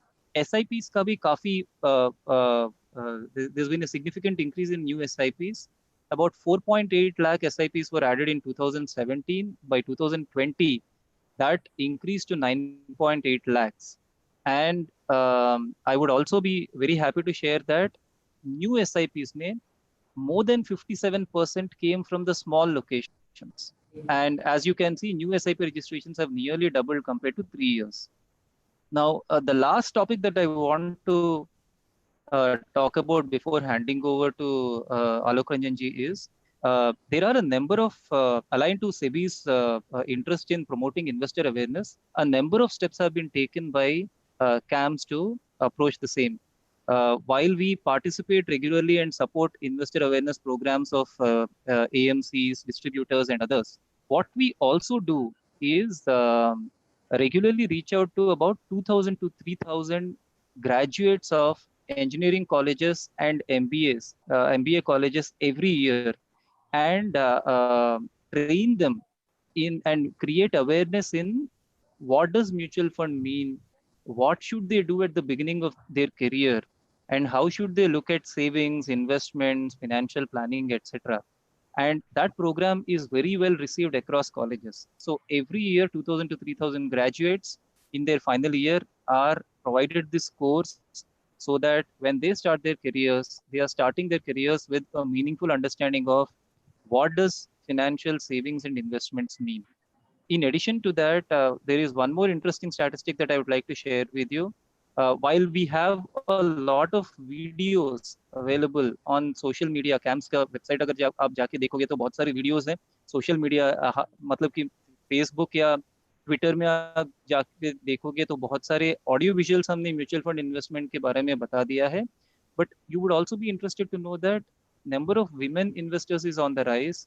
And significantly in the last 1 year, when we look at new investors, 23% of new investors are women, which is also another encouraging trend in terms of financial inclusion.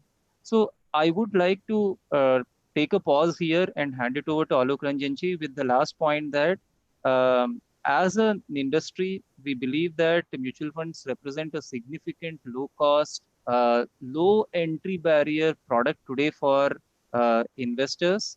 And I would urge each of you in the call to visit any one of the 25 locations where in Uttar Pradesh, where CAMS has an office, and spend time understanding what kind of services are offered, what kind of investments are available through mutual funds. Or you can go to our website or our mobile app and understand the kind of self-service digital transaction options that are available today. With that, Alok Ranjanji, I'll hand over back to you. Thank you. Thank you, Mr. Srikanth. Thank you. That was an absolutely wonderful presentation. You brought to light how this nascent financial product of mutual funds, how it has really caught on. And especially, I was surprised to see that the CAGR in UP is higher than what it is in all India. That means people in UP, I would not have expected it. उससे ज़्यादा लोग इसमें शामिल हो रहे हैं mutual fund के उसमें और कर रहे हैं, especially SIP मोड में. I think this is very, very heartening. हमारे पास we have about 4 to 5 minutes for questions. पहला सवाल मैं ही पूछ लेता हूं जो मेरे दिमाग में है, वो है ये है कि ये जो कोरोना का समय है, इसमें हम भी म्यूचुअल फंड इन्वेस्टर हैं, तो हम लोग के सामने ये बात आती है, मेरे ख्याल जितने और लोग भी होंगे सोच रहे होंगे. एक सवाल उठता है कि इस म्यूचुअल फंड के बारे में जो लोग हम लोग, एक तो होल्डिंग है हमारे पास, इस होल्डिंग के बारे में क्या करना चाहिए, क्योंकि शुरू में इसका काफी डाउन हुआ जो वैल्यू थी म्यूचुअल फंड की, अब तो फिर बढ़ गई है. It is come back to its almost the original level. It is come back. तो क्या सही पॉलिसी है, होल्ड ऑन करना चाहिए कि डिस्पोज ऑफ करना चाहिए या रीएलोकेट करना चाहिए, और रीएलोकेट करना चाहिए तो क्या दिमाग में रख के करना चाहिए? That is one. And secondly, अगर हम कोई और इन्वेस्टमेंट इस समय करें तो SIP मोड को फॉलो करना चाहिए या क्यूमुलेटिव वाला करना चाहिए? आई थिंक राजीव गांधी है, श्रीकांत जी, whoever wants to take up. Shrikant ji, you like to start with some answer on this, and then Rajiv ji. Certainly, Alok Ranjanji. Can you hear me? Yeah, I can. Yes. Okay. I think सबको याद ये रखना चाहिए कि mutual funds are long-term investments, and therefore over a period of a decade or so, you will get to see the benefits of staying the course in mutual funds. इसीलिए जो 1-2 साल में उलट पलट या उछाल जो दिखता है, I don't think anyone should be perturbed by it and should stick to the asset allocation and should always consult your financial advisor on the right strategy to continue in mutual fund investments. This is what we, of course, we don't advise investors. That is not the role that we play as an RTA, but this is what every one of the AMCs advises the investors, which is for make sure that you consult your advisor and remember that you have to be in the markets for the long term to reap the benefits of investments in mutual funds. Do not look at short-term ups and downs. Instead, focus on the long-term wealth creation for yourself and your family. Right. Thank you. Rajiv ji, do you think SIP is a better mode, or do you think cumulative investment should be made at one go? And second question is, how do you view mutual funds vis-a-vis fixed deposits, especially in this time of Corona?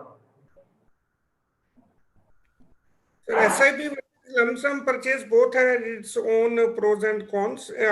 For long term, SIP is the better way, but lump sum can also be exercised if this market is too down. If we feel like in the beginning of Corona in March, market gone very down around 30-35% from the peak level. That at that time, lump sum purchases are very good. If you have money, so one should buy. And but ultimately, SIP is the better thing that averages your returns in a better way, because it is very easy to say now after we are doing a post-mortem market gone down or up, because at that time when I'm going to invest, no one knows what will be the market tomorrow. Markets are global, and the global geopolitical factors and a lot of things these days is COVID, economy, then your situation with the China and all major things. You don't know what will happen. If I have a spare money, and first I have to think, if my personal money, I will see what is my next best opportunity to invest. If I have 10 lakhs to spare today, if not mutual fund, what next? What I should do? What is the other alternative with me to invest that? And what will be the safety in that? What will be expected rate of return that? If I find that next alternative can give me something better than mutual fund, I will go for that. But in these days, I don't think so is anything. Rest depend upon your risk appetite and depend upon your holding capacity, how long you can hold. Thank you, Rajesh. Systematic Thank you. investment way is the better way in the long run. Thank you. Now, amongst the participants, if somebody wants to raise a question, कोई भी कोई सवाल पूछना चाहे participant में से, किसी भी पैनलिस्ट से, वो या इन जनरल पूछना चाहे, मैं रिक्वेस्ट करूंगा किसी पैनलिस्ट से जवाब देने के लिए. Please, anybody would like to ask some question?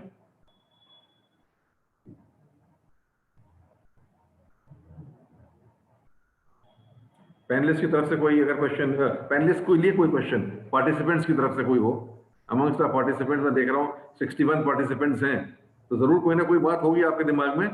Please, if you have something in mind, do ask. All the 4 panellists, top most people are here with you. I see one question on the Q&A box from Mr. Surinder is about just a moment, I'm reading. Can we invite students in our investor awareness programs? Okay. So he's from Chandigarh, Mr. Surinder Verma ji. तो GP Garg साहब, मैं चाहूंगा कि GP Garg साहब इसको बताएं लोगों को.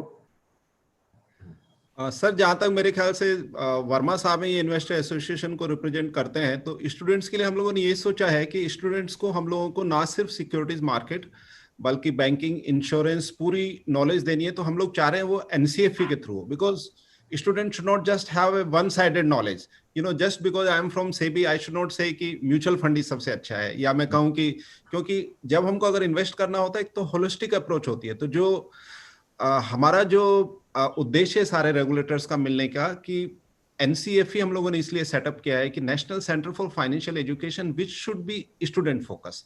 तो इसलिए हमने इन्वेस्टर एसोसिएशन को बोला है कि जो ऑलरेडी जॉब्स में है या जो ऑलरेडी मैच्योर लोग हैं, उनको इन्वेस्टर एसोसिएशन प्रोग्राम करें, और जो एसोसिएशंस हैं वो जो एनसीएफई वो स्टूडेंट्स के प्रोग्राम और एसोसिएशन इन्वेस्टर्स के प्रोग्राम. फिर भी ये इन्होंने अगर पूछा है तो इसके ऊपर विचार किया जा सकता है, हमें बताएं, क्योंकि अब जैसे ये वर्ल्ड इन्वेस्टर्स वीक है, अगर वो कोई अच्छा प्रोग्राम या लेके आए तो वो है. अदरवाइज जैसे वो चंडीगढ़ से हैं, तो चंडीगढ़ का जो हमारा सेबी ऑफिस है वो भी हमेशा स्टूडेंट्स को वेलकम करता है. कभी भी स्टूडेंट्स वहाँ पे आकर के सेशन लें, हमारे जो भी वहाँ के रीजनल मैनेजर हैं या जो ऑफिसर इंचार्ज हैं वो उनका अवश्य स्वागत करेंगे. और हम तो चाहते हैं, इनफैक्ट शायद सेबी एक ऐसा रेगुलेटर है जो कि हम लोग चाहते हैं कि ज्यादा से ज्यादा लोग आए, ज्यादा से ज्यादा लोग जुड़े, हमारे ऑफिस को विजिट करें. मैं आपको बहुत एक छोटा सा अपना उदाहरण देता हूं. जब मैं अपने कॉलेज में पढ़ता था जयपुर में 1982-83 में, तो आरबीआई की एक बहुत खूबसूरत बिल्डिंग है जयपुर के अंदर. अगर कोई गए हैं तो मुझे अक्सर लगता था कि मुझे आरबीआई के ऑफिस जाके देखना चाहिए काम कैसे करते हैं. एंड ऑनेस्टली जब मैं सेबी में आया तो मैंने यही कोशिश की कि हम भी स्टूडेंट्स को सेबी ऑफिस में बुलाएं, वो डीमिस्टिफाई हो, उनको पता लगे कि भाई रेगुलेटर काम कैसा करता है, हमारा रोल क्या है. हम लोग, क्योंकि हमारी जो संस्था है उसको जितने स्टूडेंट्स ज्यादा आएंगे उतना ही वो हमारे देश के लिए अवेयरनेस के लिए होगा. तो मैं चाहूंगा स्टूडेंट्स ज्यादा से ज्यादा जुड़े और हमको लिखें. हम चाहेंगे कि उनके लिए जितने प्रोग्राम कर सकते हैं हम सर को, हमें बहुत ही खुशी होगी सर. थैंक यू गर्ग साहब. अब मैं देख रहा हूँ कि किसी ने ये प्रश्न पूछा है कि शिक्षा अधूरी है तो क्या किया जाए. शिक्षा अधूरी से मेरे ख्याल इनका मतलब ये होगा कि फाइनेंशियल लिटरेसी अभी पूरी तरीके से नहीं हो पाई है, या जो भी शिक्षा है वो बिना फाइनेंशियल लिटरेसी के शायद अधूरी रह जाती है। आई थिंक इस पॉइंट को तो सभी पैनलिस्ट के सामने रखा ही है कि फाइनेंशियल लिटरेसी या फाइनेंशियल एजुकेशन जो है वो बहुत बहुत आवश्यक है। एंड आई थिंक टाइम खत्म हो रहा है, और वन लास्ट क्वेश्चन हमें डिजिटल पेमेंट्स के बारे में पूछना चाहूंगा कुणाल साहब से कि क्या व्हाट परसेंटेज ऑफ पेमेंट्स इस समय डिजिटल हो रहे हैं हमारी इकोनॉमी में, and what is cash payments, और क्या इसमें रूरल अर्बन कुछ बायस है, डिफरेंस है, या जेंडर का फर्क है? या जेंडर में तो आपने बताया कि women are using digital payments more and more, but क्या ऐसा कोई डिस्टिंक्शन है, और कितना ये ग्रोथ क्या हो रही है इसके डिजिटल पेमेंट्स की? सर अभी जो आंकड़े और नंबर्स हमारे पास है उसके हिसाब से 9 से 10% पेमेंट्स हो रहे हैं उसमें। जैसे आप ग्रोथ देख रहे हैं, जैसे यूपीआई की ग्रोथ देख रहे हैं, मंथ ऑन मंथ लास्ट 4 महीने से एटलीस्ट 12% ग्रोथ आ रही है पर मंथ। अक्टूबर के मंथ में ही हम 200 करोड़ ट्रांजैक्शंस 2 बिलियन का फिगर पार कर चुके हैं। सो ग्रोथ हेल्दी है, बट जैसे जैसे पेमेंट्स डिजिटलाइज हो रहे हैं हम देख रहे हैं कि उसकी जो टिकट साइज है वो छोटी होती जा रही है, क्योंकि सुविधा इतनी ज्यादा हो गई है तो कस्टमर उसको बांट रहा है। तो इसके हिसाब से आंकड़ा लगाना बहुत मुश्किल है कि कितना परसेंटेज कवरेज है, बिकॉज जैसे जैसे बढ़ता जा रहा है तो लगता है जैसे पाई भी बढ़ता जा रहा है। तो that is a bit of a challenge there. Balance में देखा जाए तो आई थिंक कुछ सेगमेंट्स हैं जहाँ पे विमेन का काफी अच्छा रिप्रेजेंटेशन है, जैसे पीएमजेडीवाई जनधन योजना में भी अच्छा रिप्रेजेंटेशन है। Transactions in the north east उसमें हम देखते हैं कि काफी अच्छा रिप्रेजेंटेशन है वुमेन सेगमेंट का। इनफैक्ट आई थिंक कुछ स्कीम्स में, जो डीबीटी स्कीम्स में विड्रॉवल्स हैं, कुछ छोटे स्टार्टअप्स हैं जो इस सेगमेंट में काम कर रहे हैं, उसमें भी हम देख रहे हैं कि विमेन लीडरशिप काफी स्ट्रांगली आगे आ रही है। Thank you, Kunalji. And I think we have now come to the end of our session. The time, I'll just take 1 minute to sum up. Let me thank all the panelists, Mr. G.P. Garg, Mr. Rajiv Garg, Mr. Kunal Kalwatia, Mr. Srikanth, for their excellent presentations, and they have put forward their views. बहुत अच्छा लगा, participants ने इसको जरूर enjoy किया होगा। मूल बात मुझे इतनी समझ में आई, सभी की बात से समझ में आया कि फाइनेंशियल इंक्लूजन के लिए फाइनेंशियल लिटरेसी और फाइनेंशियल एजुकेशन बहुत ही आवश्यक है, बहुत ज्यादा आवश्यक है। और उसके लिए ये सभी ने कहा कि इसको स्कूल करिकुलम में भी जोड़ना चाहिए, किसी ने कहा इसको मैंडेटरी भी करना चाहिए। तो मुझे ये बात बड़ी स्पष्ट हो रही है कि अगर आपको अपनी लाइफ प्रॉपर्ली लिव करनी है, अपने मनी को प्रॉपर्ली मैनेज करना है, या जैसा गर्ग साहब ने कहा कि अपनी रिटायरमेंट के लिए अभी से प्लान करना है, तो उसके लिए बहुत आवश्यक है कि आपको कुछ नॉलेज तो होनी चाहिए कि फाइनेंशियल मार्केट कैसे बिहेव करती है, क्या क्या इंस्ट्रूमेंट्स वहाँ अवेलेबल हैं, कैसे उनका हम उपयोग कर सकते हैं, और अपने अपने बेटरमेंट के लिए कैसा उसका फायदा उठा सकते हैं। डिजिटल मनी का हम उपयोग करें, कितना अधिक, कितना म्यूचुअल फंड्स में जाएं या ना जाएं, कितना स्टॉक मार्केट में जाएं, क्या करें, या कितना बैंक्स के हम उपयोग में ला सकते हैं, या क्या इंश्योरेंस प्रोडक्ट्स को यूज कर सकते हैं।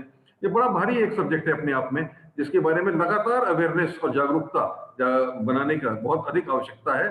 और मैं समझता हूँ वो बहुत अच्छा काम कर रहा है इस तरीके के सेमिनार और वेबिनार करके। मैं बधाई दूंगा प्रवीण द्विवेदी जी को भी और सभी पैनलिस्ट को। प्लीज इसको आगे बढ़ाइए, इस फाइनेंशियल लिटरेसी और फाइनेंशियल अवेयरनेस के प्रोग्राम को। I am sure with this आप इस स्टेज पे आएंगे कि जो फाइनेंशियल इंक्लूजन जो बढ़ेगा, तो जो आपका मेन मुद्दा है inclusion for prosperity, that will also be achieved, because economic development and economic growth is directly connected, directly in proportion to the amount of financial literacy and financial awareness that you can generate. Thank you very much once again. Thank you all the panelists. Thank you, Praveen ji. And with that, we come to the end of this session. Thank you. Thank you, sir. Thank you very much. I think it's been a very, very insightful discussions, and we would request all the panelists to, if they can stay back for another 10-20 minutes. We have our validity session, and we also have as I said, that NPCI is a partner, and also CAMPS is a partner. Similarly, for knowledge partner, we have Lucknow Management Association and Laghu Udyog Bharati, which is an industry body, pan India national industry body. उसके हमारे पूर्व अध्यक्ष national president Shri OP Mittal ji, chartered accountant, वो भी जुड़ गए हैं। और also Shri AK Mathur ji, who is the Vice President for Lucknow Management Association. He is there to conduct the proceedings for the validatory session.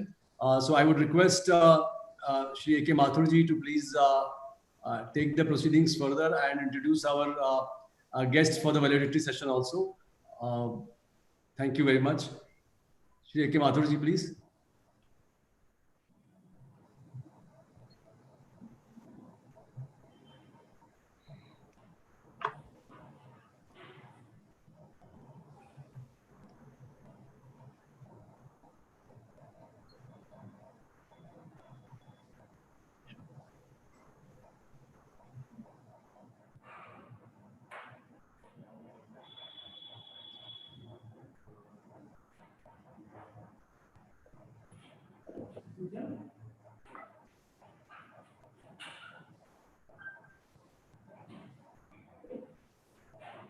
Mathur साहब का कनेक्शन नहीं हो रहा शायद.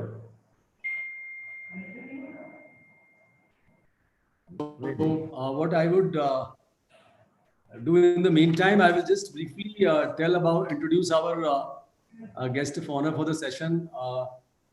We are also expecting our chief guest, who's Shri Navneet Saigal ji. He was in a meeting and he was very keen. He was saying he will join. But meantime, I would just give a brief introduction about our guest of honor, Chartered Accountant Shri Om Prakash Mittal ji, who has connected to this valedictory session from Jaipur. बहुत बहुत स्वागत है sir आपका. और धन्यवाद. नमस्कार सभी को. बहुत ही इंडस्ट्रियल मैनेजमेंट कंसल्टेंसी में, टैक्स एडवाइजरी में और policy making with respect to MSME आपका बहुत बड़ा अनुभव है. और आपका ये आप Rajasthan state budget advisory committee में भी रहे हैं. Also pre budget meeting honourable finance minister की, उसमें भी इन्होंने लघु उद्योग भारती को चेयर किया है. और member of advisory group of law review committee भी रहे हैं आप GST council under ministry of finance में. और आपने आपका बहुत ही इलस्ट्रियस कैरियर है, very long. I think CV is wonderful to have him here. He is currently his organization is AO Mittal and Associates, and as a practicing chartered accountant firm. Also, he has worked with Nagar Agrotech Limited earlier in his career. So, I would now request Shri Mittal ji कि आपके जो भी हमारे विषय के बारे में आपके विचारों से हम सब चाहेंगे कि आप जरूर हम सबको अवगत कराएं. जयपुर से आप राजस्थान से जुड़े हुए हैं, तो आपका जो अनुभव है उससे आपको जो हमारा आज का विषय है, समावेशी समृद्धि को कैसे साकार करें, और जो वित्तीय साक्षरता की हम बात कर रहे हैं, और आज चार्टर्ड अकाउंटेंट्स का बहुत बड़ा रोल होता है उसमें, तो मैं अवश्य चाहूंगा कि आप इसके बारे में हम लोग को थोड़ा अपने विचारों से अवगत कराएं. ओवर टू श्री मित्तल जी. नमस्कार. आवाज आ रहा है ना मेरा? हेलो, नमस्कार. आवाज आ रही है आपकी? ठीक है ना. नमस्कार. मैं एवोक के द्वारा जो ये आज कार्यक्रम आयोजन किया गया है, इंडिया फाइनेंस लिटरेसी कॉन्क्लेव, उसमें उपस्थित सभी पैनलिस्ट और ये कार्यक्रम के आयोजक करने वाले मिस्टर द्विवेदी जी और अन्य सभी लोगों का मैं हार्दिक स्वागत करता हूं. सबसे पहले मैं आप सबको धन्यवाद देता हूं कि आपने इस कार्यक्रम के नाते मुझे इस कार्यक्रम में पार्टिसिपेशन करने के लिए आमंत्रित किया. ये जो विषय आज का है, इंडिया फाइनेंशियल लिटरेसी कॉन्क्लेव और फाइनेंशियल इंक्लूजन, वास्तव में भारत का विकास जो है वो सब दृष्टिकोण से, जो भारत की पॉपुलेशन आज की जो इस प्रकार से है, जहां 40 से 45% पीपल जो है आज भी बिलो पॉवर्टी लाइन बिलोंग करते हैं. ऐसी स्थिति में भारत के अंदर सबसे पहले तो मैं ये आशा करता हूं कि इस समय जो भारत का विकास होना चाहिए वो सब डिसेंट्रलाइज ऑफ इकोनॉमी हो. अभी इस कोविड-19 के पीरियड के अंदर ही अपने को सबको अनुभव आया होगा कि बड़े शहरों में कुछ विकास की प्रक्रिया ज्यादा रही, कुछ मेट्रोपॉलिटन सिटीज और कुछ बड़े केंद्र स्थान ऐसे रहे जहां इंडस्ट्रियल ग्रोथ भी रही, फाइनेंशियल ग्रोथ वहां काफी रही, लेकिन सब इतना कंजस्टेड हो गया कि देश के अंदर इकोनॉमी के अंदर काफी बड़ा इफेक्ट आया. जबकि भारत आज भी माइक्रो स्मॉल इंडस्ट्रीज के रूप में और एग्रीकल्चर के रूप में काफी बड़ा सेक्टर्स जो है वो इसमें बिलोंग करता है. पिछले कई सालों से सर्विस इंडस्ट्रीज और सर्विस सेक्टर ने काफी ग्रोथ किया है, लेकिन फिर भी जो भारत की लिटरेसी आज की डेट में है और जिस प्रकार से हम लोगों को इसका अनुभव नीचे ग्राउंड लेवल पे प्राप्त होता है, उसको देखते हुए एक तो सस्टेनेबल ग्रोथ हो, जितना वर्क किया जाए उसमें लोगों को लॉन्ग टर्म के लिए ग्रोथ अपॉर्चुनिटी मिले. और जो मैं एक पुराना अनुभव बताया करता हूं रोज मेरे प्रैक्टिकल अनुभव के आधार पे, कि भारत आज 2000 वर्ष पूर्व विश्व इकोनॉमिक में 34% हिस्सा था. जो 1/3 हिस्सा अगर कहीं देखा जाए तो विश्व इकोनॉमिक में भारत का था. भारत केवल सोने का आयात करता था और बाकी सारी चीजें विश्व के अंदर एक्सपोर्ट होती थी. भारत ऐसी कोई चीज नहीं थी जिसका सिवाय सोने के अलावा कोई आयात करता था। लेकिन आज इसी वही वो किस कारण था? वो बेसिकली माइक्रो स्मॉल इंडस्ट्रीज, हर गांव अपने आप में इंडिपेंडेंट था, और हर गांव इंडिपेंडेंट होने के कारण सबका विकास एक साथ होता था। आज मोदी जी इस कई सालों के बाद में इसको ला रहे थे, सबका साथ, सबका विकास और सबका विश्वास। पर यह चीज हमारे यहाँ बहुत पहले से थी। हर गांव अपना इंडिपेंडेंट था। एक गांव के अंदर सुनार भी होता था, लोहार भी होता था, सुथार भी होता था, किसान भी होता था, तो एग्रीकल्चर इंप्लीमेंट्स वही बनता था, बुनकर भी हुआ करते थे, जो एग्रो बेस्ड प्रोड्यूस आता था उसका सारा अपना कार्यक्रम वही होता था, और उनको मार्केट की अवेलेबिलिटी की आवश्यकता नहीं है। एक गांव की हर चीज की अपनी पकड़ होती थी और वही का वही अवेलेबिलिटी होती थी। तो ये एक अपने आप में आत्मनिर्भर भारत का एक स्वरूप था, और उनके भारत में हुनर की कमी कभी नहीं रही, आज तक कभी भी टेक्नोलॉजिकली की कमी भी नहीं रही, और हमेशा भारत ने उसका विकास किया। दुर्भाग्यवश अपने कालवश इस प्रकार से कई प्रकार के आक्रमण हुए। पहले मुगलों का आक्रमण हुआ, मुसलमान का आक्रमण हुआ, फिर बाद में अंग्रेजों का शासन था, और भारत के अंदर जो इकोनॉमिक ग्रोथ था उसको किसी न किसी प्रकार से नष्ट किया गया।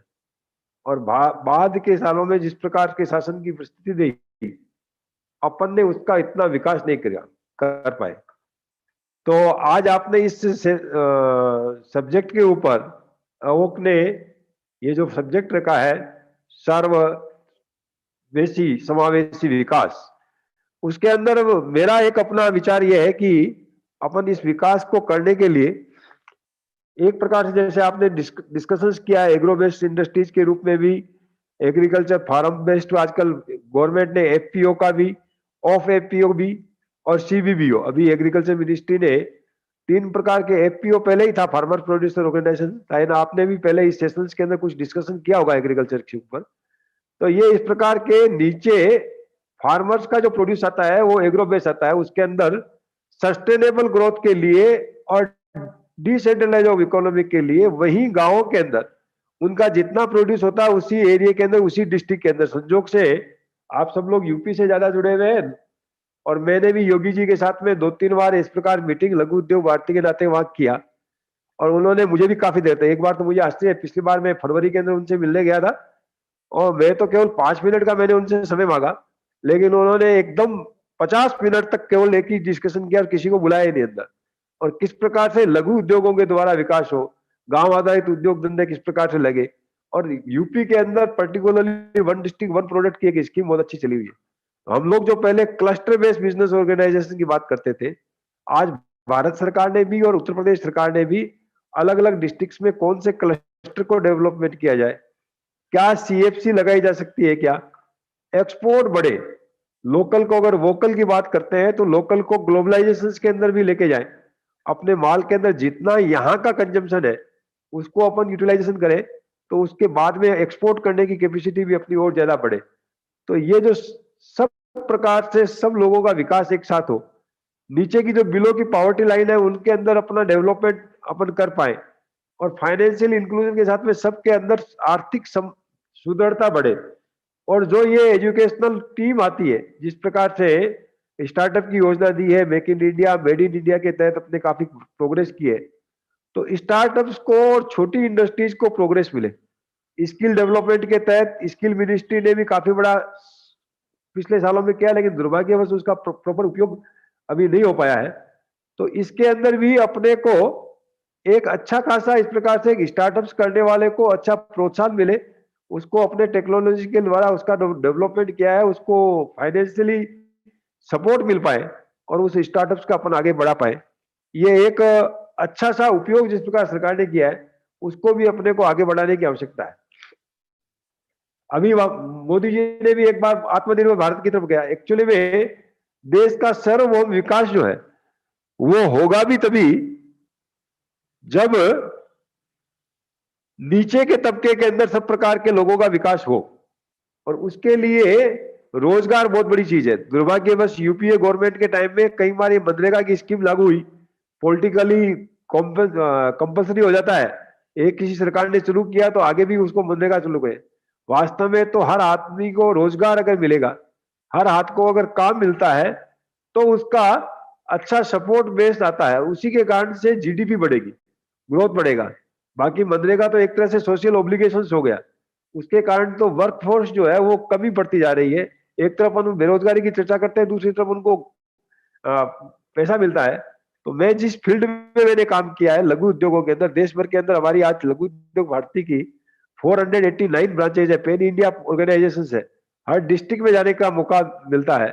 वहां का ग्राउंड लेवल जो कहता है वो ये कहता है कि हर व्यक्ति के हाथ में हुनर का उपयोग और टेक्नोलॉजी का उपयोग होकर के उसको रोजगार के रोजगार केवल मिल सकता है माइक्रो स्मॉल और मीडियम इंडस्ट्रीज के द्वारा। आज मैन्युफैक्चरिंग सेक्टर का लगातार घट रहा है।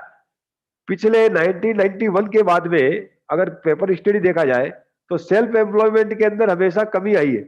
स्वरोजगार अगर जो है स्वरोजगार की भावना हो और स्वरोजगार की भावना के अंदर सेल्फ एम्प्लॉयमेंट बढ़ता है तो इकोनॉमिक ग्रोथ अच्छा होगा।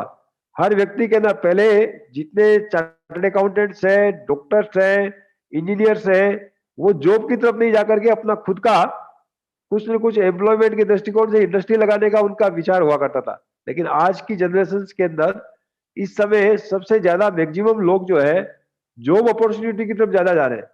वास्तविकता में है कि फाइनेंशियल इंक्लूजन सबका विकास इस प्रकार से हो सकता है कि हर व्यक्ति के पास में एक सेल्फ एम्प्लॉयमेंट के नाते फैक्ट्री का उत्पादन की प्रक्रिया में लगे, और उत्पादन की प्रक्रिया से लगने से इसी प्रकार से अगर ये उत्पादन की प्रक्रिया में लगते हैं, यहाँ का रॉ मटेरियल और यहाँ का माइनिंग प्रोसेस जो है उसका वैल्यू एडिशन जितना हो सके वो यही हो। उसके जितने इंटरमीडिएट प्रोडक्ट है, टेक्नोलॉजी का हम इंपोर्ट कर सकते हैं, कुछ चीज यहाँ बिल्कुल अवेलेबिलिटी नहीं है उसका कुछ समय टेम्परेरी इंपोर्ट कर सकते हैं, लेकिन यहाँ के आदमी के मैन्युफैक्चरिंग की क्वालिटी अच्छी हो और मैन्युफैक्चरिंग एक्टिविटी बढ़े और हम लोकल को वोकल करते हुए आगे ग्लोबलाइजेशन की तरफ आगे बढ़े और एक्सपोर्ट प्रमोशन हमारा करें। सरकार की तरफ से इस प्रकार की स्कीम्स आए जिससे हमें आगे पहले सब्सिडी नहीं होना चाहिए लेकिन इंसेंटिव जरूर रहना चाहिए, जिससे लोगों के अंदर इंडस्ट्रीज लगाने की पुनर्वृत्ति हो। एक बार सभी लोग पुनः उसके ऊपर विचार करके एक इंडस्ट्रियल ग्रोथ कर पाए, तब जाकर के देश के अंदर जो ये रोजगार का सृजन है और सेल्फ एम्प्लॉयमेंट बढ़ेगा, और सेल्फ एम्प्लॉयमेंट बढ़ेगा, मैन्युफैक्चरिंग एक्टिविटी बढ़ेगी, सर्विस इंडस्ट्रीज बढ़ेगी, यहाँ के लोगों के अंदर उसकी क्वालिटी का बारे में ज्ञान होगा, तब जाकर के हम लोगों का सबका साथ सबका विकास की चर्चा हम इस प्रकार से कर सकते हैं। और फाइनेंशियली उनको सुदृढ़ करने के लिए ये एक तरीका होता है। बाकी जितना ये मनरेगा और इस प्रकार की स्कीम्स आई है तो बॉटम पॉपुलेशंस को उठाना और उसके साथ में सबके विकास की तरफ चर्चा करना, ये एक विकास के दृष्टिकोण से बहुत बड़ा। इसी प्रकार से अपने यहाँ वुमेन एम्पावरमेंट है, वुमेन जितनी 50% पॉपुलेशन है उनके अंदर भी एक अच्छी जागरूकता आनी चाहिए। पहले भी पुराने काल में भी इसी प्रकार से हर व्यक्ति के पास में काम में वुमेन भी अपने घर के अंदर खूब इस प्रकार के काम करती थी, जिसका हमारे पास में एक वुमेन लघु उद्योग भारती में वुमेन सेल अलग रखते हैं। लेकिन तो मेरा एक तो वीडियो नहीं आ रहा। एक मिनट डिस्टर्बेंस हो रहा है बीच में। कैसे करते हैं वीडियो का वही नहीं है, साइन ही नहीं आ रहा। मेरी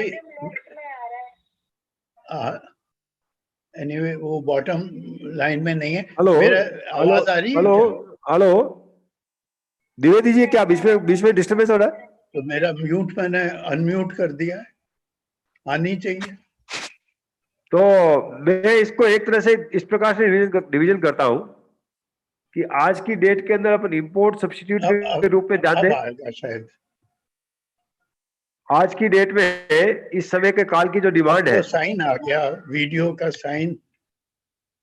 एक मिनट, ये आवाज आ रही, बीच में डिस्टर्बेंस हो रहा है। हेलो, अभी इस प्रकार से जो कोविड-19 की सिचुएशन हुई, कोविड-19 की सिचुएशन में भारत की स्थिति काफी मजबूत, हमारे माननीय प्रधानमंत्री जी के नेतृत्व में विश्व के अंदर भारत की प्रतिष्ठा खूब बढ़ी है और चाइना की जो स्थिति है वो काफी डाउन रही है। ऐसी स्थिति के अंदर इस समय इस चुनौती को अपन अवसर के रूप में कन्वर्ट कर सके, चैलेंज को मानते हुए अगर अपन इंपोर्ट सब्स्टिट्यूट भारत में निर्माण कर सके, इंपोर्ट सब्स्टिट्यूट के रूप में आने वाले चैलेंज को अपन स्वीकार करते हुए ऐसे ऐसे जो इंपोर्ट जिसकी बहुत ज्यादा लग्जरी आइटम्स है, उसकी आवश्यकता नहीं है, उसको बैनिंग किया जा सकता है। भारत सरकार को विशेष प्रकार से कुछ सजेशन दे सकते हैं, जिसके अंदर कुछ आइटम्स के ऊपर इंपोर्ट ड्यूटी को बढ़ाना जा सकता है, कुछ जगह एंटी डंपिंग ड्यूटी लगाई जा सकती है, कई जगह ऐसे प्रावधान किए जाएं जिससे भारत के अंदर लोगों को अच्छा निर्माण कार्य के अंदर प्रोत्साहन मिल सके और अपन इंपोर्ट करने के बजाय यहाँ उसका निर्माण करें। कुछ सीएफसी के सेंटर्स बने, कुछ क्लस्टर डेवलपमेंट हो, ताकि इंडस्ट्रीज उसमें और ज्यादा ग्रोथ कर सके। इसी प्रकार से एक्सपोर्ट बढ़ाने के लिए जहां हम इंडस्ट्री से रिक्वेस्ट करते हैं कि वो क्वालिटी का मैनेजमेंट और क्वालिटी कंट्रोल करे, तो एक्सपोर्ट प्रमोशनल स्कीम्स भी कई प्रकार से डेवलपमेंट हो। और तीसरा मेरा सबमिशन इस प्रकार से रहता है कि जहां जिस जगह रॉ मेटेरियल पैदा होता है उसका वैल्यू चेन वहीं मिल जाए, इंटरमीडिएट प्रोडक्ट अपन उसको वहां निर्माण कर सके और उन सब के लिए एक सुविधा सेंटर और मार्केटिंग की अवेलेबिलिटी इस प्रकार से दे सके। हम कई बार लघु उद्योग भारती में जैसे फेयर एग्जीबिशंस वगैरह, वर्चुअल एग्जीबिशंस वगैरह लगाते हैं, तो उसके द्वारा मार्केटिंग अरेंजमेंट हो सकता है। तो इस प्रकार का रहता है। फाइनेंशियली उनको सहयोग भी कई प्रकार से मिलता है। इस समय कोविड के पीरियड के अंदर जो ये 20% एलसीसी की जो स्कीम आई, इमरजेंसी क्रेडिट लिंक स्कीम, वो काफी अच्छा बेनिफिट्स अभी इस समय फाइनेंशियली इंडस्ट्रीज को दिया है और ये टेम्परेरी एक बार व्यवस्था होने के कारण आप ही ग्रोथ भी हुआ है। तो आज की दृष्टिकोण से सबसे बड़ा यही कहा जा सकता है, इंपोर्ट के ऊपर अपन कंट्रोल करें, एक्सपोर्ट बढ़ाएं, लोकल की डिमांड को अपन यही पूरा कर सके। जिस प्रकार के एग्रीकल्चर प्रोड्यूस है उसको भी दूसरे टेक्निकल आइटम्स वगैरह बढ़ा सके। अपने इंडस्ट्रीज के अंदर यहाँ के लोगों का हुनर खूब अच्छा है, उसके ऊपर भी अपन डेवलपमेंट कर सके, एक्सपोर्ट बढ़ा सके और जितना रॉ मटेरियल और माइनिंग प्रोसेस अपने भारत में होता है उसका वैल्यू चेन अपन यही दे सके, इंटरमीडिएट प्रोडक्ट्स का निर्माण अपन यही कर सके और टेक्नोलॉजी का डेवलपमेंट धीरे धीरे अपन कर पाए, तो एक बहुत बढ़िया अच्छा होगा। इससे देश का सबका साथ सबका विकास मिलेगा और अपन देश का विकास कर पाएंगे, जीडीपी का ग्रोथ होगा, लोगों के अंदर फाइनेंशियल लिटरेसी बढ़ेगी। धन्यवाद सबको, बार बार सभी का मेरा आपने जो बोला है। धन्यवाद मित्तल जी, आपने बहुत ही कम शब्दों में आई थिंक सभी पहलुओं पर देश के विकास के और वित्तीय साक्षरता और समावेशी समृद्धि के सभी पहलुओं को आपने टच कर लिया इतने short. Of course this requires a longer session. बहुत बहुत धन्यवाद आपका। अब मैं हमारे श्री आई थिंक आलू रंजन जी को भी मुझे लगता है उनको भी जाना था कहीं पर। So now I would request our senior most panelist here, Shri GP Garg ji, to do a formal closing of this conclave with his words on this conclave theme and topics. So I would request you to do the formal closing and with the final comments. Actually, you have organized such a wonderful program that such programs should continue. They should not close, frankly. So I was so impressed. I was so impressed with the panelists and the kind of information and the wealth of knowledge they brought. And I went through the kind of program you had for 2 days, and I can tell you I'm highly impressed. And I want to congratulate Mr. Dwivedi, you and your team, to put this kind of programs in such a short time, and when you have such nice speakers from across the country. So it's a matter of proud, and I want to say that please do such program as frequently as possible. जितना आप ज़्यादा programme करेंगे, जितनी awareness करेंगे, लोगों को इन subjects की उतनी ही नॉलेज होगी। तो सारे पैनलिस्ट को धन्यवाद देना चाहेंगे। मित्तल साहब आए हैं, आपकी जो पूरी आईटी टीम है उन सबको बहुत बहुत धन्यवाद। और मैं आशा करता हूं कि फ्यूचर में भी आप इसी तरह, इसी कहना चाहिए निष्ठा से, इसी शिद्दत से काम करेंगे और हमको बार बार इस तरह के प्रोग्राम में इनवाइट करेंगे। और सारे स्टूडेंट्स या जो सब लोग इस प्रोग्राम से जुड़े हुए हैं उनका भी बहुत बहुत धन्यवाद। Very good evening to everyone. Thank you, sir. Thank you very much. I think it's been really wonderful having you with us. आपने जो शब्द कहे हमारे लिए बहुत ही प्रेरणा स्रोत है। मैं समझता हूँ कि हम लोग जिस तरह से पैशनेटली पूरी टीम एवोक इंडिया फाउंडेशन की, और जितना सहयोग हमको सेवी से भी मिलता है इस कार्य में, हमें लोगों से जुड़ने में, वित्तीय साक्षरता में और निवेशक जागरूकता में, हमें लगता है कि वो आगे मिलता रहेगा और हम पूरी लगन से, मेहनत से और पैशन के साथ जुटे रहेंगे। और अंत में मैं एक बार पुनः आपका हार्दिक धन्यवाद करता हूं और हमारे guest of honour Shri Om Prakash Mittal जी का हृदय से धन्यवाद कि आप आज जुड़े। श्री जनक जी जो स्टेट प्रेसिडेंट है, जनक राज जी, वो भी जुड़े हुए हैं इस कार्यक्रम में नोएडा से। और of course Shri Kunal Kalawatia ji from NPCI, who has been our partner and very, very helpful. I think that is a very, very integral part of financial literacy. Shri Rajiv Garg ji, who has been very supportive of our initiative from BSc for coming and joining this session. So thank you very much to all the panelists and all the participants, last but not the least, and also to all my team members and everyone in the partners. From CAMS, NCDX, BSc, Kotak Securities, SIDBI, Lucknow Management Association, NPCI, Laghu Udyog Bharati and Indian Industry Association, मैं सभी का हृदय से धन्यवाद करता हूँ। और एक बार पुनः दोबारा से जल्द मिलने की इच्छा के साथ आज के इस कार्यक्रम का हम फॉर्मल औपचारिक रूप से अंत करते हैं। बहुत बहुत धन्यवाद। Thank you very much. नमस्कार सभी को। धन्यवाद। Thank you. Thank you.